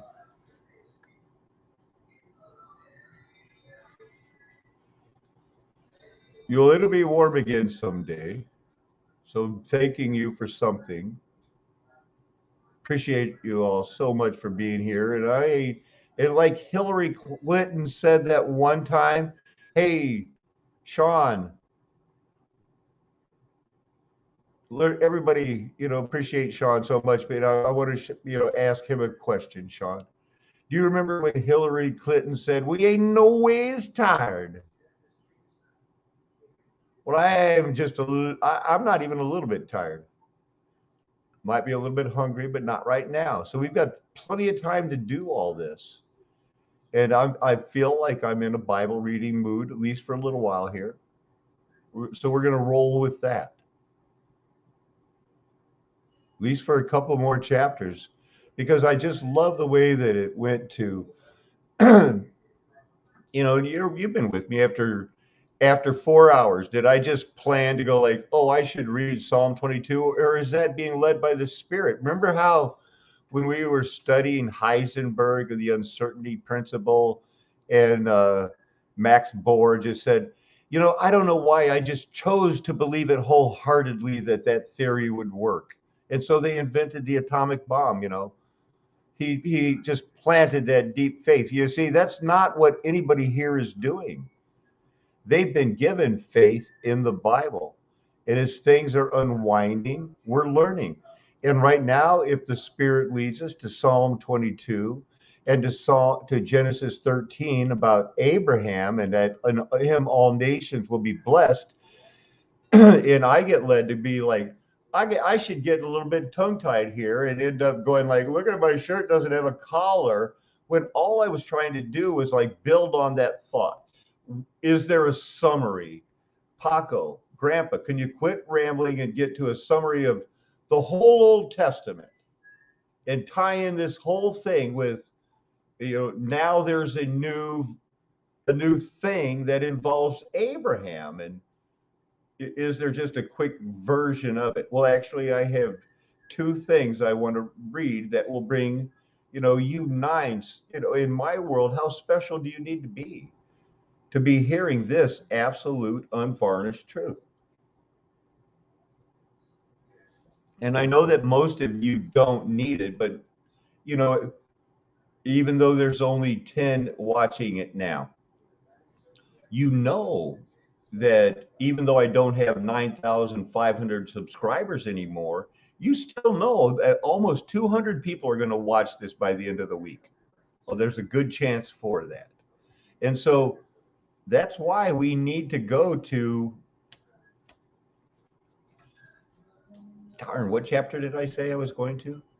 Oh, there was two ways to do it. The review, well, of course, that's Acts chapter 7. So let's go there.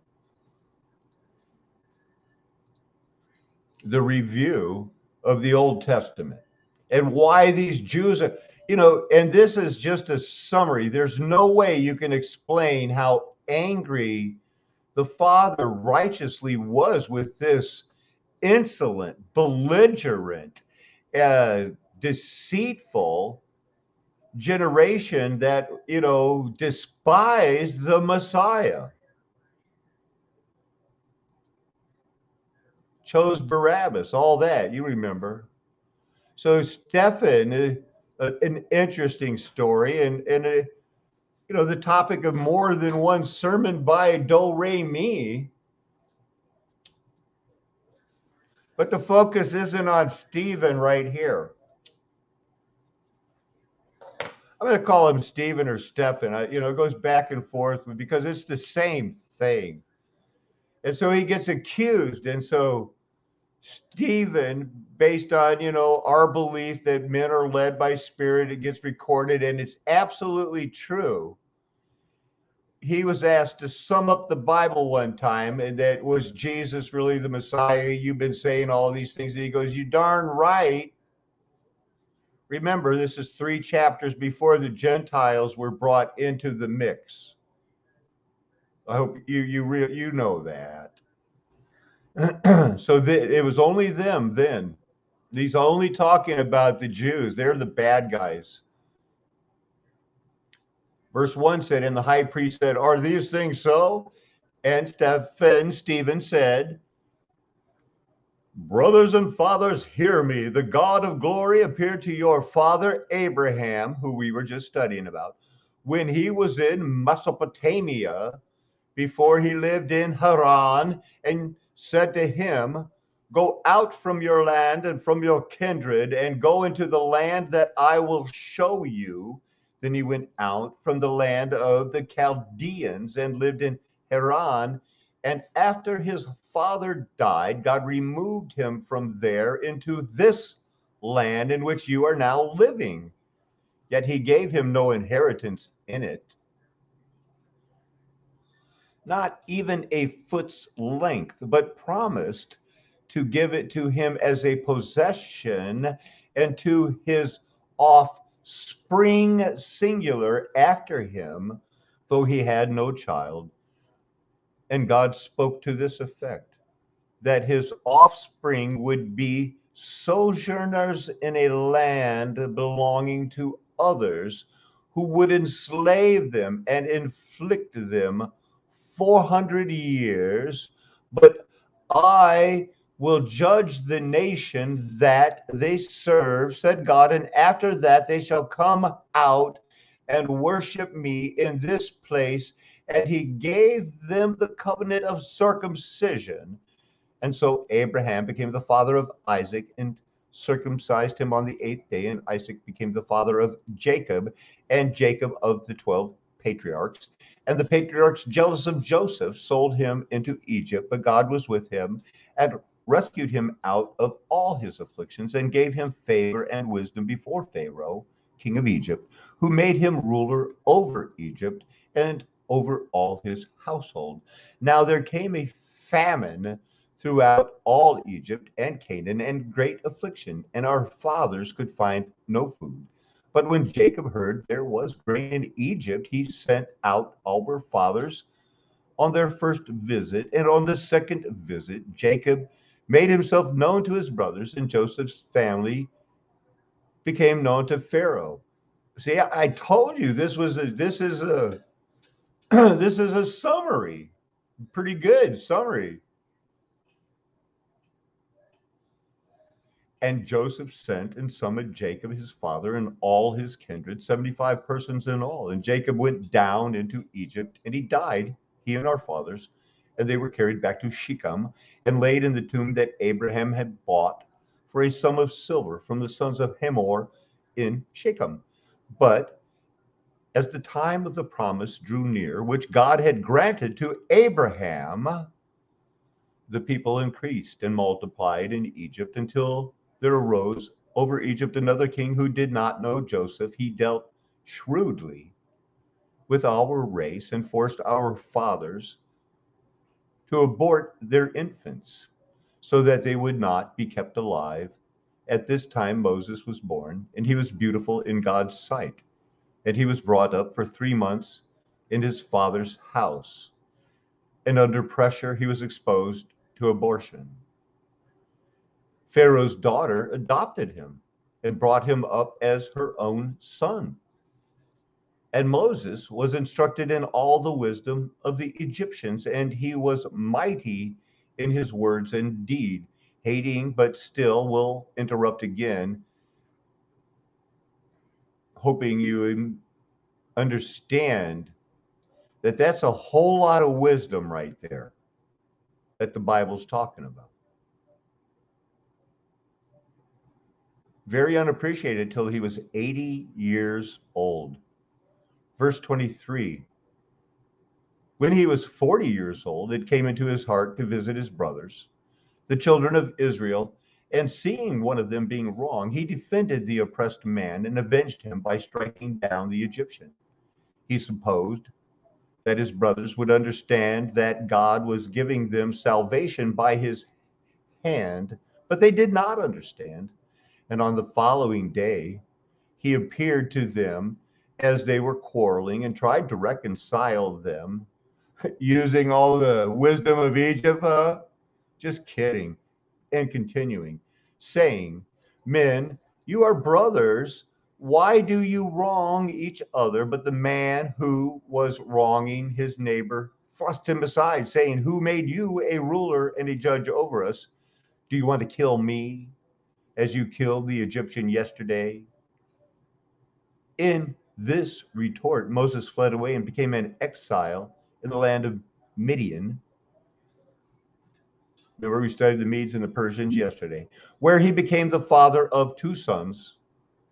Now then, 40 years had passed. An angel appeared to him in the wilderness of Mount Sinai in a flame of fire in a bush. When Moses saw it, he was amazed at the sight, and as he drew near to look, there came the voice of the Lord. I am the God of your fathers, the God of Abraham, and of Isaac, and of Jacob. And Moses trembled and did not dare look. Then the Lord said to him, take off the sandals from your feet, for the place where you are standing is holy ground. I have surely seen the affliction of my people who are in Egypt, and have heard their groaning, and have come down to deliver them. And now come, I will send you to Egypt.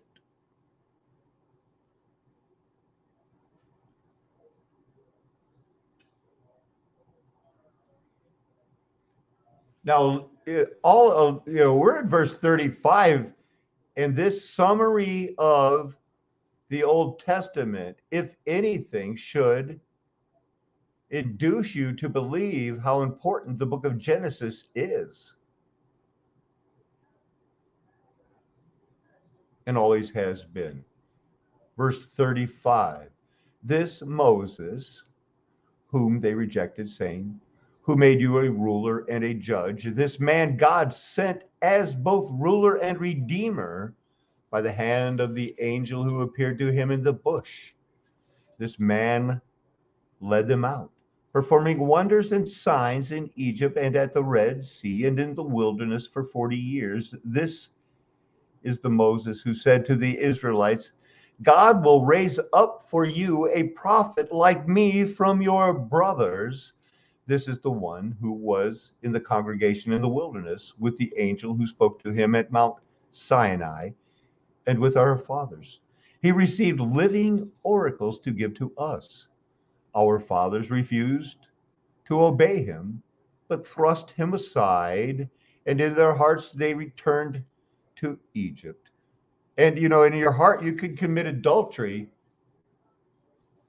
In your hatred you have committed murder.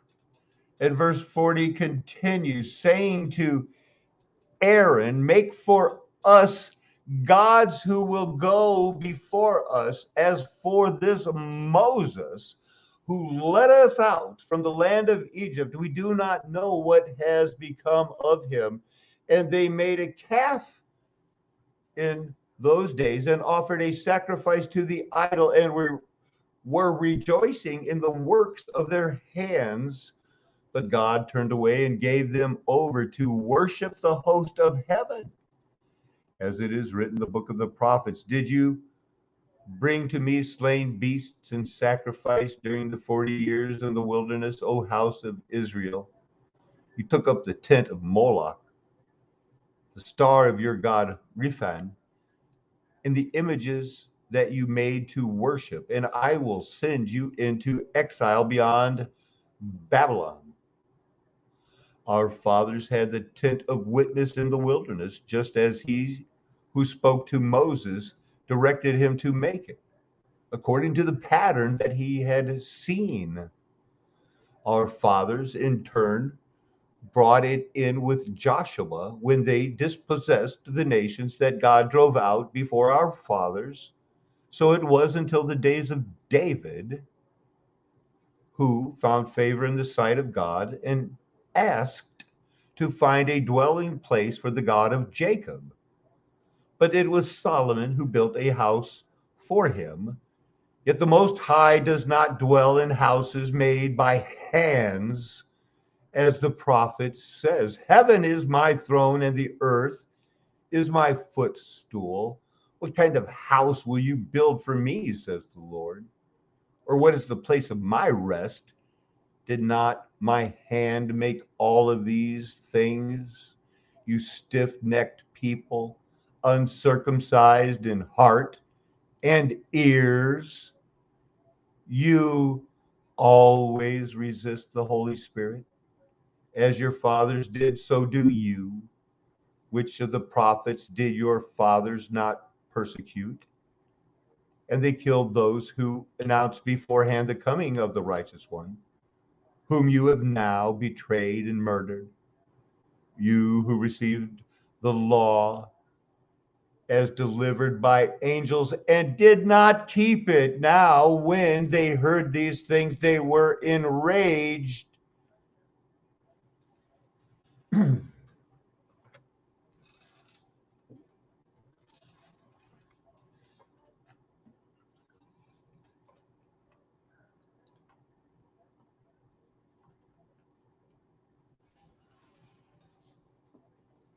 You understand the Star Fort cities. You understand how big they were, how they had potties. Remember, there was a time when we built buildings with potties in them, bathrooms, necessary rooms. There was a time when the last apostle, the great apostle Paul,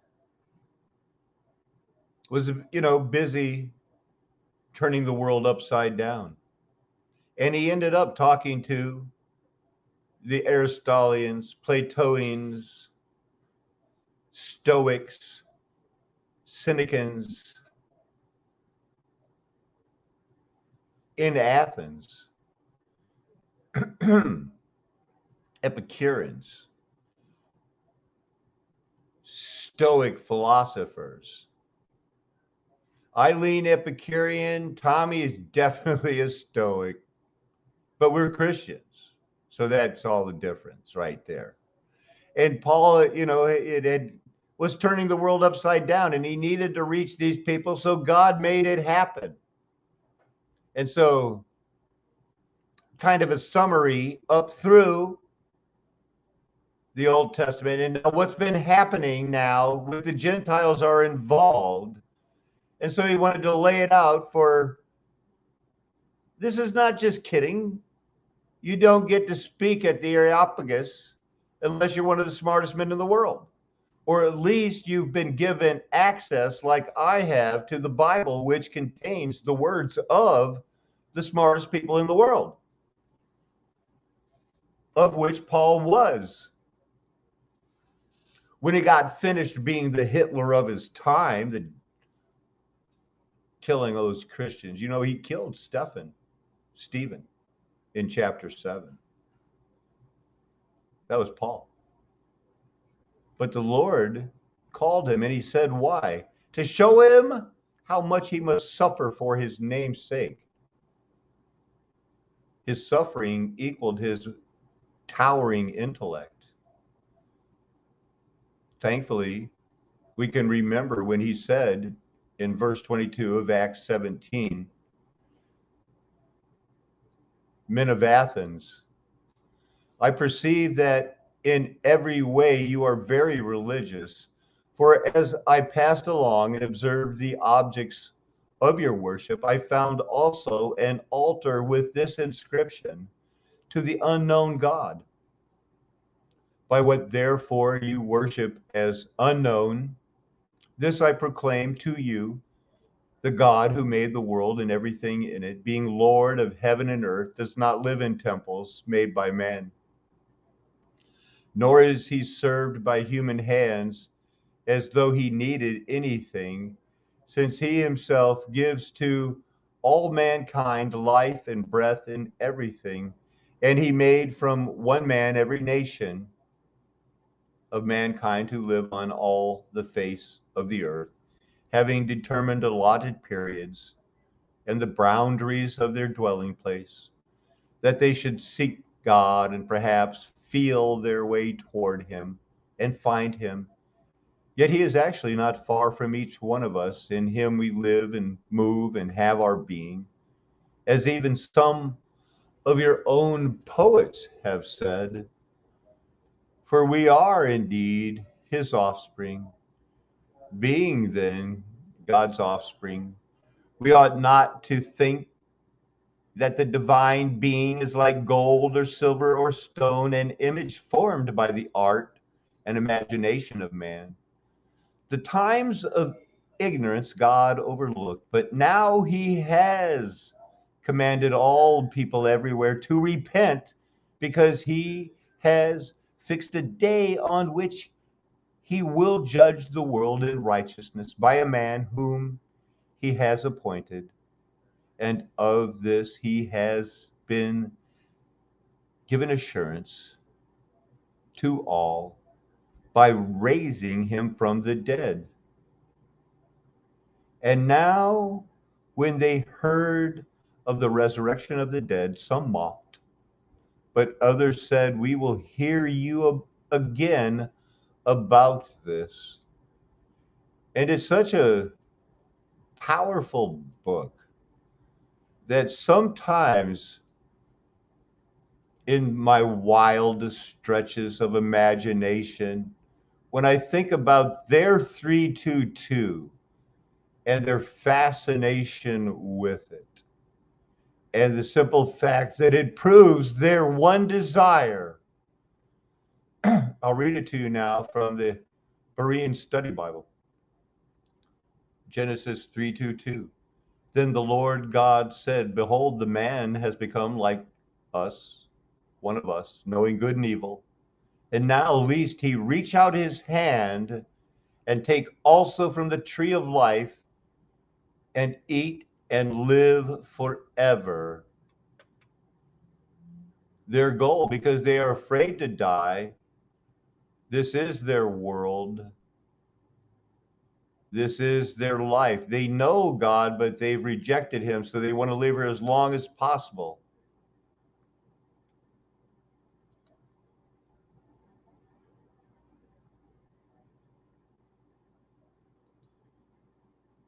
Powerfully, as my mind continues to race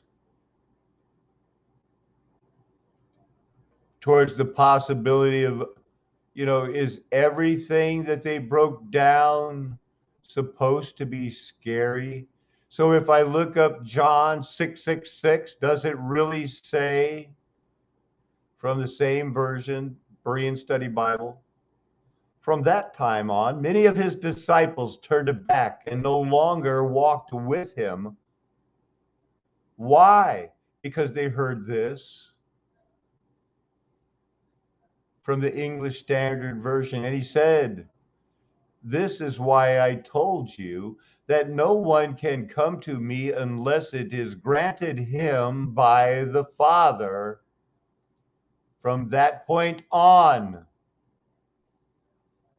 many of his disciples turned away and deserted him, no longer walked with him.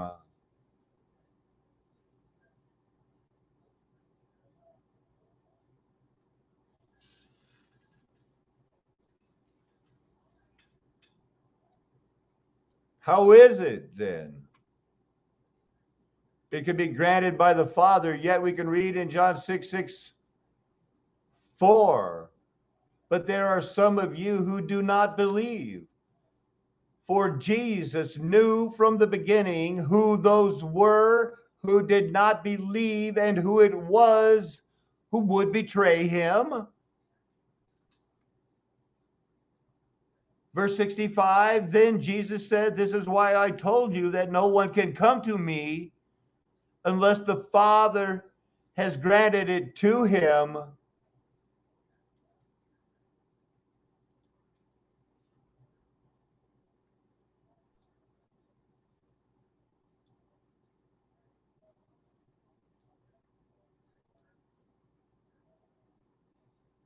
Beware the practicing of your righteousness before other people in order to be seen by them, for then you will have no reward from your Father who is in heaven. Thus, when you give to the needy, sound no trumpet before you, as the hypocrites do in the synagogues and in the streets, that they may be praised by others. Truly I say to you, they have received their reward. But when you give to the needy, do not let your left hand know what your right hand is doing, so that your giving may be in secret, and your Father who sees in secret will reward you. And when you pray, you must not be like the hypocrites, for they love to stand and pray in the synagogues and at the street corners, that they may be seen by others. Truly I say to you, they have received their reward. But when you pray, go into your room and shut the door and pray to your Father who is in secret, and your Father who sees in secret will reward you. But when you pray, do not heap up empty phrases as the Gentiles do, for they think that they will be heard for their many words. Do not be like them, for your Father knows what you need before you ask him. Pray then like this: Our Father in heaven, hallowed be your name. Your kingdom come, your will be done on earth as it is in heaven. Give us this day our daily bread, and forgive us our debts as we have forgiven our debtors. And lead us not into temptation, but deliver us from evil. For if you forgive others their trespasses, your heavenly Father will also forgive you. Verse 14 deserves repetition. For if you forgive others their trespasses, your heavenly Father will also forgive you. But if you do not forgive others their trespasses, neither will your Father forgive your trespasses. And when you fast, do not look gloomy like the hypocrites, for they disfigure their faces, that their fasting may be seen by others. Truly I say to you, they have received their reward. But when you fast, anoint your head and wash your face, that your fasting may not be seen by others, but by your Father who is in secret. And your Father who sees in secret will reward you. Do not lay up for yourself treasures on earth, where moth and rust destroy, and where thieves break in and steal, but lay up for yourself treasures in heaven, where neither moth nor rust destroys, and where thieves do not break in and steal. For where your treasure is, there your heart will be also. The eye is the lamp of the body. So if your eye is healthy, your whole body will be full of light. But if your eye is bad, your whole body will be full of darkness. If then the light in you is darkness, how great is the darkness?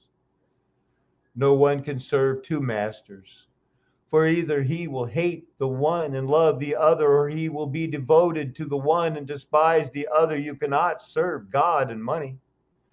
Therefore, I tell you, do not be anxious about your life, what you will eat or what you will drink, nor about your body, what you will put on. Is not your life more than food, and the body more than clothing? Look at the birds of the air. They neither sow nor reap nor gather into barns, yet your heavenly Father feeds them. Are you not of more value than they? And which of you, by being anxious, can add a single hour to his span of life? And why are you anxious about clothing? Consider the lilies of the field, how they grow. They neither toil nor spin. There's that no spinning thing. I'd like to meet some spinners. Verse 29, yet I tell you, even Solomon in all his glory was not arrayed like one of these. But if God so clothed the grass of the field, which today is alive and tomorrow is thrown in the oven, will he not much more clothe you, O you of little faith? Therefore do not be anxious, saying, what shall we eat, or what shall we drink, or what shall we wear? For the Gentiles seek after all these things, and your heavenly Father knows that you need them all. But seek first the kingdom of God and his righteousness, and all these things will be added to you. Therefore, do not be anxious for tomorrow will be anxious for itself. Sufficient for the day is its own trouble, or as the King James used to say, and I loved it, sufficient today is the trouble thereof.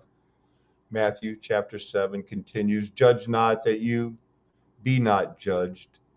For with the judgment you pronounce, you will be judged.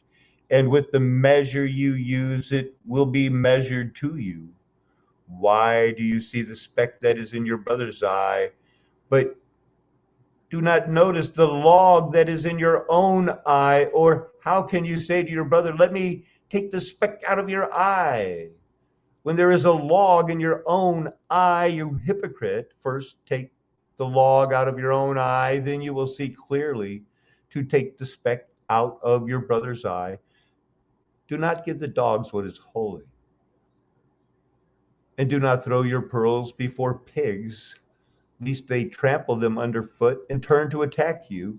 Ask, and it will be given to you. Seek, and you will find. Knock, and it will be opened for you. And I must add, could it be any more convenient? Ask, knock. Ask is ask. S is the S. K, it spells A-S-K. And it will be opened to you. For everyone who asks receives, and the one who seeks finds, and to the one who knocks it will be opened. Or which one of you, if his son asks him for bread, will give him a stone? Or if he asks for a fish, will give him a serpent? If you then, who are evil, know how to give good gifts to your children, how much more will your Father who is in heaven give you good things to those who ask him?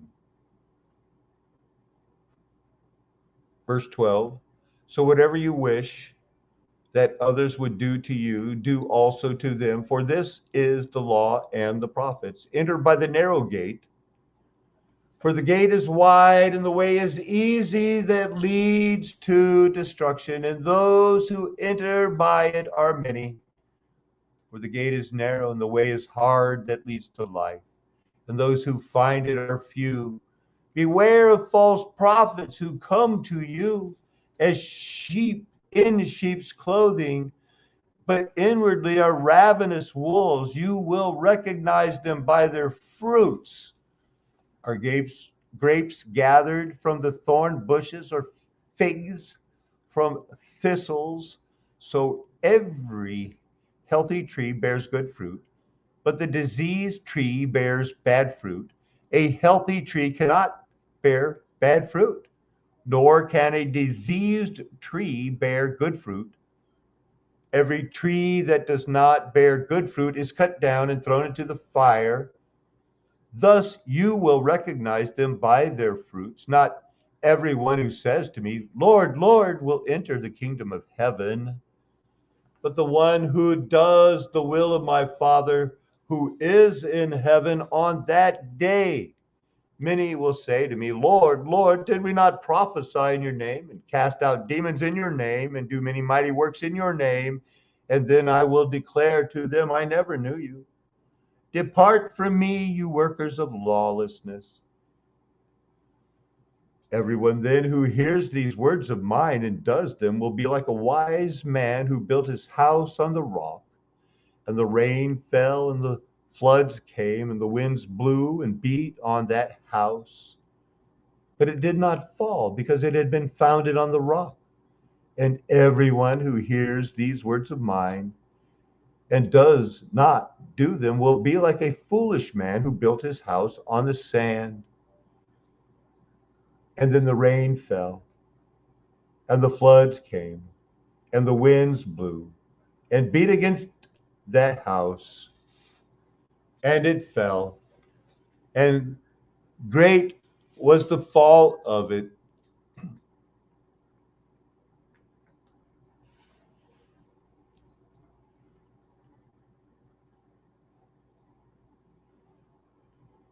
Jesus said to the crowds in verse chapter 23, and to his disciples. That's how it starts in verse 1. Verse 2 continues with the words of our Lord and Savior, Messiah Jesus Christ, our incarnate God. The scribes and the Pharisees sit on Moses' seat. So do and observe whatever they tell you, but not the works they do. For they preach but do not practice. Now, this is the Lord Jesus Christ admonishing you that it doesn't matter if someone says, even if they admit it and say, do as I tell you, not as I do, weigh what they are saying, because they are admitting, and the Bible proves that many of them know that what the Bible says, and yet they do not do it. So God arranged it for them that when those people were sitting on the seat of Moses, Jesus was saying, do what they say, not what they do. You're going to be, do you want to be judged like them? That's what he means by that statement.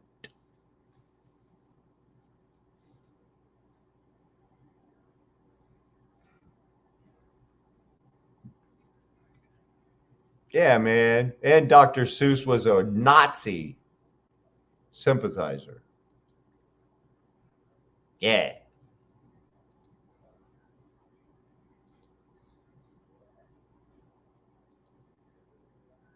Verse 4, talking about those Jews. They tie up heavy burdens hard to bear, and they lay them on people's shoulders. But they themselves are not willing to move them with a finger. They do all their deeds to be seen by others, for they make their phylacteries broad and their fingers long, and they love the place of honor at feasts and the best seats in the synagogues and the greetings in the marketplace and being called rabbi by others. But you are not to be called rabbi, for you have one teacher, and you are all brothers. And call no man your father on earth, for you have one Father who is in heaven. Neither be called instructors, for you have one instructor, the Christ. The greatest among you shall be your servant. Whoever exalts himself will be humbled, and whoever humbles himself will be exalted. But woe to you, scribes and Pharisees, hypocrites, for you shut the kingdom of heaven in people's faces. For you neither enter yourself nor allow those who would enter to go in. Woe to you, scribes and Pharisees, hypocrites, for you travel across the sea and land to make a single proselyte. And when he becomes a proselyte, you make him twice as much a child of hell as yourself. Woe to you, blind guides, who say, if anyone swears by the temple, it is nothing. But if anybody swears by the gold of the temple, he is bound by his oath. You blind fools, for which is greater, the gold or the temple that has made the gold sacred? And you say, if anyone swears by the altar, it is nothing. But if anyone swears by the gift that is on the altar, he is bound by his oath. You blind men, for which is greater, the gift on the altar or the altar that makes the gift sacred? So whoever swears by the altar swears by it and by everything on it. And whoever swears by the temple swears by it and by him who dwells in it. And whoever swears by heaven swears by the throne of God and by him who sits upon it. Woe to you, scribes and Pharisees, hypocrites, for you tithe mint and dill and cumin, and have neglected the weightier matters of the law, justice and mercy and faithfulness. These you ought to have done without neglecting the others. You blind guides, straining out a gnat and swallowing a camel. Woe to you, scribes and Pharisees, hypocrites, for you clean the outside of the cup and the plate, but inside they are full of greed and self-indulgence. You blind Pharisee, first clean the inside of the cup and the plate, that the outside also may be clean. Woe to you, scribes and Pharisees, hypocrites, for you are like the whitewashed tombs, which outwardly appear beautiful, but within are full of dead people's bones and all uncleanness. So you also outwardly appear righteous to others, but within you are full of hypocrisy and lawlessness. Woe to you, scribes and Pharisees, hypocrites, for you build the tombs of the prophets and decorate the monuments of the righteous, saying, if we had lived in the days of our fathers, we would not have taken part with them in shedding the blood of the prophets. Thus, you witness against yourself that you are sons of those who murdered the prophets. Fill up then the measure of your fathers. You serpents, you brood of vipers, how are we to escape being sentenced to hell? Therefore I send you the prophets and wise men and scribes, some of whom you will kill and crucify, and some you will flog in the synagogues and persecute from town to town, so that on you may come all the righteous blood shed on earth, from the blood of the righteous Abel to the blood of Zechariah, the son of Bechariah, whom you murdered between the sanctuary and the altar. Truly I say to you, all these things will come upon this generation. O Jerusalem, Jerusalem, the city that kills the prophets and stones those who are sent to it. How often would I have gathered your children together as a hen gathers her brood under her wings, and you were not willing. See, your house is left to you desolate. For I tell you, you will not see me again until I say to you, blessed is he who comes in the name of the Lord. After that, they had left the temple. And Jesus was going on his way when the disciples came to the point out to him the buildings of the temple. He answered them, you see all these things, do you not? Truly I say to you, there will not be left here one stone upon another that will not be thrown down. As he sat on the Mount of Olives, the disciples came to him privately, saying, tell us, when will these things be? And what will be the sign of your coming and of the end of the age? And Jesus answered them, see that no one leads you astray, for many will come in my name, saying, I am the Christ, and they will lead many astray. And you will hear of wars and rumors of wars. See that you are not alarmed, for this must take place, but the end is not yet. For nation will rise against nation, and kingdom against kingdom, and there will be famines and earthquakes in various places. All these things are but the beginning of the birth pains. Then they will deliver you up to tribulation and put you to death, and you will be hated by all nations for my name's sake. And then many will fall away and betray one another and hate one another. And many false prophets will arise and lead many astray. And because of lawlessness will be increased, the love of many will grow cold. But the one who endures to the end will be saved. And this gospel of the kingdom will be proclaimed throughout the whole world as a testimony to all nations. and then the end will come.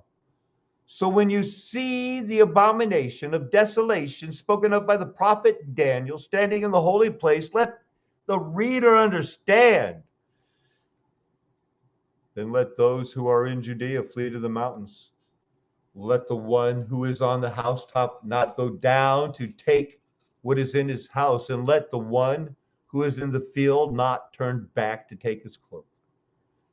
For alas, and alas, for women who are pregnant, and for those who are nursing infants in those days, pray that your flight may not be in the winter or on a Sabbath. For then there will be great tribulation, such has not been seen from the beginning of the world until now, no, and never will be. And if those days had not been cut short, no human being would be saved. But for the sake of the elect, those days will be cut short.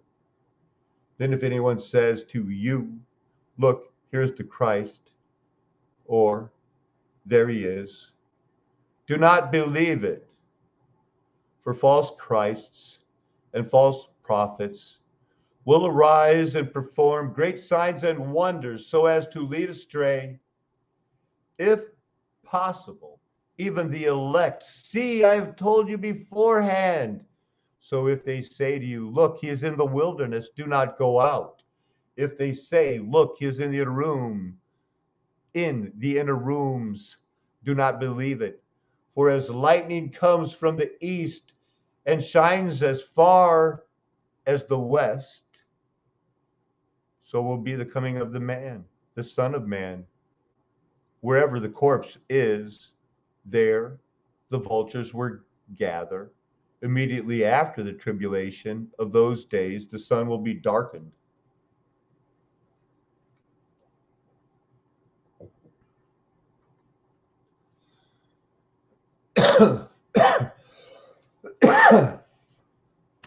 It's a flat earth nation. That could only happen on a flat earth nation. And the moon will not give its light. And the stars will fall from heaven, and the power of the heavens will be shaken. Then will appear in heaven the sign of the Son of Man, and then all the tribes of the earth will mourn, and they will see the Son of Man coming on the clouds of heaven with power and great glory.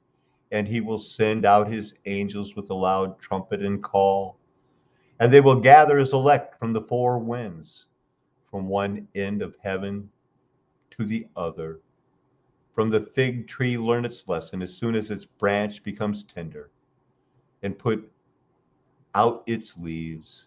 You know that summer is near.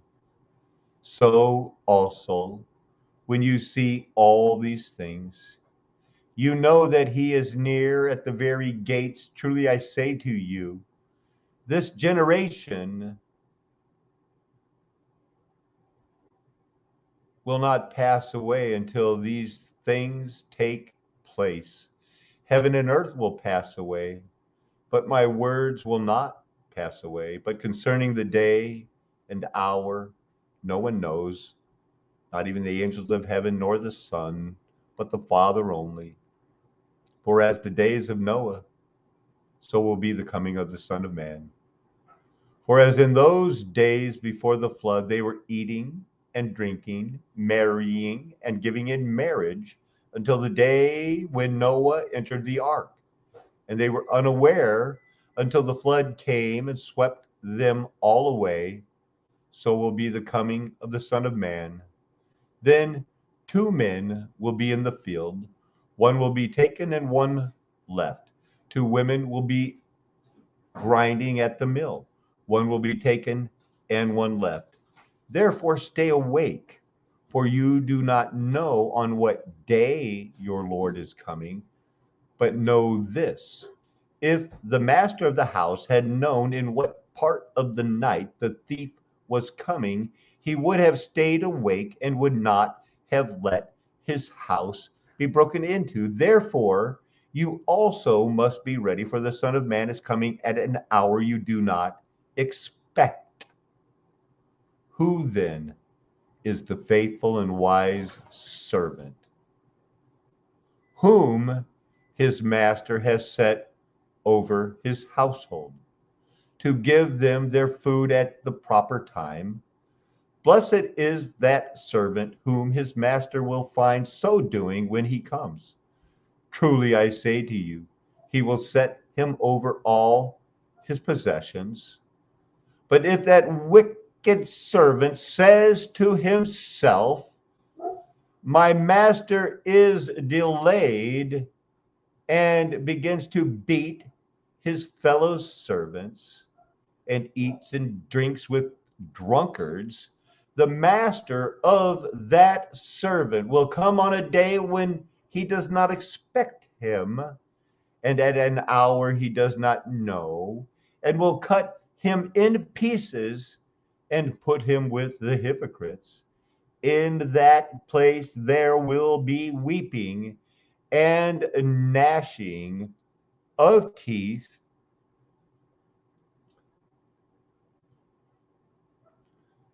Matthew chapter 15, verse 1. Then the scribes and the Pharisees came to Jesus from Jerusalem and said, why do your disciples break the tradition of the elders? For they do not wash their hands when they eat. Jesus answered them, and why do you break the commandment of God for the sake of your traditions? For God commanded, honor your father and your mother, and whoever reviles father or mother must surely die. But you say, if anyone tells his father or his mother, what you would have gained from me is given to God, he need not honor his father. So for the sake of your tradition, you have made void the word of God. You hypocrites, well did Isaiah prophesy of you when he said, this people honors me with their lips, but their heart is far from me. In vain do they worship me, teaching as doctrines the commandments of men. And he called the people to him and said to them, hear and understand, it is not what goes into the mouth that defiles a person, but what comes out of the mouth, this defiles a person. Then the disciples came and said to him, do you know that the Pharisees were offended when they heard this saying? He answered, every plant that my heavenly Father has not planted will be rooted up. Let them alone. They are blind guides, and if the blind lead the blind, both will fall into a pit. But Peter said to him, explain the parable to us. And he said to them, are you also still without understanding? Do you not see that whatever goes into the mouth passes into the stomach and is expelled? But what comes out of the mouth proceeds from the heart, and this defiles a person. For out of the heart come evil thoughts, murder, adultery, sexual immorality, theft, false witness, slander. These are what defile a person, but to eat with unwashed hands does not defile anyone.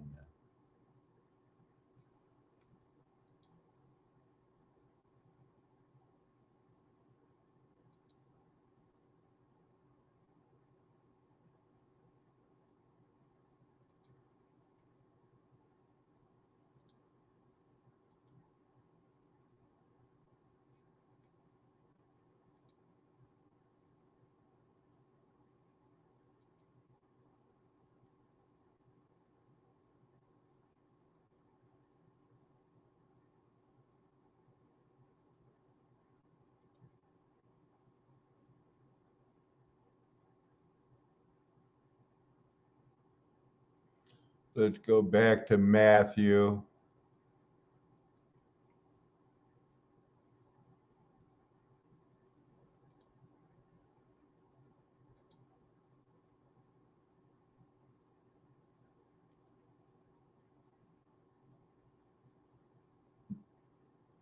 Matthew 13, chapter 13, verse 1.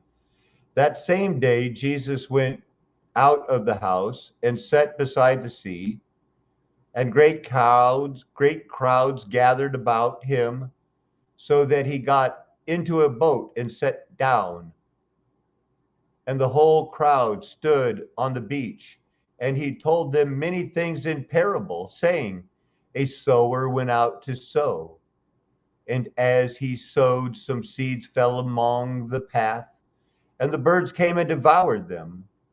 Other seeds fell on rocky ground, where they did not have much soil, and immediately they sprang up, since they had no depth of soil. But when the sun rose, they were scorched, and since they had no root, they withered away.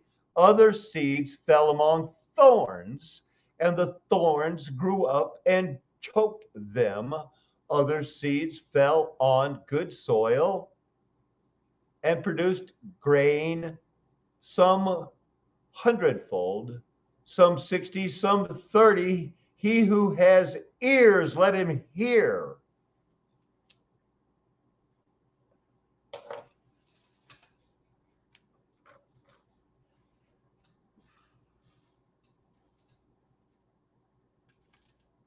Verse 18.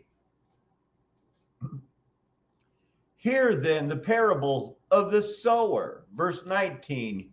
When anyone hears the word of the kingdom and does not understand it, the evil one comes and snatches away what has been sown in his heart. This is what was sown along the path. As for what is sown on rocky ground, this is one who hears the word and immediately receives it with joy, yet he has no root in himself, but endures a little while, and when tribulation or persecution arises on account of the word, immediately he falls away. As for what was sown among the thorns, this is one who hears the word, but the cares of the world and the deceitfulness of riches choke the word, and it proves unfruitful. As for what was sown on good soil, this is the one who hears the word and understands it. He indeed bears fruit and yields, in one case 100-fold, in another 60, and in another 30. He put another parable before them, saying, the kingdom of heaven may be compared to a man who sowed good seed in his field. But while his men were sleeping, his enemy came and sowed weeds among the wheat and went away. So when the plants came up and bore grain, then the weeds appeared also. And the servants of the master of the house came and said to him, Master, did you not sow good seed in your field? How then does it have weeds? And he said to them, an enemy has done this. So the servants said to him, then do you want us to go and gather them? But he said, no, lest in gathering the weeds you root up the wheat along with them. And he would not lose a single sheep. Wait a minute, wrong proverb. Continuing in verse 30, let both grow together until the harvest. And at harvest time, I will tell the reapers, gather the weeds first and bind them in bundles to be burned, but gather the wheat into my barn.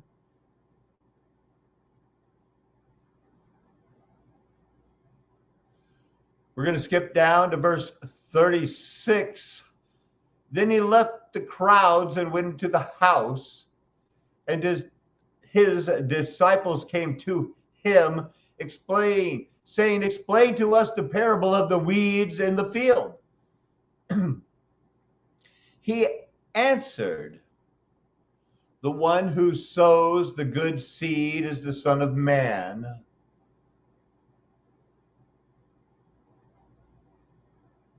One. And the enemy who sowed them is the devil. The one who sows the good seed is the Son of Man. The field is the world, and the good seed is the sons of the kingdom.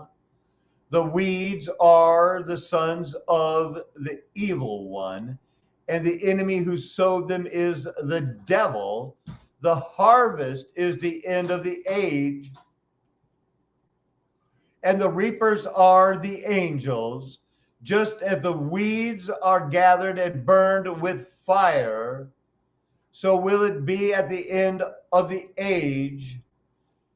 The Son of Man will send his angel, and they will gather out of his kingdom all causes of sin and all law breakers, and throw them into his fiery furnace.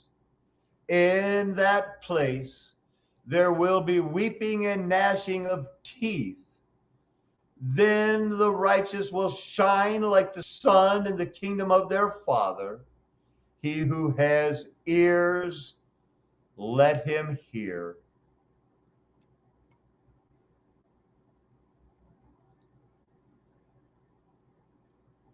Now that's the Bible being read. Those are the words of our Savior, and those all happened in truth to them. 5 hours, and I'm not convinced I'm not coming back for more later.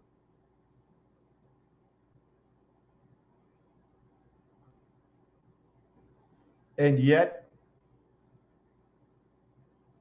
somehow,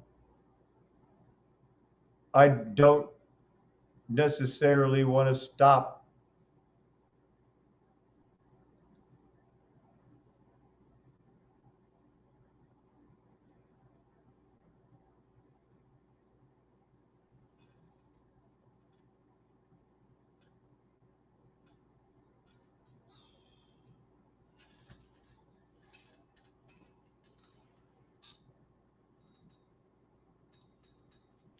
Were most remarkable, these giant statues like the Roman gods of like Benjamin Franklin and Lincoln and George Washington. They're like our Roman gods.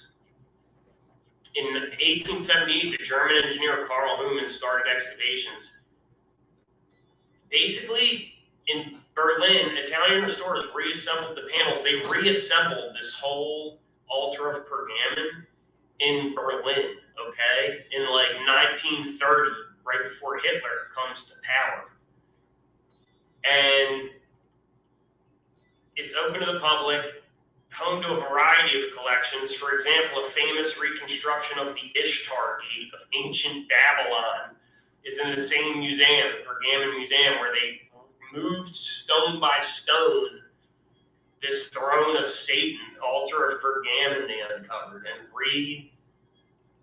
reassembled in Berlin, okay? Okay, right here on Wikipedia, we have, citing the book of Revelation, chapter 2, verses 12 and 13 in the Christian Bible, many scholars have argued that the Pergamon altar is the seat of Satan, mentioned by John the Apostle in his letter to the church of Pergamon. Really, you can't make this stuff up. This whole section is extremely odd. Some of the media and population criticized the use of the Pergamon altar as a backdrop for the application submitted by the city of Berlin to host the Olympic Summer Games in 2000. The Senate of Berlin had invited members of the IOC Executive Committee to a banquet taking place in front of the altar, which is the throne of Satan. that called to mind Berlin's application to host the games in 1936. Also at that time, the Nazi Minister of the Interior, Wilhelm Frick, had invited the members of the IOC to a banquet laid out in front of the altar. In 2013, the Pergamon Second Life Project, a fictional, artistically inspired photographic reconstruction of the Giganto-Maggie frieze, I want to say Giganto-Nancy frieze, celebrated its public world premiere in the Pushkin State Museum of Fine Arts in Moscow. Second life, like, where you live a fake life on the internet. In August 2020, while the Pergamon Museum was still closed because of the COVID-19 pandemic, Attila Hildman described the altar as being the center of global Satanists and Corona criminals. I don't know why this is on Wikipedia, what that means or who that is. Anyway, I find it very interesting. In October of the same year, it was discovered several pieces in the museum were damaged while it was closed. Okay, check this out. So they shipped the real altar of Pergamon, throne of Satan, to Berlin in the Pergamon Museum. Then look at this. The famous Nuremberg rallies at the parade grounds, which is called the Zeppelin Field Grandstand, the Zeppelin Tribune. Architect Albert Speer modeled the grandstand where Hitler would give his famous speeches. Architect Albert Speer modeled the grandstand after the ancient Pergamon altar.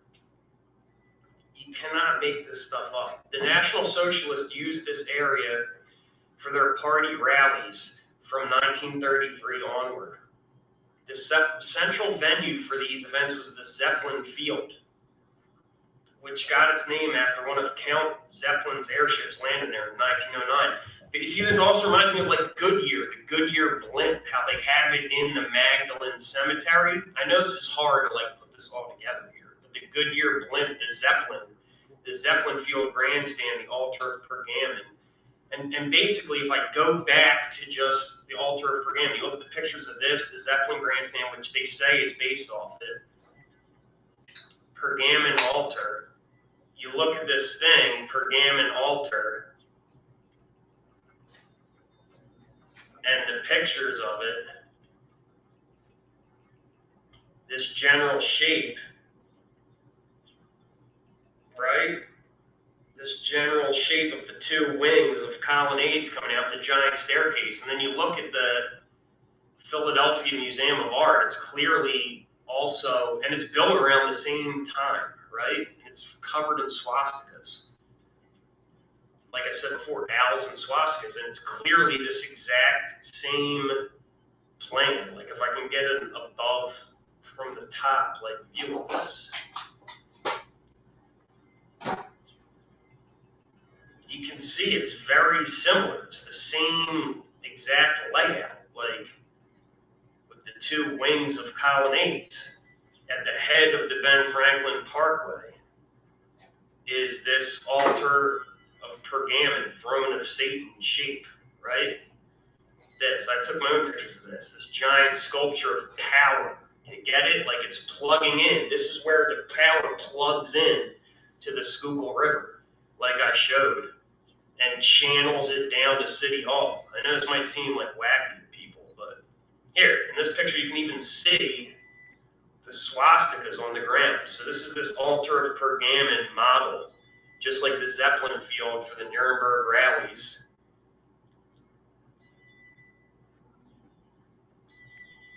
It's all the same design. Okay? I'm having trouble myself keeping this all straight and tying it all together. But then you have the Magdalen Society Cemetery, okay? Which I think just represents like mystery, but also possibly hoax. And you have this lunar lander here. The lunar lander and this giant Goodyear tire, right? And there's one aspect where like Yeah, I do find, and you go back to the thing I was showing with As You Like It, with the juxtaposition between the natural world and the intrigue, deception, envy of the courts. And in a way, like, yes, these structures are very impressive, but I think more in like a morbid way. Like I told you, I get a serious Ghostbusters vibe from the art museum and all of it. And they're all modeled after these ancient temples. And it's kind of like maybe those were all destroyed and in ruins for a reason. Like it's this whole Masonic thing of like Tubal-Cain and the Abrams and Cain went and built the first cities. And building these giant structures that are so imposing that they actually change the whole look and feel of the natural landscape. Like that's what the art museum does of the whole Schuylkill River and Fairmount area. And it just seems to go directly against like the biblical stuff about the don't make temples of hewn stone. Like you're supposed to just worship in the Old Testament, like just worship before Solomon's temple. They were just supposed to worship like, in tents in the desert and like in temples of unhewn stone. And the whole thing just seems like just like a defiance of like that natural sort of celebration viewpoint, where like you worship just like in temples of unhewn stone, in tents in nature or rocks, unhewn stone, not these giant megalithic stone masonry structures, which like totally destroy the natural beauty. And like whereas the temples of unhewn stone, just nature is like a monument to life, creation, just creative force and life, nature, energy. Like these are impressive in like a morbid sense. They're like temples of death. They're like impressive, but they're like always like mausoleums, of whoever these Roman gods or whoever these men are, and that want to be enshrined forever. It seems more like a monument to death. These temples of hewn stone everywhere. And there's definitely a thing, like with the telephone buildings, I'll get into it in another video, but the world being a stage, this is at the center point of the Ben Franklin Parkway, and it's like stealing this natural energy from the natural world, funneling it into these seats of power, like into the City Hall building, these massive masonry structures. And if you read Ross Ben's stuff, it's like Fairmount was like the biggest mount, like Native American high place, the mounds, was like the biggest mound around there. And they took it over and put the waterworks there originally to take the power of the river. And then later they put the art museum there. And the whole thing is definitely some kind of like magical working, where the city, whether you want to imagine it as like a circuit board or geomancy, or however you want to think of it, somehow this is a thing with these statues and the shapes and the way they make people move and drive through them, and the way we use cars, and the subjugation of the river and the natural world. And it is obviously a magical working, some kind of thing we don't understand and is not presented to the public. Like maybe if you are involved in some kind of masonry or Rosicrucianism at a certain level, I mean, this probably is well known and taught and discussed, and there probably is tons of stuff written about it and explaining it. But for normal people, none of this is ever explained or addressed or like pointed out to anyone, the way they're using this energy. So Yeah, it was the Magdalene Society Cemetery. That'll be the last thing I do. We'll look at this real quick. Yeah, this is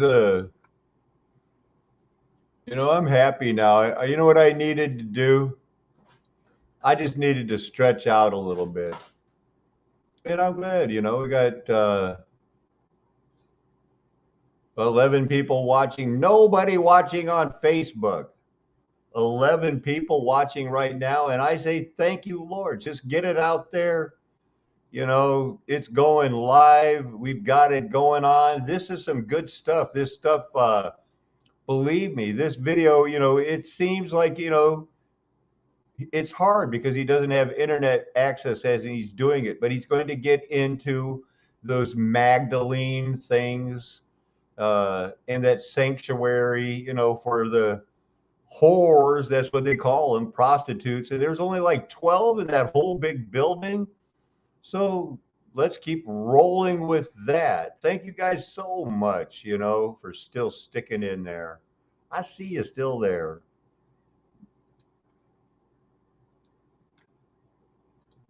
Magdalene Society Cemetery, where they put the lunar lander and the big Goodyear blimp earth mover tire on top of the Magdalene Society Cemetery. We'll look this up real quick just to see what it is, and then that'll be the last thing. I'll stop this video. Okay, so the Magdalene Society Cemetery, which the Franklin Institute just put this weird thing over, just totally bulldozed over. Which also makes me think there's a whole thing, I'm not going to get into this, but with Ben Franklin finding all these skeletons in his basement, supposedly, like Ben Franklin, whether he was a serial killer or conducting medical experiments or whatever, it sort of brings that to mind. There's the bodies of all these prostitutes on the grounds of the Franklin Institute. Like, what is going on with this? The Magdalene Society of Philadelphia. The Magdalene Society of Philadelphia was a private charitable organization founded in 1800 to redeem prostitutes and other fallen women. This was the first association in the United States that sought to rescue and reform wayward women. A number of local clergymen and citizens affiliated with Quaker, Episcopal, and Presbyterian denominations met to form the society. Bishop William White, the nation's highest-ranking Episcopal bishop, was the first president of the society, which officially incorporated in 1802. The organization was based on Magdalen hospitals in England and Ireland, which were named for Mary Magdalene. Similarly designated groups were soon started in other American cities in the early 19th century. It's interesting too, it's headed by William White. Like the foremost religious figure in America. I don't know if he's related to the actual White House in DC or not. I guess it's probably not. But yeah, look at this, Bishop White House. His home at 309 Walnut Street, Philadelphia today is part of the Independence National Historical Park. It is notable in part as one of the first houses to have an indoor necessary. It's a bathroom, I assume. It is a bathroom. A second white. Yeah, so he's going to mention that they did call it, see here, this was the first house to have a toilet. A necessary, they called it. Not an outhouse. Benjamin Rush, you've heard of him. He lived next door there.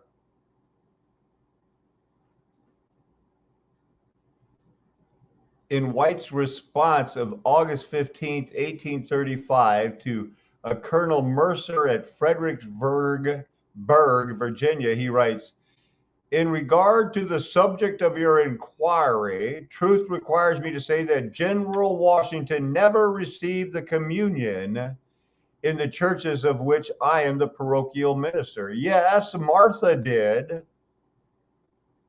She was a habitual communicant. I have been written to by many on that point and have been obliged to answer them as I now do you. This is one letter, is the evidence among many like it that Washington was never a Christian. He was a Roman Catholic Rosicrucian priest type thing that married a woman that already had children, if it was a girl, adopted from somewhere, and they faked the marriage. Just like many of those people that left you thinking, was that a dude, man? House is located in Old Mill Lane, so his houses are called like the White House, which I find interesting. I don't know if it has anything to do with the White House or the actual White House or not. We'll get into that another day. We'll just stay with this for now. The Magdalens. In case you need to know, if memory serves me correctly, it's named after a man named James White who founded Jamestown. Lost his daughter. Where's my daughter? Searching for her, or left a lot of what happened to Jamestown, and we all thought that it was just pioneers. We didn't know they had star forts over here. But this Mary Magdalene gets better. Society of Philadelphia. The Magdalene Society of Philadelphia was a private charitable organization. Was founded in 1807. The stated purpose of Philadelphia's Magdalene Society was restoring to the paths of virtue those unhappy females who in unguarded hours have been robbed of their innocence. The president of the society was Bishop William White, rector of Christ Church. The vice president was Robert Wharton, led Wharton School of Business, mayor of Philadelphia. To accomplish its mission, the society in 1808 opened the Magdalene Asylum on the northeast corner of Schuylkill 2nd, now 21st and Ray Streets. It was operated by the society's board of managers and initially housed about a dozen prostitutes and other errant women. That's it? A dozen? 12 women? Like the 12 apostles or what? The Magdalene Asylum stood on this site for more than a century, until 1916. In 1988 to 1890, it must be 1888 to 1898. There must be a mistake right there. An archaeological investigation of the site was conducted in connection, it must be 1988 to 1998. One of these, yeah, that must be it. An archaeological investigation of the site was conducted in connection with the construction of the Franklin Institute's Future Center, which now overlaps the site.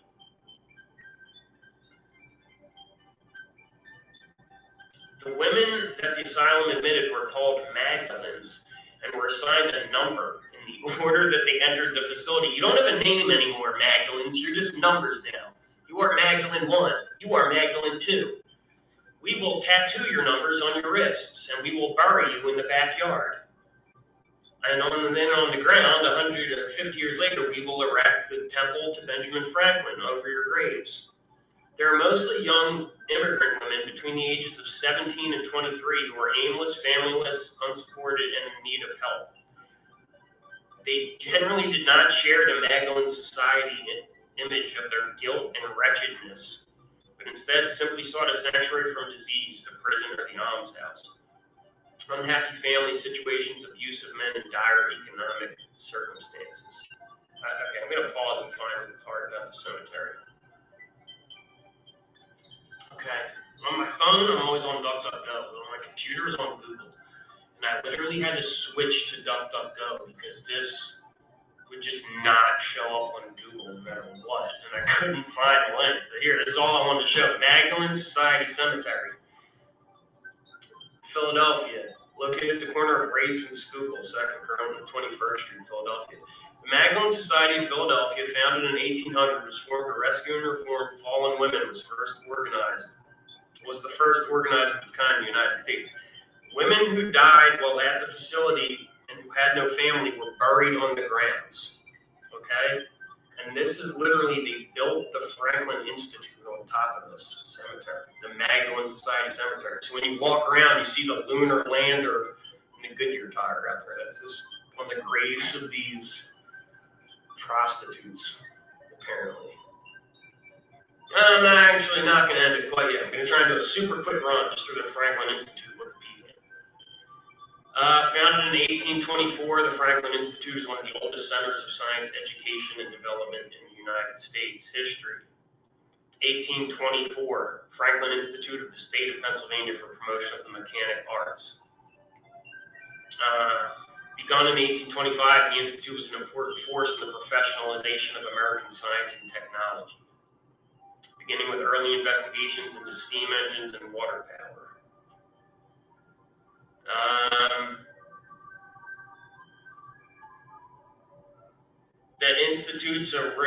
The Franklin Institute's original building is the Philadelphia History Museum. The new building was built at the same time as the Art Museum. All these buildings were built at the same time. The Institute moved into its current home in the Benjamin Franklin Parkway in 1934.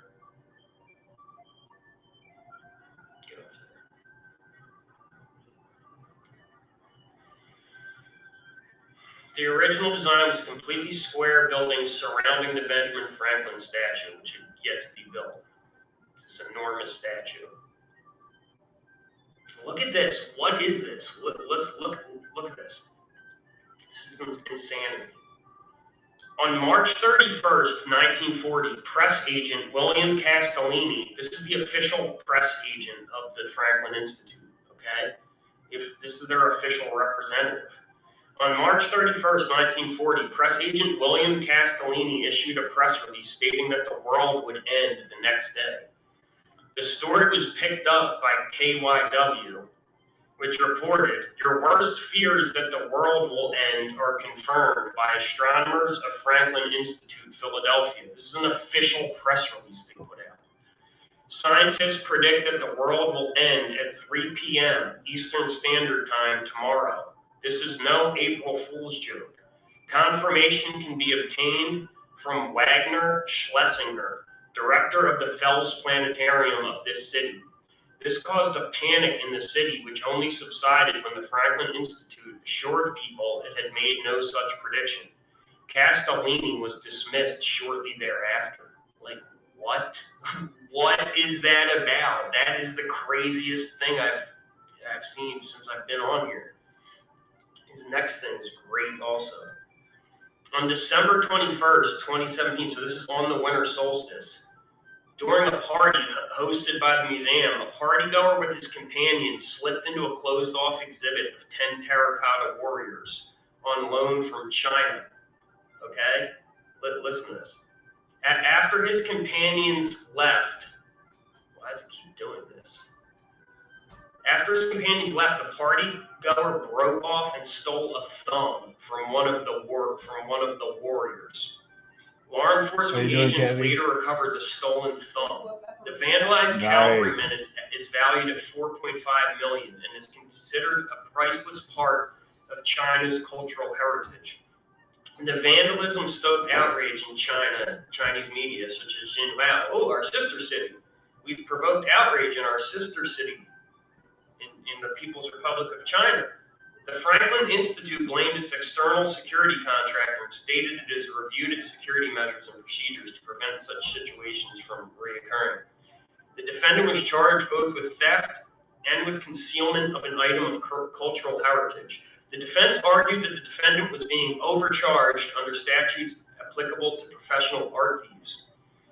An April 2019 trial ended in a hung jury, so this guy never got convicted of breaking the thumb off the Chinese ancient terracotta warriors and stealing it, with 7 of the 12 jurors in favor of acquittal. It's pretty good.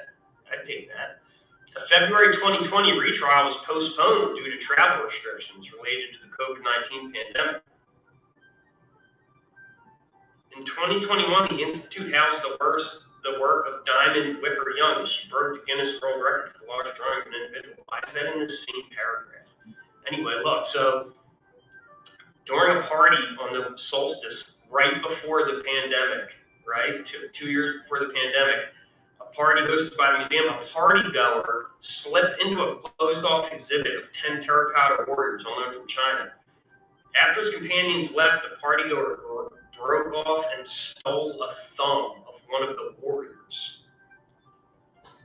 And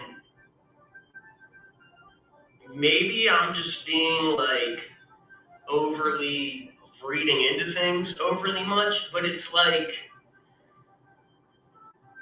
this is what I read, right? He broke off and stole, this is right before the pandemic, he broke off and stole one of the thumbs of the terracotta warriors. And to me, it's this symbolism of like, hey, these guys did it. The China guys did it. Like the thumb, you know what I mean? Like if you're ever like with a group of people and the police, like, who did it? Who urinated on the door handle? You're like, oh, we don't know who did it. But like one guy's like, this guy. You're like, who stole the thumb? Who started the pandemic? And it's like the thumb, like, this guy. You're like motioning with your head. You're like, this guy. He broke off the thumb of the Chinese warrior. I don't know. That's maybe I'm reading into things too much. That's just what I was getting out of it. It's just what I was reading into it. I'm just going to look at here some of the permanent exhibits. Just extremely bizarre. Hope you can see this. Can you see this? Electricity, which replaced Franklin. He's electric in 2010. A sustainable dance floor and an array of LEDs that turn on in the presence of cell phone signals and other low-power electrical signals. This one, changing Earth. Okay? The Franklin Air Show. It's all about aviation. Aviators Park is across the street. Featuring a T-33 shooting star jet trainer. Okay, so it's like, you know, obviously the 33, the T-33 shooting star, like the falling star, the third of the angels that fell from heaven, third of the stars falling from heaven. I saw Satan fall from heaven like lightning. Ben Franklin with the lightning, discovering electricity. It's like a whole thing they got going on here with the symbolism. How much of this really happened and how much of this is like just some kind of reality play or just a story? I have no idea. Look at this one. Space Command features real spacesuits, and allows visitors to track their houses in real time via satellite. How fucking freaky is that? That's what you bring kids to do at the Franklin Institute.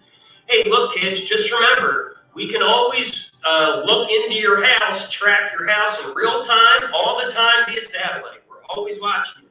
Look, you can watch your own house by satellite right now. Maybe you can see what your mom and dad are doing through the window while you're at the Franklin Institute. Isn't that neat? Amazing Machine allows visitors to experience a machine-like environment, featuring little-seen pieces from the Franklin Institute's priceless collection, including Maillardet's automaton. Allows children to experience a machine-like environment with the early automatons. That's great. The Your Brain permanent exhibit explores the physiology and neurology of our most remarkable organ. The exhibit includes an 18-foot tall, 6 + 6 + 6 foot tall lucky climber climbing structure that simulates neural pathways sending messages, and an area to discuss questions of neuroscience ethics. Like, let's discuss the ethics of meddling in people's neurons and mind control. Let's discuss the ethics of mind control here. A mock-up which would eventually become the lunar module in the Apollo space program, and first shown on display in the 1966 World's Fair, held in the New York Hall of Sciences, is also located on the grounds. This is what's on top of the Magdalene Society Cemetery. Is the mock-up of the lunar lander, the lunar mock. Traveling exhibits. In the summer of 2007, the Franklin Institute hosted Tutankhamun and the Golden Age of the Pharaohs, Other traveling exhibits: storms, Titanic, grossology, body worlds, Darwin, and robots. It's just they got it all covered, right? Darwin, robots, Titanic, like the Titans. You know, that's him. Look at this dude. He's one of the Titans, this 20-foot tall gigantomancy statue there. And then this huge King Tut exhibit. You see they have it all laid out front. King Tut, like hanging up in front of the giant statue of Ben Franklin. This exhibit was nearly twice the size of the original Tutankhamun exhibit of the 1970s and contained 50 objects directly from Tut's tomb, as well as nearly 70 objects from the tombs of his ancestors in the Valley of the Kings. So this is like his tomb, you know, the temple to Benjamin Franklin. They're displaying all the King Tut, the Valley of the Kings stuff.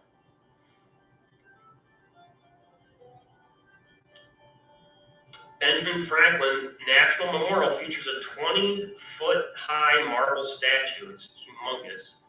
Originally opened in 1938, the memorial was designed by architect John Windrum and modeled after the Pantheon in Rome. There they tell you right there. There you have it. It's the new Pantheon. It's these guys, Benjamin Franklin and Washington and Lincoln and whatnot. The dome ceiling is self-supporting and weighs 1,600 tons. The memorial was dedicated by Vice President Nelson Rockefeller in 1976. It's amazing.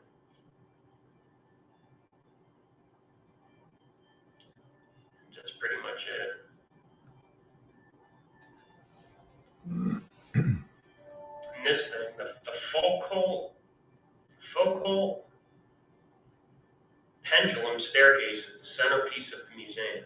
I vaguely remember this. It's supposed to demonstrate, I guess, the rotation of the Earth. I don't know. I don't really know enough about it to comment on it. They have to be started at a certain position with a certain type of swing. They only work at certain places on the Earth. So this has been good. It's been fun.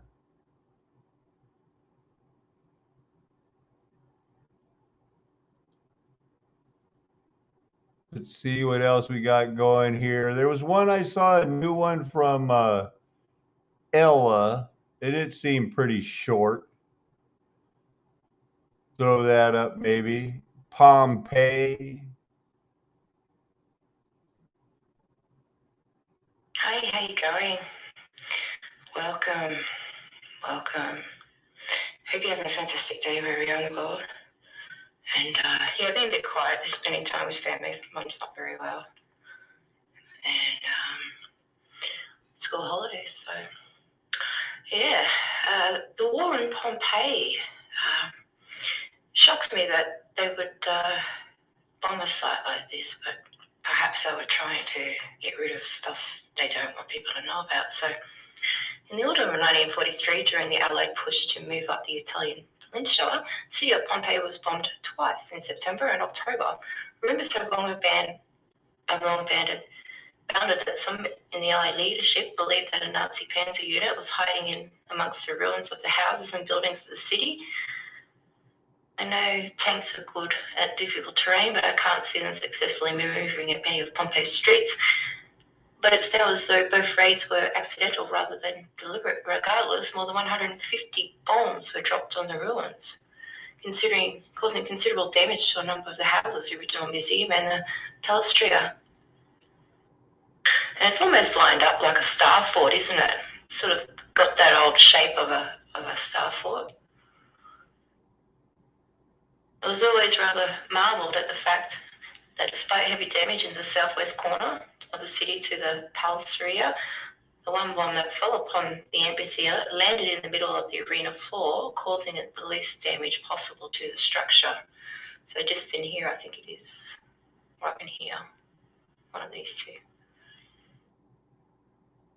And that section, you can see it's got a big concrete patch over it today. Of course, in the aftermath, no Tanks or even troops were found in the city. As the war moved north and slowly come to an end, Pompeii became the focus of different sort of military activity, tourism. Troops stationed in and around Italy visited the ruins in huge numbers. A brief account of such visits can be found here. Two such visitors left behind a graffito recording their name in the city found on the wall of the house of the Pacrius Proclus, also known as the House of Cuspius Pansa, an electoral for both men and were found on the walls. It contains the initials of two individuals and the date, 31st of July 1944. The house itself had been excavated first in 1911 and completed between 1923 and 1926, thus making it one of the more recently discovered properties in 1944. As the house still retains extensive wall paintings and intricate floor mosaics, the atrium floor especially, which today cannot be walked on. It must have been quite a sight, a mere 20 years after it was cleared of volcanic debris.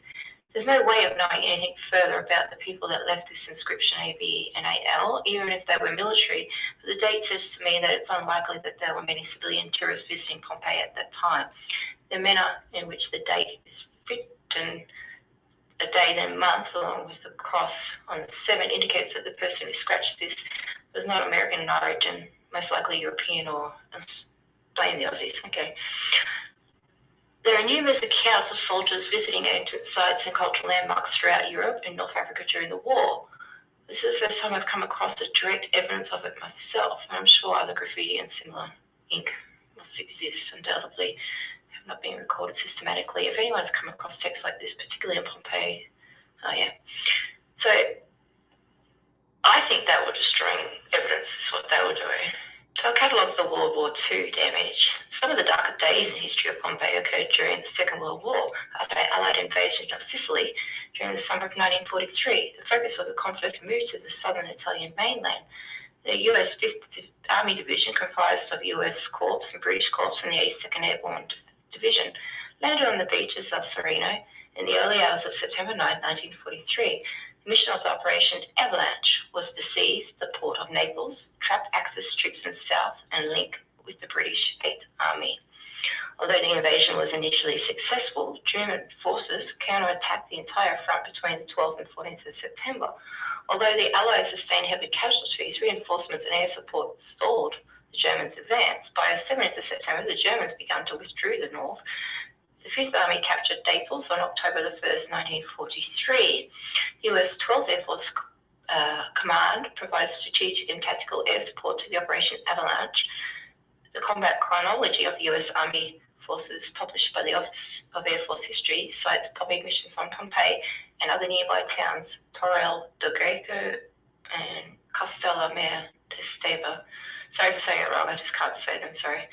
So against highways, railways, marshalling yards, barracks and gun positions on the 13th, 14th, 15th, 17th and 23rd of September, inclement weather prevented further missions on after the 26th of September.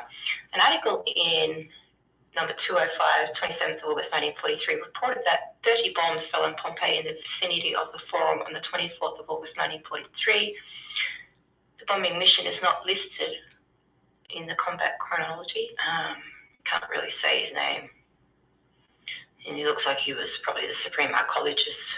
He was probably the boss man of archaeology. He authored articles about the American Journal of Archaeology about war damage to Pompeii. He reported the first attack was on 24th of August 1943. The BBC broadcasted that German command post was located in the hotel site Port Marina. There were local rumours of military stronghold and anti-aircraft guns in Pompeii. There actually were only 2 anti-aircraft batteries in the area, both outside the walls, and some German trucks had parked to the south of the evacuations. However, bombardments were experienced between the 13th and 26th of September. No fewer than 150 bombs fell on Pompeii.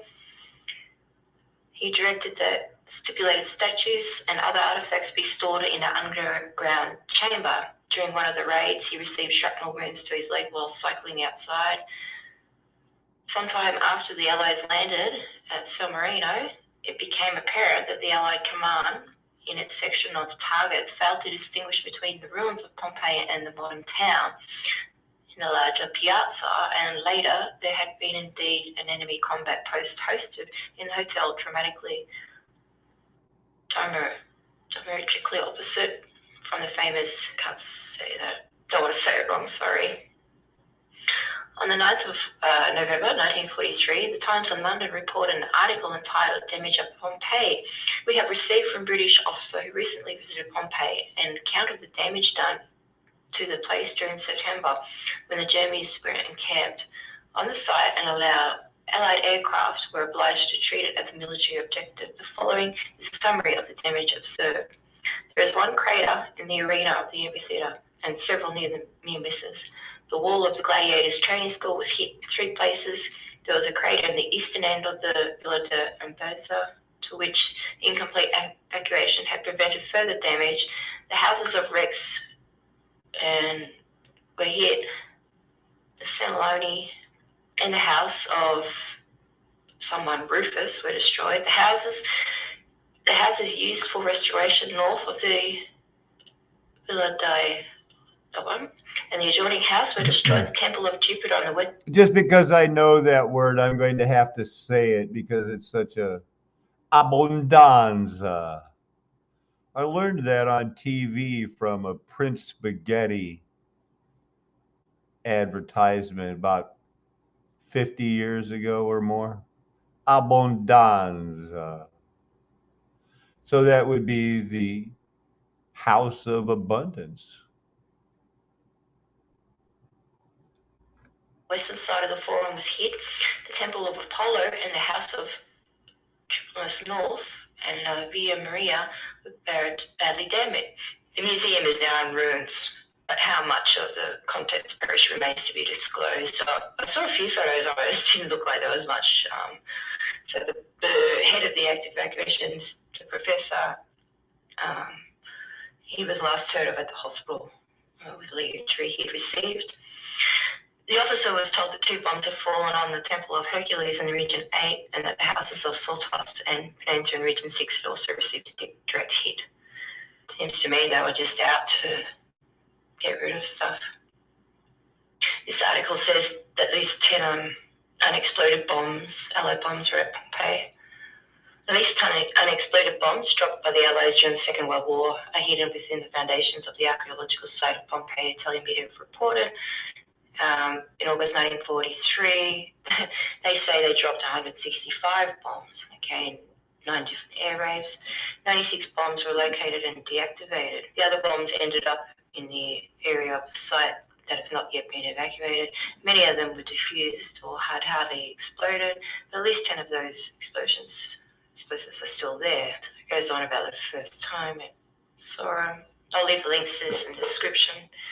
The 66 hectares, 163 acres of the archaeological area, only 44 have been evacuated, and at least 10 exploded bombs are yet to be found in the 22 remaining hectares, according to the investigation. The Archaeological Museum of Pompeii said there's no risk for visitors. The site has regularly drawn up a reclamation project, which is carried out by the military, and the area of reclamation was carried out per metre. Coincidentally, the 165 bombs were dropped by the Allies in Pompeii on the 24th of August 1943, the same day of year in AD 79, in which the ancient city of Pompeii was formerly believed to have been destroyed by an eruption that killed more than 2,000 people. In October 2018, however, a newly discovered inscription in Pompeii proves that the city was destroyed by Mount Vesuvius after the 7th of October 1879 and not on the 24th of August as previously thought. The Pompeii ruins near Naples were discovered in the 16th century, with the first evacuations beginning in 1748. It has become one of the most visited archaeological sites in the world. It goes on about frescoes and all sorts of art that's left there. I'll leave these in the description for you. In this book, this few quote here, bombing was mostly carried out in good visibility with very little opposition, but the intended targets were too close to the site and contemporary bombing methods too inaccurate to avoid damaging the Roman Pompeii. However, as noted, alternative explanations emerged at the time and sometimes reoccur even in recent discussions. The explanations hold that ancient Pompeii was bombed deliberately, either because the German troops occupied the site or because Allied commanders mistakenly believed that they did. There are three intersecting strands seen in contemporary media and post-war memoirs and accounts. One is exemplified by the accounts of Allied journalists and military personnel who visited the site after its liberation. Other comprising the memories and opinions of contemporary Italian civilians, especially Amito Mari, the archaeological superintendent of the Campria, whose activities at Pompeii at the time have been extremely recently. Another strand derives from broadcast by Radio Londra, the BBC wartime Italian language service, following the first bombing of Pompeii. The interrelationships of these strands are complicated by their chronology, with all dates to the events that occurred between 25th of August and 2nd October 43. The dates on which the accounts were broadcast or published range from the 29th of August 1943 to 1978. The accounts set out here. Boarding the train. The street scene in modern Pompeii. Piazza in modern Pompeii. Ruins of ancient.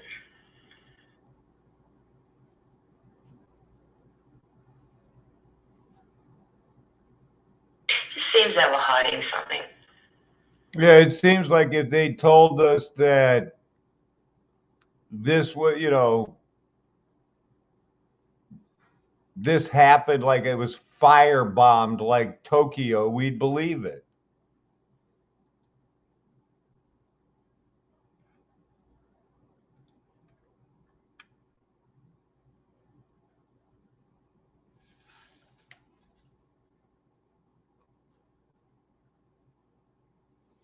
Part of Operation Avalanche to liberate southern Italy in the autumn of 1943, Allied forces fought to dislodge German soldiers and disrupt.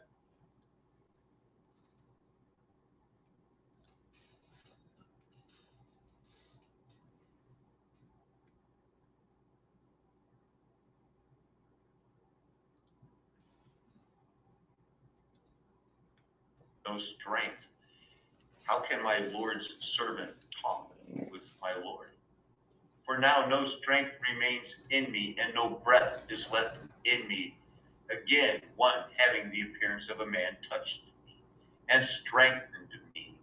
And he said, "Oh, man, greatly loved, fear not. Peace be with you. Be strong and of good courage." As Joshua was often encouraged, be strong and of good courage. Seems to be a consistently good idea. The verse continues. And as he spoke to me, I was strengthened, and he said, "Let my Lord speak, for you have strengthened me." Then he said, "Do you know why I have come to you? But now I will return to fight against the prince of Persia. And when I go out, behold, the prince of Greece will come. But I will tell you what is inscribed in the book of truth. There is none who contends by my side except Michael, your prince. And as for me, in the first year of Darius the Mede, I stood up to confirm and strengthen you. And now I will show you the truth. Behold, 3 more kings shall arise in Persia, and a 4th shall be far richer than them all. And when he has become strong through his riches, he shall stir up all against the kingdom of Greece. Then a mighty king shall arise, who shall rule with great dominion and do as he wills. And as soon as he has arisen, his kingdom shall be broken and divided toward the 4 winds of heaven, but not to his posterity, nor according to the authority with which he ruled. For his kingdom shall be plucked up and go to others besides these. Verse 5, then the king of the south shall be strong, but one of his princes shall be stronger than he shall rule, and his authority shall be a great authority. After some years, they shall make an alliance, and the daughter of the king of the south shall come to the king of the north to make an agreement. But she shall not retain the strength of her arm, and he and his arm shall not endure, but she shall be given up, and her attendants, he who fathered her, and he who supported her in those times. Verse 7. And from a branch from her roots, this given up queen, shall arise in his place. He shall come against the army and enter the fortresses of the king of the north, and he shall deal with them and prevail. He shall also carry off to Egypt their gods with their metal images and their precious vessels of silver and gold, and for some years he shall refrain from attacking the king of the north. Then the latter, king of the north, shall come into the realm of the king of the south, but shall return to his own land. His sons shall wage war and assemble a great multitude of great forces, which shall keep coming and overflow and pass through, and again shall carry war as far as his fortress. Then the king of the south, moved with rage, shall come out and fight against the king of the north. And this is all those goats, their horns falling now. And I'm going to continue, and he shall raise a great multitude, but it shall be given into his hand. And when the multitude is taken away, his heart shall be exalted, and he shall cast down tens of thousands, but he shall not prevail. The king of the north shall again raise a multitude greater than the first, and after some years he shall come on with a great army and abundant supplies. In those times many shall rise against the king of the south, and the violent among your own people shall lift themselves up in order to fulfill the vision, but they shall fail. Then the kings of the north shall come and throw up siege works and take a well-fortified city, and the forces of the south shall not stand, or even his best troops. For there shall be no strength to stand, but he who comes against him shall do as he wills, and none shall stand before him, and he shall stand in the glorious land with destruction in his hand. He shall set his face to come with the strength of his whole kingdom, and he shall bring terms of an agreement and perform them. He shall give him the daughter of women to destroy the kingdom. That sounds like Balaam. He did that also, and they were warned against that in chapters 2 and 3 in Revelation. The people that went with the Jezebel, going with the, take those women.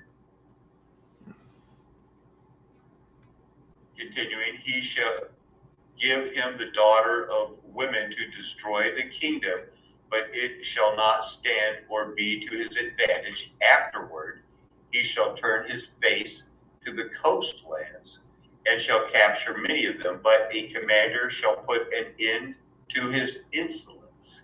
Indeed, he shall turn his insolence back upon him.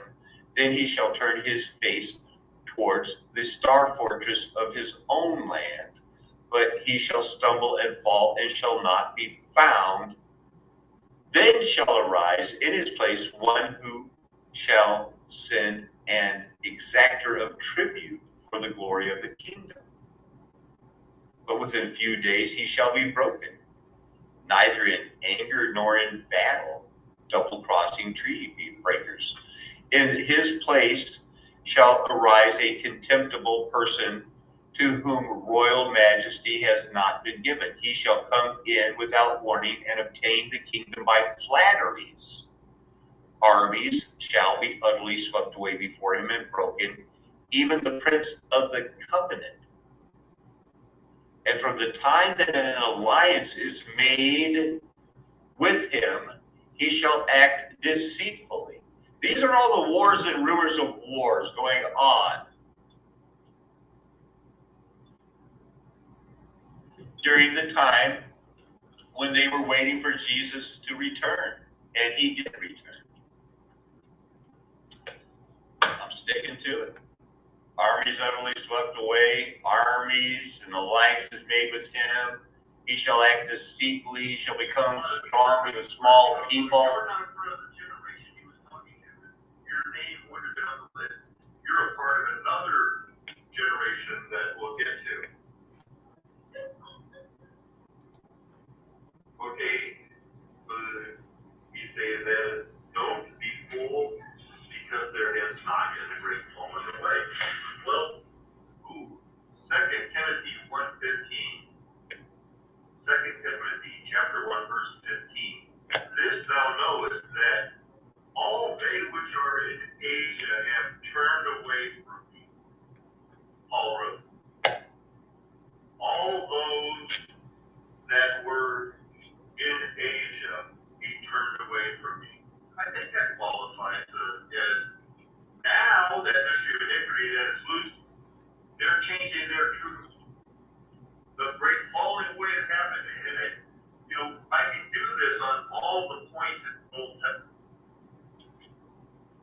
Welcome everybody to Flat Earth Nation. It is a Flat Earth Nation. Don't let them tell you anything else. I'm going to debate you in a fair and honest way.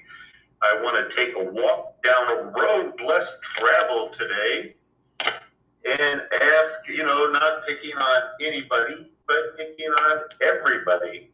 I want to go over this term. You've heard it before. This generation will not pass away until. And it was also said that this group of people standing here, they will see the Lord returning, whom they pierced.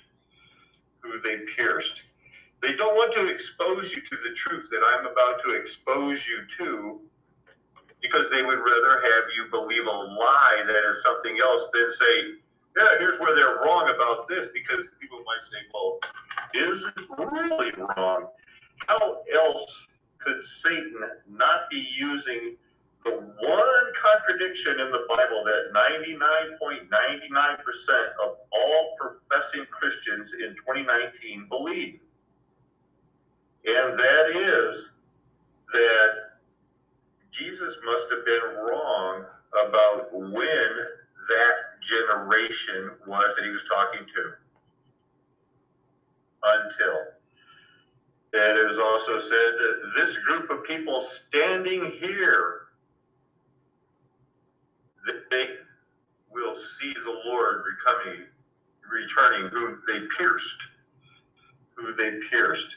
They don't want to expose you to the truth that I'm about to expose you to, because they would rather have you believe a lie that is something else than say, yeah, here's where they're wrong about this, because people might say, well, is it really wrong? How else could Satan not be using the one contradiction in the Bible that 99.99% of all professing Christians in 2019 believe? And that is that Jesus must have been wrong about when that generation was that he was talking to. Because the Bible... This is fun.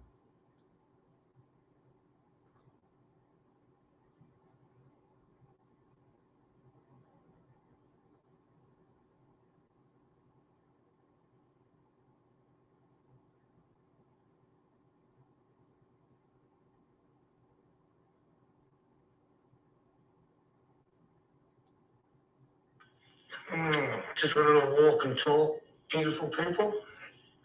I've got to say, I know the world's in a mess and like people are getting out of control.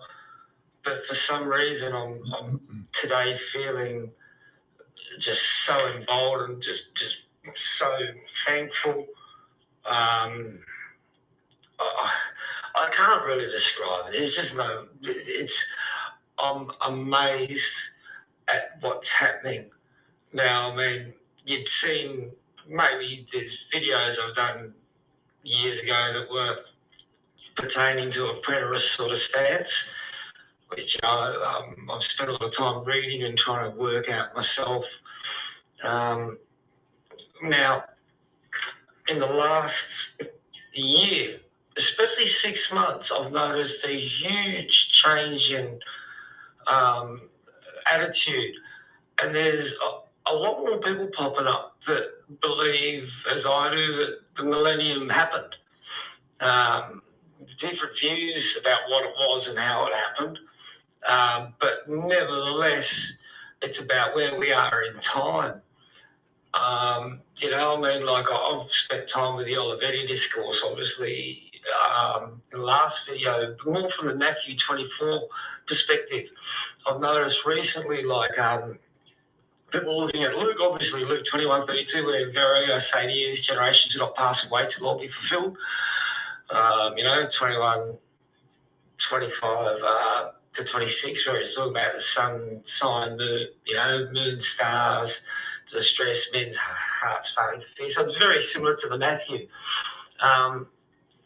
And where it comes together in both Luke and Matthew, I suppose, is that Yeshua's or Jesus' Christ's words were, this generation should not pass.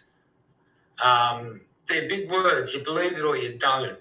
I made a choice years ago to actually just believe that rather than what the men's opinions were really, and just go biblically. Also, I mean, I had some Rastafarian friends who were quite preterist, and it was an interesting journey. But it's big words, isn't it? That are being made now. 70 AD was the fall of Jerusalem, and after that, the Roman Empire fell. So there's much to be thought of there. But regardless of this, the narrative doesn't fit. What we're told doesn't make sense. They're pushing for more government. Whatever they want to call it, socialism, communism, the whole thing. It's about the government having more power, so you don't know what really happened and where you're from. I mean, if you look at Australia, the narrative's up the friggin' creek. Same with Thailand. The whole story of Tartaria is being lost, and it devalues people. A great culture got treated. If you ever look at Mad Max 3, I think there's some interesting things to be said for Mad Max 3. But nevertheless, the whole narrative's been wrong. I believe that some of the buildings in Australia pre-existed this culture we're in now, which is a lower level culture, I think, than was. I mean, look, third law of thermodynamics. Prove me wrong. Anyone. Third law of thermodynamics. You can find a way to show that doesn't work. I'll be amazed. You'd probably make millions of dollars. I've got an uncle who did a fair bit of lecturing. He's a professor at Harvard. You get a job above him. No problems, but it's all full of shit. What they say and what they do is two different things. We're in a worse world. The beautiful castles on top of mountains, we can't do it. You know, like this oil cans that are going to the moon and this crap, it's a load of rubbish. Everyone has been lied to. Anyway, God bless you all. Much love to each one of you and your families. That's Off-Grid John. I remember talking to him and Ella at the same time as they worked through what they got going in Australia. It's down there a lot, you know, just appreciate it so much. What's going on in the world right now?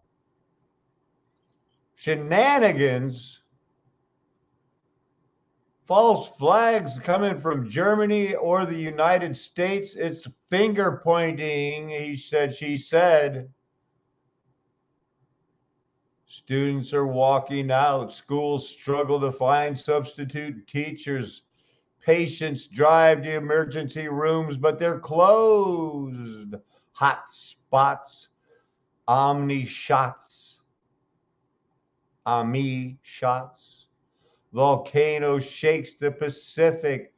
How long until Bojo goes bye-bye? How long until Sleepy Joe wakes up and realizes he's on an epic losing streak? Where's their hero, Donald Trump? Look, it's woman against woman in the trans movement. It's not about rights anymore. It's about who's going to be the best swimmer, I think. What is going on in the world? Train robberies in broad daylight. Dogs in cages on the Drudge Report. And me, I just never know when to end a show. But I got to get some food in me. I get 6 hours and 15 minutes. It's one of those things. You know, what am I going to do? Put it on a loop? Did he do-da? I started out talking about the Heisenberg uncertainty principle, and I just showing a walkthrough through one of the best studio guitar musicians. Do you see how many guitars that guy had? Walking through the house with Off-Grid John. Everybody knows how I like them to pray. You know how you will pray. So join me, please. Heavenly Father, thank you for these last 6 hours. They've flown by. Only got sore a couple of times. Continue to pray for all my friends. Not only Tommy and Randy, but so many, Heavenly Father, you blessed me with. And as we continue in our addiction to studying the scripture, Father, I pray that you will help me to find more and more answers about this unveiled truth. I pray, Heavenly Father, for your continued protection. I thank you, Heavenly Father, that my wonderful daughter, Shelby, that you prompted her to call me during this live stream. What a blessing, Heavenly Father, every time I get to talk to my sunshine Shelby. Glorious is your name. Thank you, Father, for that blessing. Thank you for the many blessings. Thank you for the blessing of the next breath for each one listening and knowing that we had not because we asked not correctly in Jesus' name. Heavenly Father, be with us, we pray. Thank you. Help us to learn more and more how to present our temple as a living sacrifice to you. We ask this in Jesus' name. Amen. Thank you all so much. Now go get some food here on this flat earth nation, because it is a flat earth nation and we get hungry sometimes. You can't fast all the time. That's just crazy. I'm going to go on record. Do not fast all the time. You'll die. Intermittent fasting is the key to maintaining metabolism. If I've said it once, I've said it 5 or 6 times. Amen. Hallelujah. Aho.